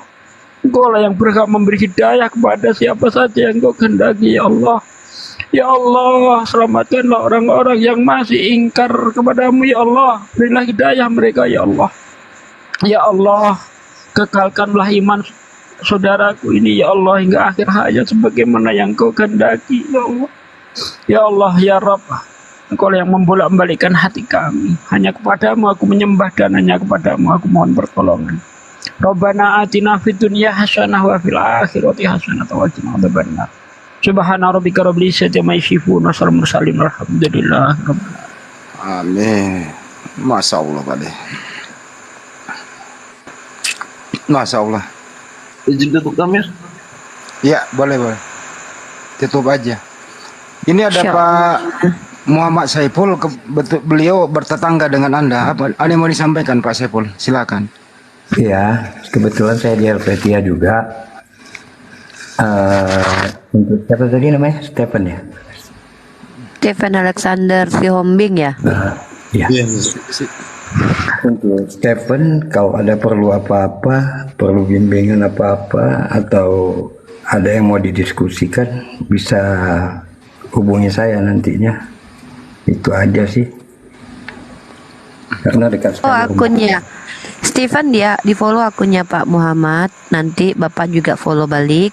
Nanti bisa lewat DM nanti koordinasi. Jadi Pak dibimbing adik kita kalau ada apa-apa nanti dikabari ke API atau di grup atau ke Bang Zuma atau ke Bang Hen atau ke Bang Handi. Ya, mudah-mudahan adik kita ini masih muda sekali ya. Beliau bisa apa namanya ya. Nanti kan tentu beliau akan menghadapi banyak hal nanti. Terkait tentang keluarga, lingkungan. Mudah-mudahan beliau bisa dimudahkan lah. Insya Allah. Steven kalau ada apa-apa kasih kabar ya adikku, bilang sama Pak Muhammad atau yang sudah di follow. Uni sudah follow akunnya Steven dan semua sudah follow. Kalau ada apa-apa dikabari ya. Oh ya, Steven, kamu belum disunat kan? Belum. Nah, itu nanti bisa koordinasi dengan MMCI bisa, kemudian dengan Pak Muhammad juga bisa, ngobrol dengan ustadz-ustadz yang ada di situ juga boleh gitu. Disegerakan. Izin. Kalau bisa disegerakan besok ketemu Pak Saiful, dijumpai anak ini apa masalahnya ya koordinasi dengan kami Pak Saiful ya. Boleh. Oh, ya, okay. Steven sudah bekerja ya atau masih sekolah? Sudah bekerja. Oh sudah bekerja. Sudah berkeluarga? Belum ya. Itu ya. Yang penting itu nanti Steven itu setelah disunat belajar sholat, ikuti nanti. Pokoknya seperti yang Pak Muhammad sampaikan tadi.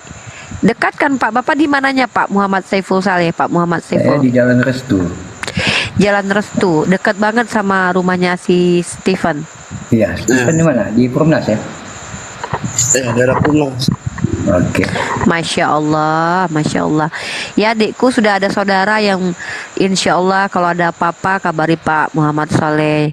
Dan nanti Bang Zuma bantu kamu juga untuk menghubungi pihak MMCI Medan. Gitu ya. Jangan lupa nanti KTP-nya dikirim ke Bang Ardiansah ya. Untuk sertifikat mu'alaf. Ya, izin ini juga ada DM dari sahabat Bang Zuma barusan katanya maaf admin mengganggu bila ada saudara yang baru. Suaranya kecil banget Bang Sadli. Waduh. Ya Sadli, oke.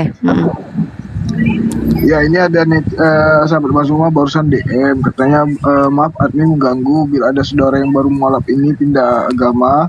Saya siap bantu dana untuk acara selamatannya. Masya Allah. Acara sunatannya mungkin yang dimaksud itu. Iya, Masya Allah. Acara selamatan ya. Nanti koordinasi aja di Japrian sama Sadli bisa, Bang Ardian saya bisa, sama aku bisa, sama Bang Handi bisa, sama pokoknya yang di semua komal di sini bisa. Susu sapi atau Steven nanti koordinasi. saudara-saudara kita yang muslim ingin membantu kamu karena kamu termasuk orang yang berhak mendapatkan zakat, infak dari kami umat Islam, maka itu teman-teman yang di bawah ingin memberikan hartanya ke kamu itu diterima saja, ya, Stephen.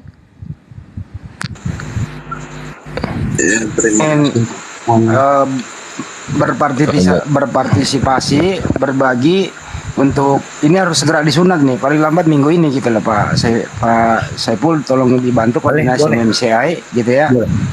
Dan teman-teman apabila ingin berbagi ya silakan, masih rekening MMCI kami buka untuk para mualaf. Itu kodenya 111 333 ya, 333 nomor rekening 333 untuk Palestina.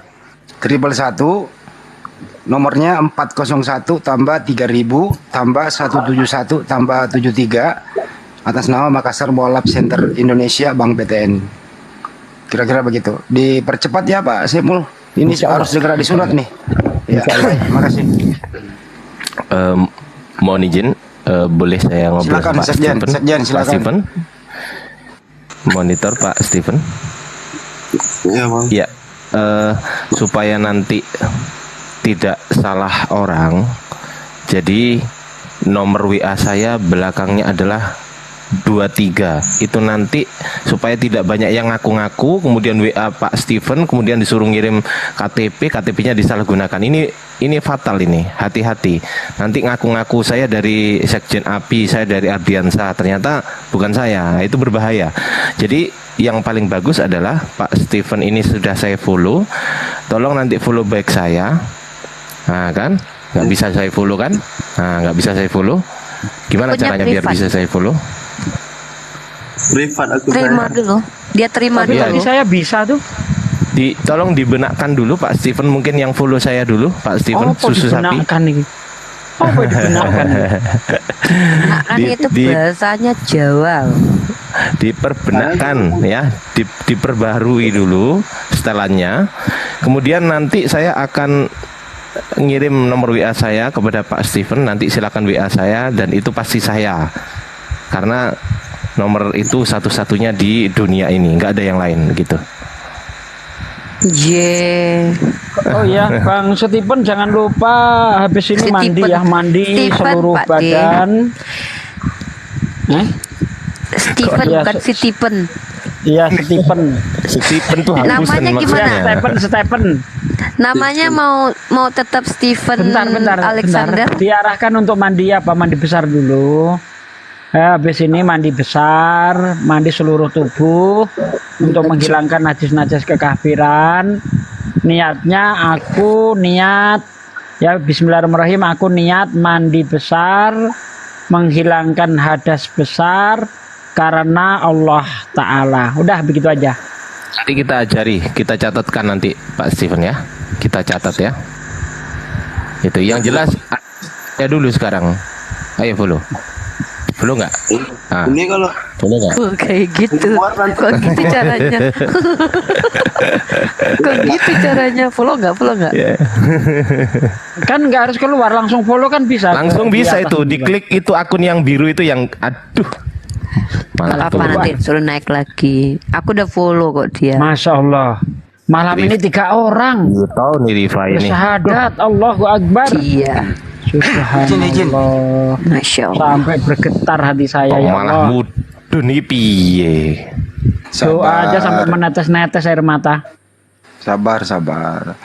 Izin ya Pak Saiful. Ya, Pak Saiful. Ya. Kalau dekat itu di follow Pak, besok temuin ya Pak ya, tolong ya. Ya, insya Allah. Iya Pak, baik. Pak Saiful ada di grup. Terus kedua ya disegerakan apapun itu WA ke saya, kalau bisa segera disunat itu gitu. Oke. Baik. Insya Allah. Baik. Makasih. Terus kemudian teman-teman yang ingin simpati atau berbagi untuk adik kita Stephen dan lain-lain itu ya, Makassar Mualaf Center Indonesia itu kodenya 111, rekeningnya 401 tambah 3000 tambah 171 tambah 73 atas nama Makassar Mualaf Center Indonesia Bank BTN. Oke, lanjut. Pak Muhammad ada bisa inbox saya Pak Muhammad? Kok kecil suaranya Bang? Gimana? Bisa inbox saya Pak Muhammad? Bisa insya Allah. Iya, karena saya ikuti Bali nggak bisa di privat sama Anda.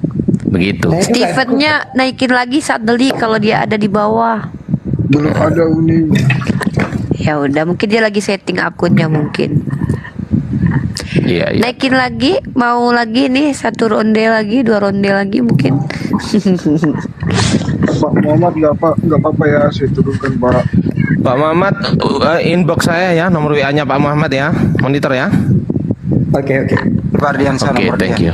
Sip. Tadi marka apa saya lupa ya. Marka apa tadi dia? Si Ombing ya. Wah. Lanjut. Steven Alexander Sihombing. Halo Rizky Clash. Muslim non muslim? Kayaknya non muslim Uni, karena katanya mau tuh. Loh, mana? Komennya di bawah katanya mau saya gas kalian semua. Gaskan kita. Konten di bawah kepanasan. Gaskan aku. Suka ya. kalau digas. Kasihan banget. Kita kasih receh aja 100 nih. Jangankan kalian mau ngegas kami. Turun Paulus hadir lagi, kami ngegas. Kipas aku noise ya. Anak Sorry Batak lah. menangis katanya. Dia mau apa katanya tadi kan? Apa kata dia gini kan? Aku kan nonton dia. Iya katanya, aku bilang nomos itu katanya. Terus dibilang sama kawannya kan, lah si Juma kan bilang Paulus ini kata dia kan, Pak Nabi palsu kata dia. Kan ada dasarnya. Masalahnya ada dasarnya ya kan. Bang Ardi. Sesuai dengan kriteria. Bang Ardiansyah. Bang Adi. Saya kirim nomornya Pak Sepul. Cepet banget ya. Oke, sip. Thank you. Itu tadi kenanya gini anak Batak itu, bukan masalah dia mengatakan nomos itu setan. Kenanya dia itu mengatakan siapa? Warokoh bin Nopal mengatakan nomos itu setan. Nah, itu kenanya dia di situ. Dia Mengada-adakan yang tidak ada ya. Iya, itu kena dia di situ. Udah nggak usah dibahas itu. Mana itu lagi, nggak ada lagi, naikin sadeli yang mau ngegas Bang Zuma. Aku nonton di Telegram bingung, di WA juga ada, di Telegram juga ada. Rame kali ya. Iya. Apa Bang? Rame aja. Ini ada Teddy nih. Halo Teddy. Halo, assalamualaikum semuanya. Waalaikumsalam. Muslim non muslim Teddy? Muslim. Oke Teddy silakan. Apa yang mau disampaikan Teddy? Ada tadi alhamdulillah ada yang masuk juga yang jadi mualaf ya. Alhamdulillah Teddy. Tapi tadi kan aku dengar tadi kan suruh kayak mandi wajib ya kan? Dia kan harus sunat dulu nggak sih Bang? Harus. Tapi enggak tadi tuh gini, aku lihat tadi kan dia membaca dua syahadat, tapi keluarganya kayak mana nanti ya? Urusan dia sama keluarganya, aja kita yang ngurus. Pasti akan berdunia nanti ya. Iya Ted. Semoga jangan. Ada aja di bawah nih kan.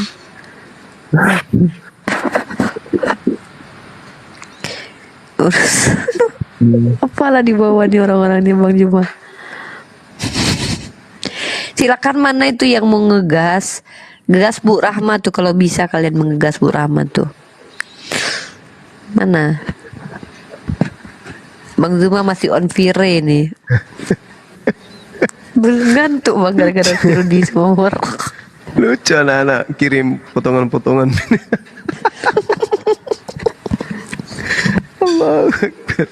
Memang dari sejak semula sebelum dia berkasus selalu dia bawa nomor sini. Ya, ada saatnya nanti kamu ketemu saya bahas nomos. Ini dapat ya kan? Nomos. Padahal nomos itu hukum. Aduh. Terlalu gegabah. Gegabah ya, gegabah nah apa dia narasi dia? Aduh, Ya, gimana lagi Naruto. nasibmu saudaraku? Halo, assalamualaikum. Islam. Waalaikumsalam. Saya mau tanya aja tentang bedanya Ar-Rahman sama Ar-Rahim itu kan Maha Pengasih dan Maha Penyayang. Itu maksudnya kok saya pikir sama-sama saja. Saya mau tanya itu gimana gitu aja. Oh, di reply ini pagarnya nih kalau ini. Ayo nih. Ya ayo. udah. Ya. Jadi Boleh ya? sebenarnya ya silakan Pak Desugi. Ar-Rahman, Ar-Rahim, Maha Penyayang dan Maha Pengasih. Maha Penyayang Allah itu ditunjukkan hanya di dunia saja. Sehingga setiap manusia, mau dia kafir, mau dia muslim, dia disayang Allah. Apa buktinya? Dia diberi rezeki oleh Allah SWT. Bahkan Nabi pernah bersabda, sekiranya dunia ini harganya seimbang dengan sayap nyamuk yang sebelah, niscaya orang-orang kafir itu tidak akan diberi minum walaupun setetes air. Tetapi karena Allah itu mempunyai sifat Maha Penyayang, maka orang kafir dibebaskan untuk menikmati dunia ini. Itu Maha Sayangnya Allah. Nah, Maha Pengasih ini berlakunya nanti di akhirat. Hanya orang-orang yang betul-betul dikasihi Allah yang akan mendapat surga. Orang-orang kafir tidak mendapatkan surga, mereka neraka. Mereka tidak dikasihi Allah. Ya, jadi sifat sayang itu ditunjukkan oleh Allah di dunia, sifat kasih ditunjukkan oleh Allah di akhirat. Begitu, Bang. Terima kasih penjelasannya. Seperti itu ya. Jadi itu kasih sayang, kalau Rahman itu kasih sayang Allah di dunia untuk semua semua agama gitu. Betul. Rahim itu kasih sayang Allah hanya untuk umat Islam saja atau yang menyembah Allah, begitu ya? Ya, betul. Iya. Enggak kebalik, enggak kebalik. Sayang dan kasih beda. Enggak kebalik itu. Terima kasih, sudah paham saya. Iya. Iya, makna khusus dan makna umum lah. Secara umum Maksudnya pada ada. tadi itu Allah itu Maha Pengasih, semua orang dikasih. Mau orang kafir dikasih kaya, orang Islam dikasih miskin, orang Islam dikasih kaya, orang kafir dikasih miskin. Tapi tidak Maha Penyayang. Jadi hanya umat Islam yang disayangi oleh Allah. Kira-kira begitu bahasa umumnya. Lanjut.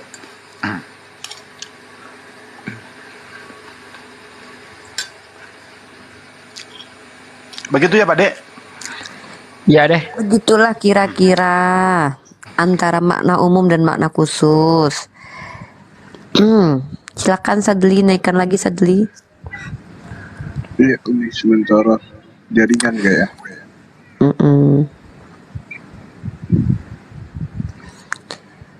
Ya, katanya kebalik. Jadi kasih itu jangan dipahami kasih seperti kita ngasih permen ya, bukan itu. Kasih itu lebih daripada sayang. Dibilang kebalik, enggak. Kasih itu lebih daripada sayang.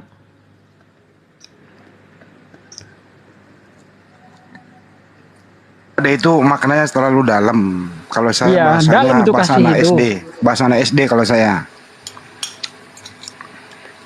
Itu intinya. Oh ya, ini ada akun katanya tadi buat mualaf yang ingin bekerja atau butuh pekerjaan bisa hubungi Bapak ini. Saya naikin dulu ya.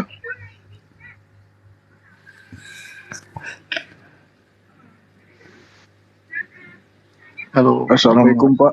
Silakan Pak.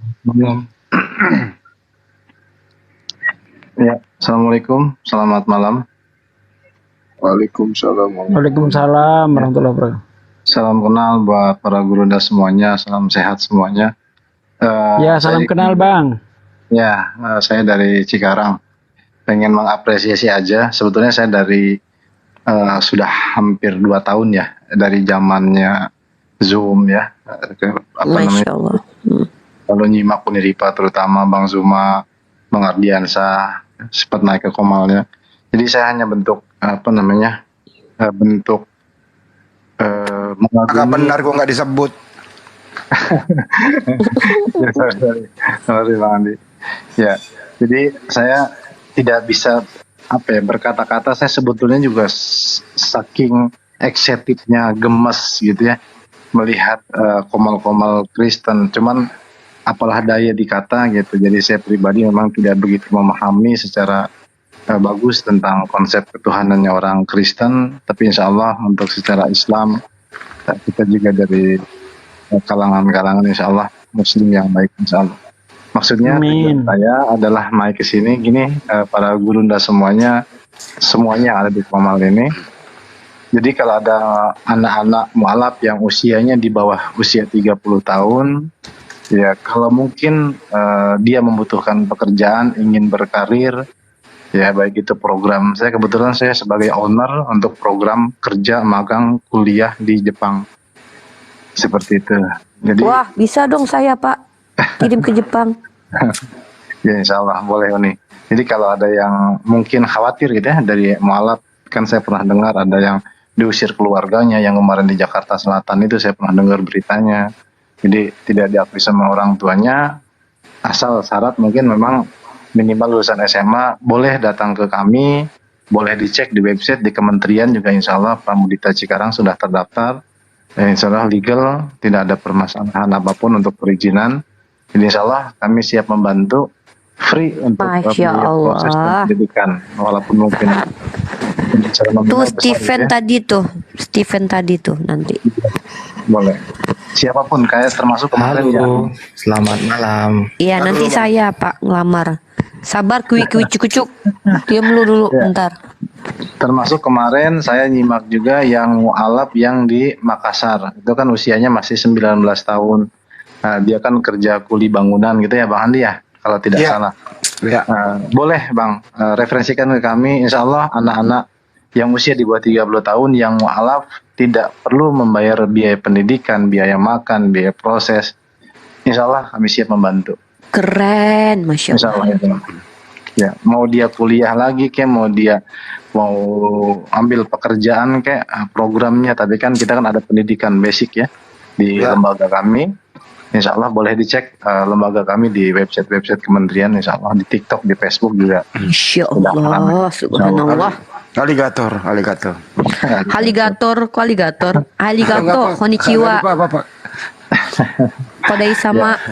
Sebetulnya kemarin saya waktu mungkin saya kurang terkenal kali ya di kalangan kepala debater ini, jadi saya kemarin waktu itu greget pengen naik gitu, pengen menyampaikan, saya pengen saya DM cuman nggak dibalas juga tuh yang dari Makassar, termasuk yang siapa tuh kemarin tuh ada juga saya lupa. Habis abang nggak hubungi WA saya? Saya DM cuman nggak ada yang respon nih. WA tuh Kang, WA tuh. Ke saya kan nggak ada. Bang Ardi juga udah, cuman akun saya kan ada 3. Sombong tuh mereka tuh. Take down ke Bang Juma ya, saya mungkin tahu kalau Bang Juma orangnya super sibuk pasti gitu ya. Ya apalah saya gitu kan ya. Seperti itu. Oke, dicatat nomorku Bang, dicatat aja langsung nomor HP. Boleh. Silakan. 081. Bentar Bang. Saya ambil handphone satu lagi. Ya. Kirimkan Bang Handi ke Jepang ya Bang, kalau nggak aku. Kebetulan kan kita tetangga nih. Ya. Kalau bisanya cuma bahasa Padang masih bisa ke Jepang nggak? Quick. Mau diskusi nih. 081 tambah 2877 tambah 43 kali 41 terus tambah 99. Aduh. 92 kali ya? Iya, cukup. Oke. Bang siapa nih? Yang Bang Andi ya? Iya, Profesor Dr. Marwoto, sarjana hukum yang belum diakui oleh negara. Masya Allah. Ya, jadi gitu Bang. Jadi mohon kalau mungkin saya hanya suka nyimak di bawah aja. Kalau ada mungkin anak-anak yang mualaf, yang khawatir tidak diakui oleh keluarga atau khawatir terbentur mencari pekerjaan.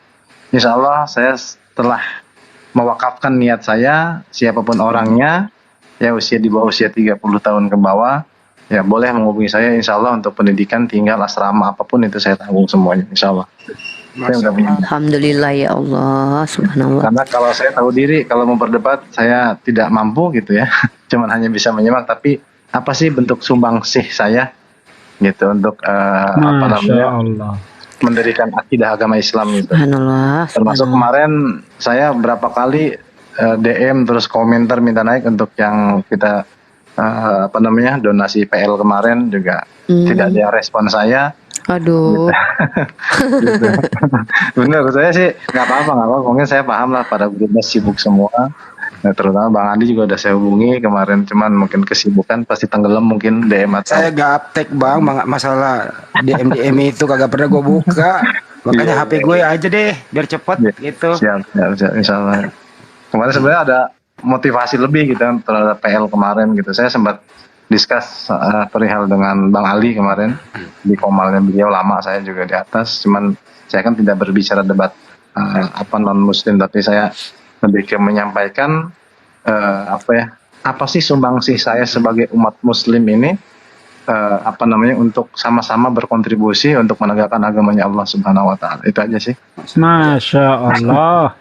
Ya, mudah-mudahan ya, kalau ada waktu mungkin boleh berkunjung ke kami, ke kantor kami boleh, atau mungkin Tinggal di mana bang?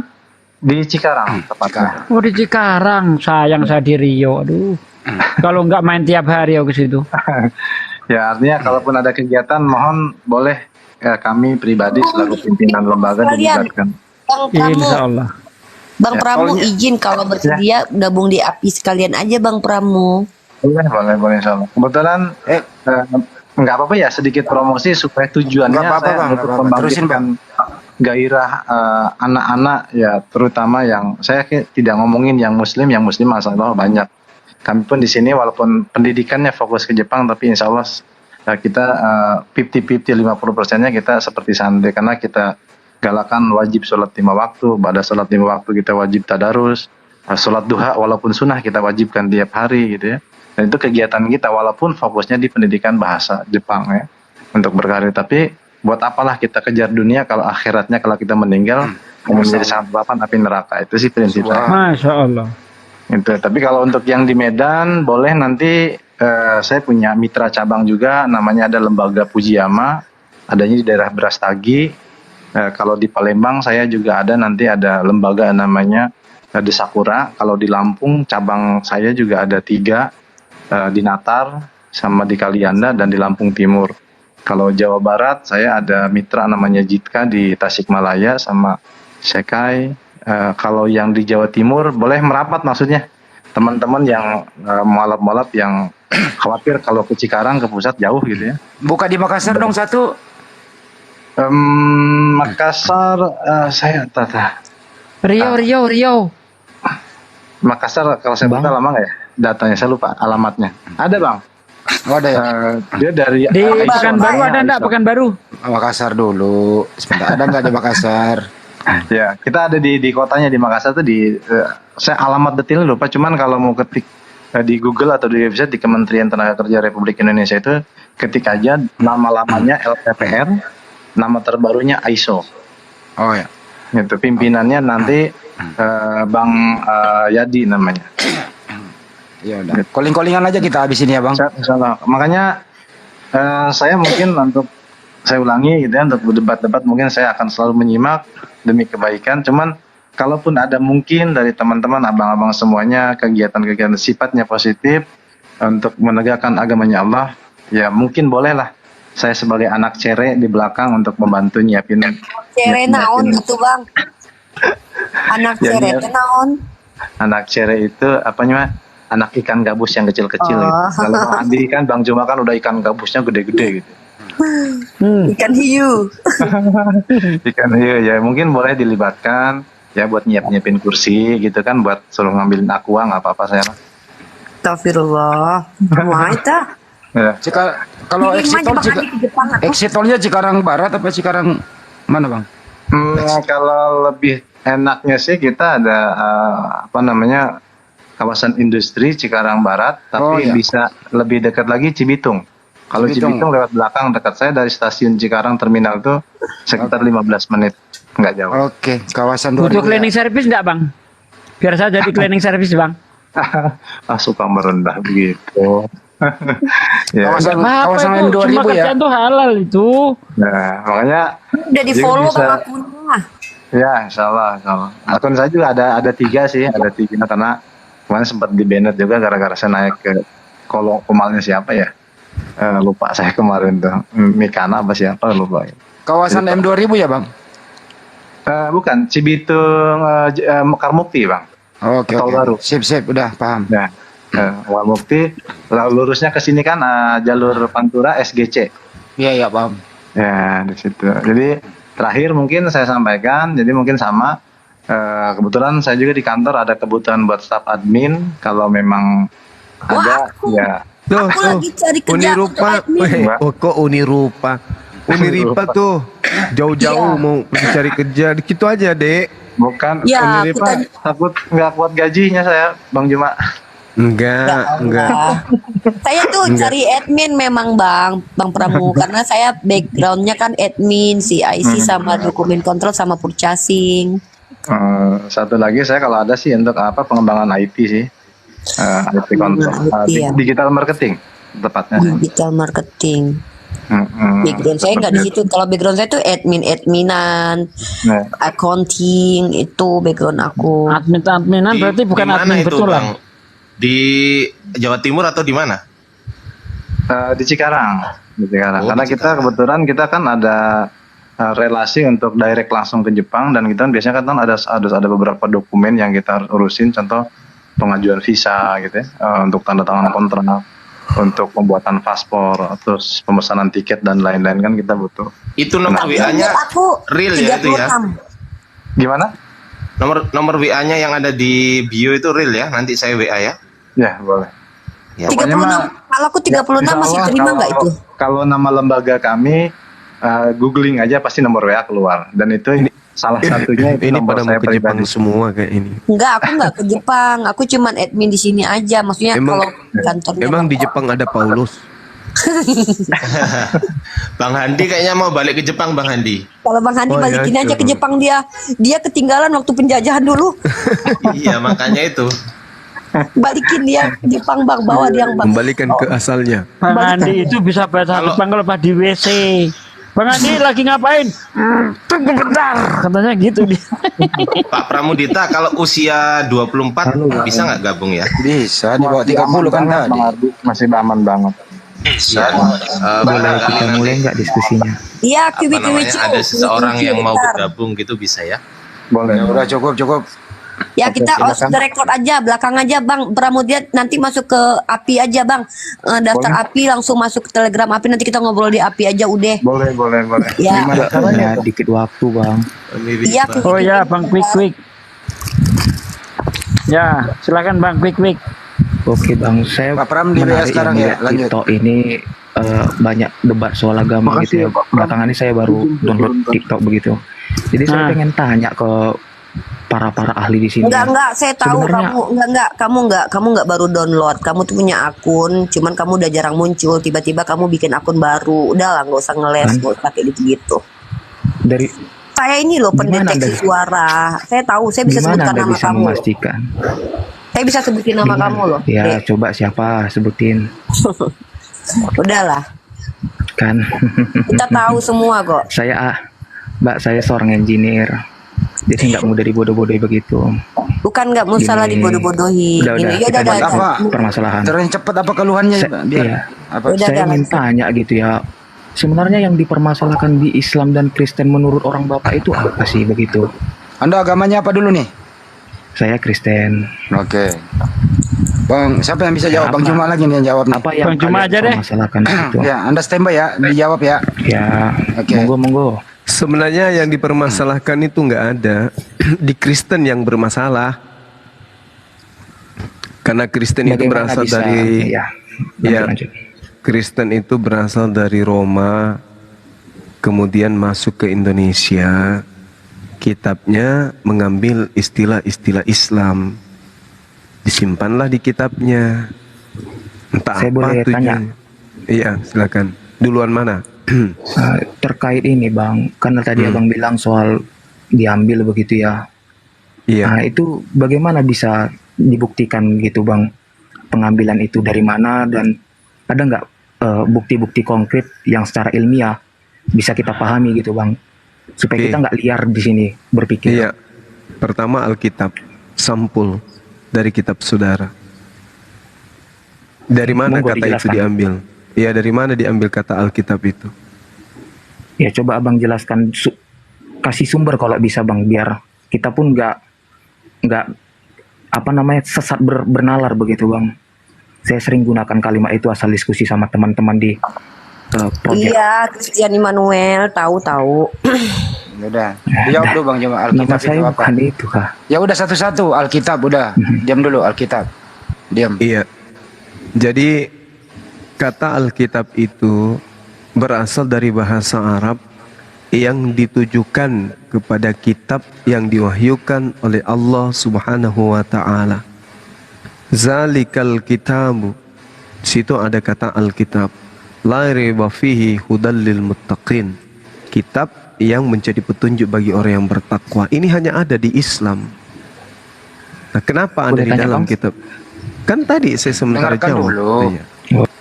Nah, sekarang kenapa ada di dalam kitab saudara kata Alkitab itu?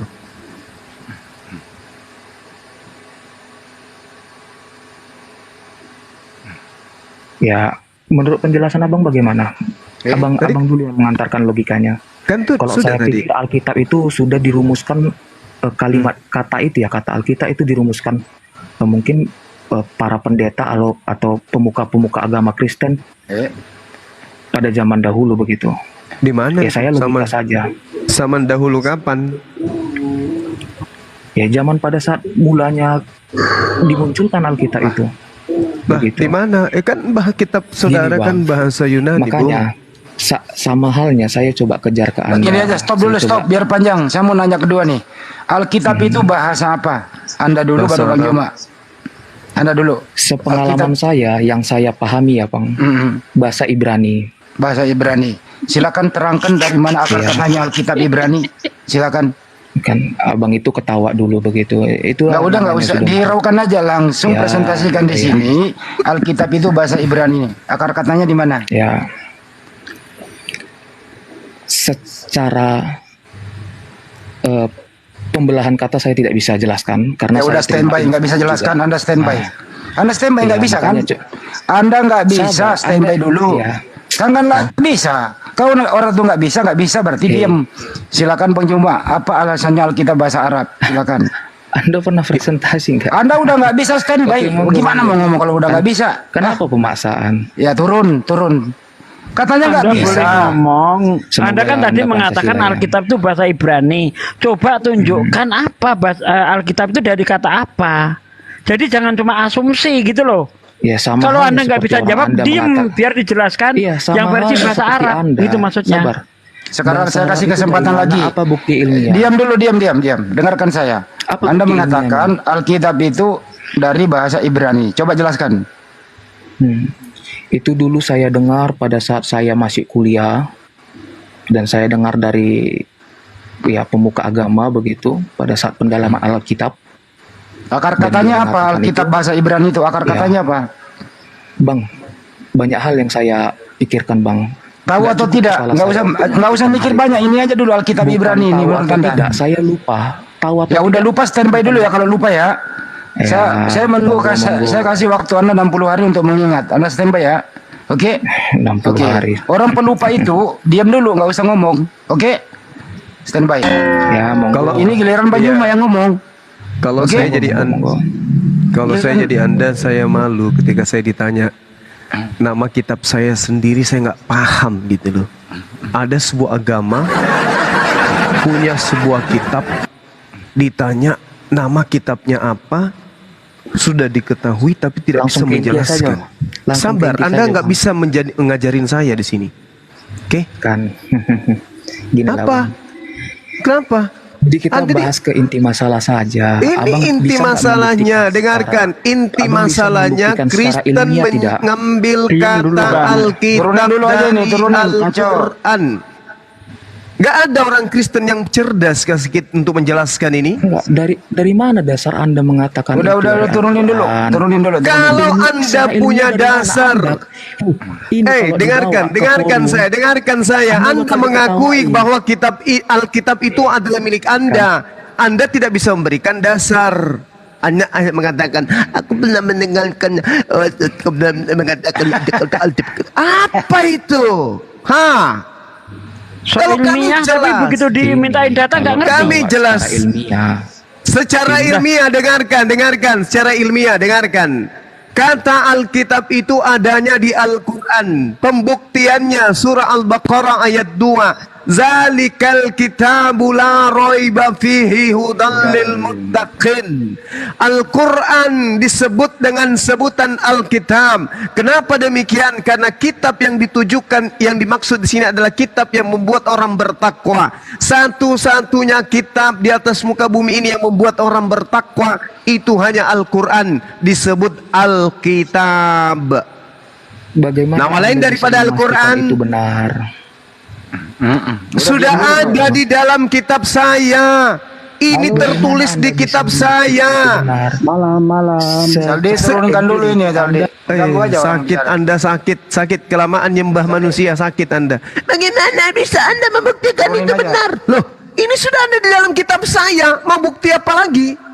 Saya mengatakan itu berasal dari kitab saya karena ada di dalam kitab saya. Bagaimana Anda bisa membuktikan itu benar? Loh, ini ada. Alif lam ka ta ba Alkitab. Jelas ini. Enggak ada lagi. Mau bukti apa lagi? 1400 tahun silam ini sudah ada ini. Huruf K, huruf Ta, huruf Ba, Alif Lam yang mengawali Alkitabu la raiba fihi hudal lil muttaqin. Itu jelas sekali dalam kitabnya orang kok. Saya tanya, Al-Quran, Ar-Rahmah, Al-Furqan, Al-Huda, Al-Kitab, itu nama lain daripada Al-Quran. Salah satunya adalah Alkitab. Muncul kitab Anda juga bawa-bawa nama Alkitab. Kenapa kitab Anda itu membawa Alkitab? Karena ini dasarnya. Dengarkan. 1 Korintus 9 nomor 20. Demikianlah bagi orang Yahudi, aku menjadi seperti orang Yahudi, supaya aku memenangkan orang-orang Yahudi. Bagi orang-orang yang hidup di bawah hukum Taurat, aku menjadi seperti orang yang hidup di bawah hukum Taurat. Sekalipun aku sendiri tidak hidup di bawah hukum Taurat, supaya aku dapat memenangkan mereka yang hidup di bawah hukum Taurat. Aku menggunakan Alkitab, meskipun saya tidak suka dengan nama itu, karena nama itu adalah nama lain daripada Al-Quran, karena nama itu adalah nama bahasa Arab. Tetapi aku gunakan untuk memenangkan Islam awam, supaya mereka bisa menganggap bahwa Bible saya juga itu adalah Alkitab.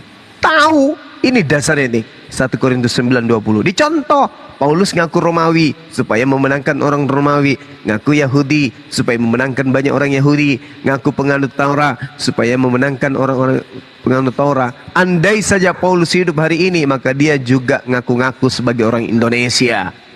Bahkan mungkin dia mengaku sebagai orang Islam supaya dia bisa memenangkan banyak dari orang Islam. Ini dasar kitabmu. Makanya ada debat karena kitabmu ngambil-ngambil istilah Islam. Demikian. Ya.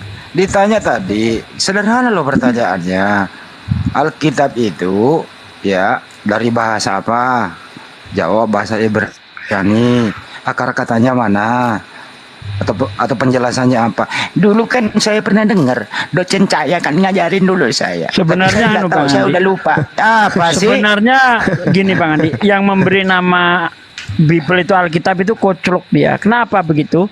Karena dari kata Biblos yang artinya kumpulan buku-buku. Nah, sedangkan Alkitab itu sebuah buku, sebuah kitab. Ya kan? Seharusnya kalau diterjemahkan ke bahasa Indonesia artinya ya kumpulan buku-buku, itulah Biblos. Nggak bisa dikasih nama Alkitab, nggak bisa dari segi bahasa, nggak bisa. Karena bagaimana mungkin dari jamak jadi tunggal, gitu loh. Biblos itu jamak. Bunda Semangkut semalam tentang nama kitab mereka ini. Clipping. Ya, clipping. Tabiblika. Encoding. Ya, according itu clipping karena dia mengambil kutipan-kutipan dijadikan satu clipping. Nah, sedangkan di dalam kitabnya orang Yahudi tidak ada itu penyebutan Alkitab. Di mana itu? Nggak ada. Bahasa Ibrani Alkitab itu mana? Nggak ada. Bahkan terjemahan Perjanjian Lama pun tidak ada sebutan Alkitab di situ.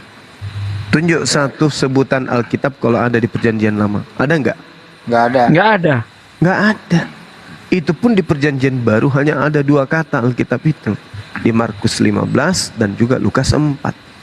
Adanya cuma ketubim. Nggak ada.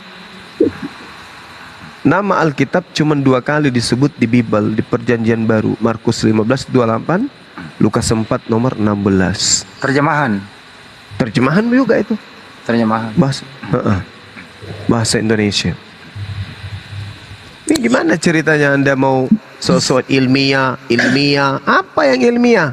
Saya Simia tahu mungkin. itu Bang. Itu kalau saya tidak salah juga karena saya masih ingat suaranya ya. Itu salah satu adik. Assalamualaikum. Wah, ini ahlinya nih. Waalaikumsalam warahmatullahi wabarakatuh. Jadi itu salah satu adik kita yang memang pernah berislam. Kalau saya tidak salah ya, kalau saya salah maaf. Tapi saya ingat dengan suara dia. Nah, memang cara metode diskusi dia dari dulu yaitu meminta bukti empirik, membawa ke ranah filsafat karena memang dia backgroundnya di sana. Memang murtad lagi dia? Dia Allah malam bisawab karena sudah lama tidak muncul. Terakhir dia pernah typing berdebat dengan sesama muslim di typing. Tiba-tiba udah yang penting dia nggak bisa buktikan apa yang dia ungkapkan, apa yang dia kalau dia minta klaim ilmiah Bang Handi, kalau dia minta ilmiah, saya mampu buktikan Al-Quran lebih ilmiah daripada Bible. Tapi asal dia bisa menjawab ya setiap pertanyaan kita, parameter kita dia juga bisa tunjukin. Karena kalau ilmiah berdasarkan apa dulu gitu loh. Saya mampu itu insya Allah karena itu kajian aku. Ini tadi udah dites satu kata aja udah. Aku dulu pernah dengar tapi saya udah lupa. Apaan tuh kalau ilmiah gitu? Apaan kayak gitu? Iya. Ilmiah kok lupa? Ya udah. Intinya gini, kesimpulan saya 30 detik. Di dalam kitabnya orang Kristen ya, Perjanjian Lama tidak ada penyebutan Alkitab. Perjanjian Baru kalau mau jujur dalam bahasa aslinya juga tidak ada penyebutan Alkitab. Adapun yang saya katakan tadi, Lukas 4 nomor 16 itu tidak ada di original teksnya, kata Alkitab itu nggak ada. Yang ada kai. Kai itu apa? Entah apa-apa. Itu adalah penghubung dan seterusnya. Jadi terjemahan misalnya gini. Ia datang ke Nazaret tempat ia dibesarkan dan menurut kebiasaannya pada hari Sabat ia masuk ke dalam rumah ibadat lalu berdiri hendak membaca dari Alkitab. Di situ sebenarnya kata Alkitab itu penambahan. Tidak ada kata Alkitab di dalam original teksnya. Itu hanya berakhir pada kata membaca. Apa itu? Anaginosko, membaca. Kamu membaca. Jadi Yesus berdiri hendak membaca. Anoginosko, tapi tidak dikatakan membaca Alkitab. Kata Alkitab itu penambahan, itu nggak ada di original teksnya.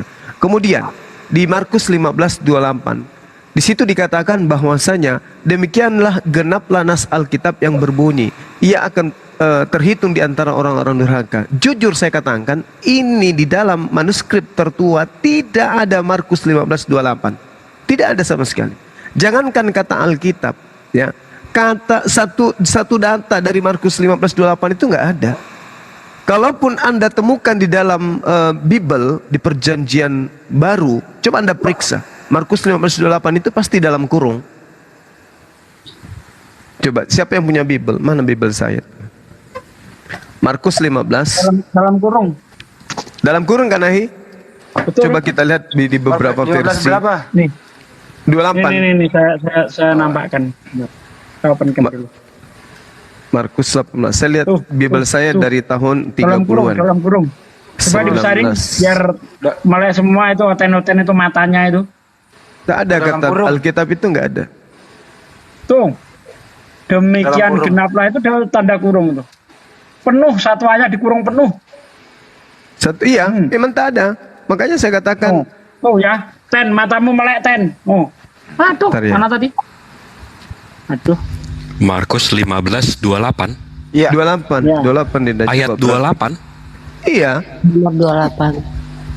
Loh, di Sinaiticus cuma sampai Markus 15 makanya aku bilang. Makanya aku bilang kita ini belajar, Bung. Jadi jangan bawa-bawa ini. Oh ya, tanda kurung. Oh, tanda kurung. 15. Ini di Bang Adiansah bahas itu sama si ini di kodeksnya lompat angkanya. Iya. Enggak ada. 27 langsung ke 29. Kata pendeta tadi bilang 27 langsung 29. katanya ada kok di kodeks terbaru, kodeks yang ada di Trente kodeks apa yang dulu Bang Jibril 28-nya mana? Ya ini nggak ada Bang, raib. Kalau di terbitan Ini langsung di sininya. 1965 di Bibelnya teman Kristen itu bukan dalam kurung.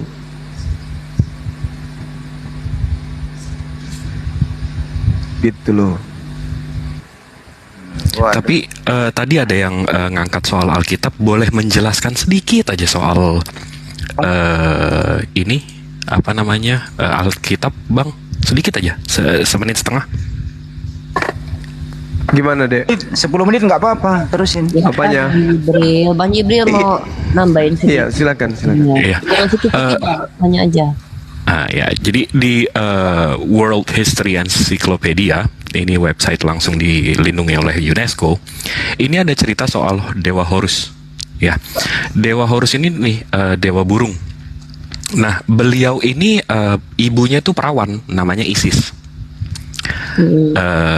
Dia dilahirkan dari perempuan yang perawan juga. Nah ini ya, nih ini si Isis, ini si Horus. Nah di sini penjelasannya saya translate nih ya. Sangat mempengaruhi perkembangan agama Kristen, dan Hippocrates adalah putra dewi yang digambarkan dari seni Romawi kuno bersama ibunya. Nah ini kan kita bisa lihat nih, mirip banget ya. Ya, abis itu, saya bisa lari ke Biblosnya dari mana? Nah, diceritakan di sini bahwa si Isis ini dimasukin ke dalam. He made his brother expect specifications. Once Oris inside, she slammed a lid on and threw box into the Nile. Jadi dimasukin kotak dan dihanyutkan di Sungai Nil. Nah, the casket floated, ya kelihatan ya. The casket floated down the river, it actually lodged in tamarisk tree by the shore of Byblos. Nah, apa ini Byblos? Kita terusin. Nih. Nah, Byblos itu rupanya kota Dewa Horus.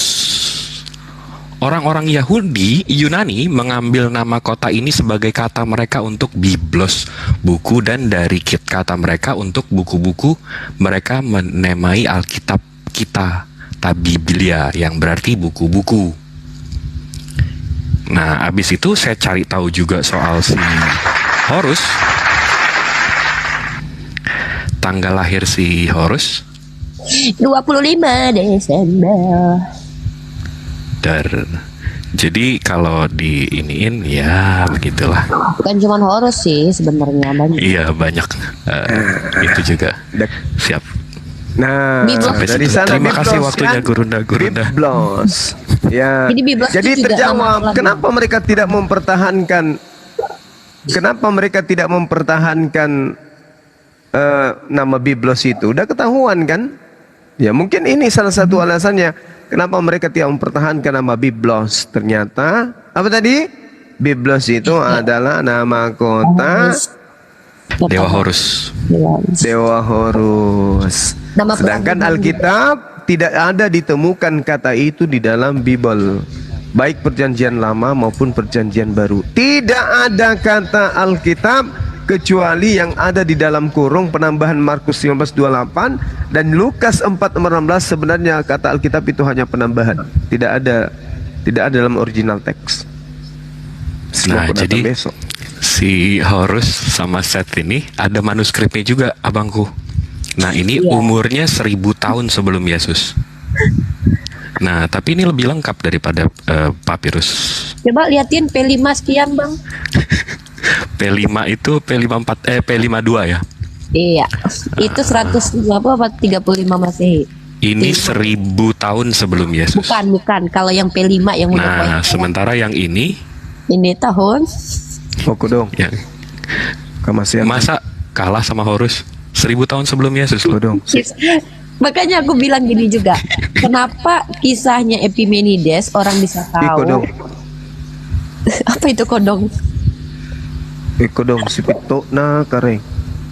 Kodong ketemu. Artinya bang? Aku mengasihani dirimu. Kodong itu kasihan.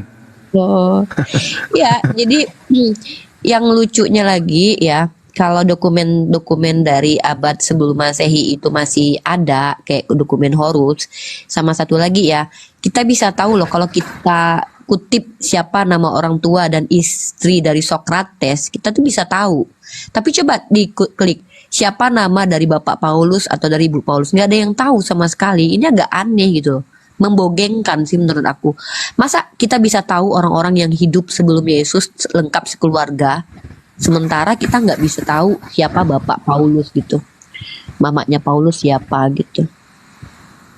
Aneh sih. Itu si Domi mau naik katanya itu Sadli.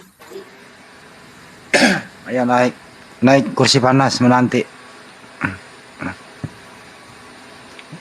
Izin sholat subuh dulu saya ya. Silakan dilanjut ya. Emang udah subuh di Makassar. Kodong. Oh iya dah. Udah kodong, udah bikodong. Kodong. Kita tutup aja live-nya ya kodong.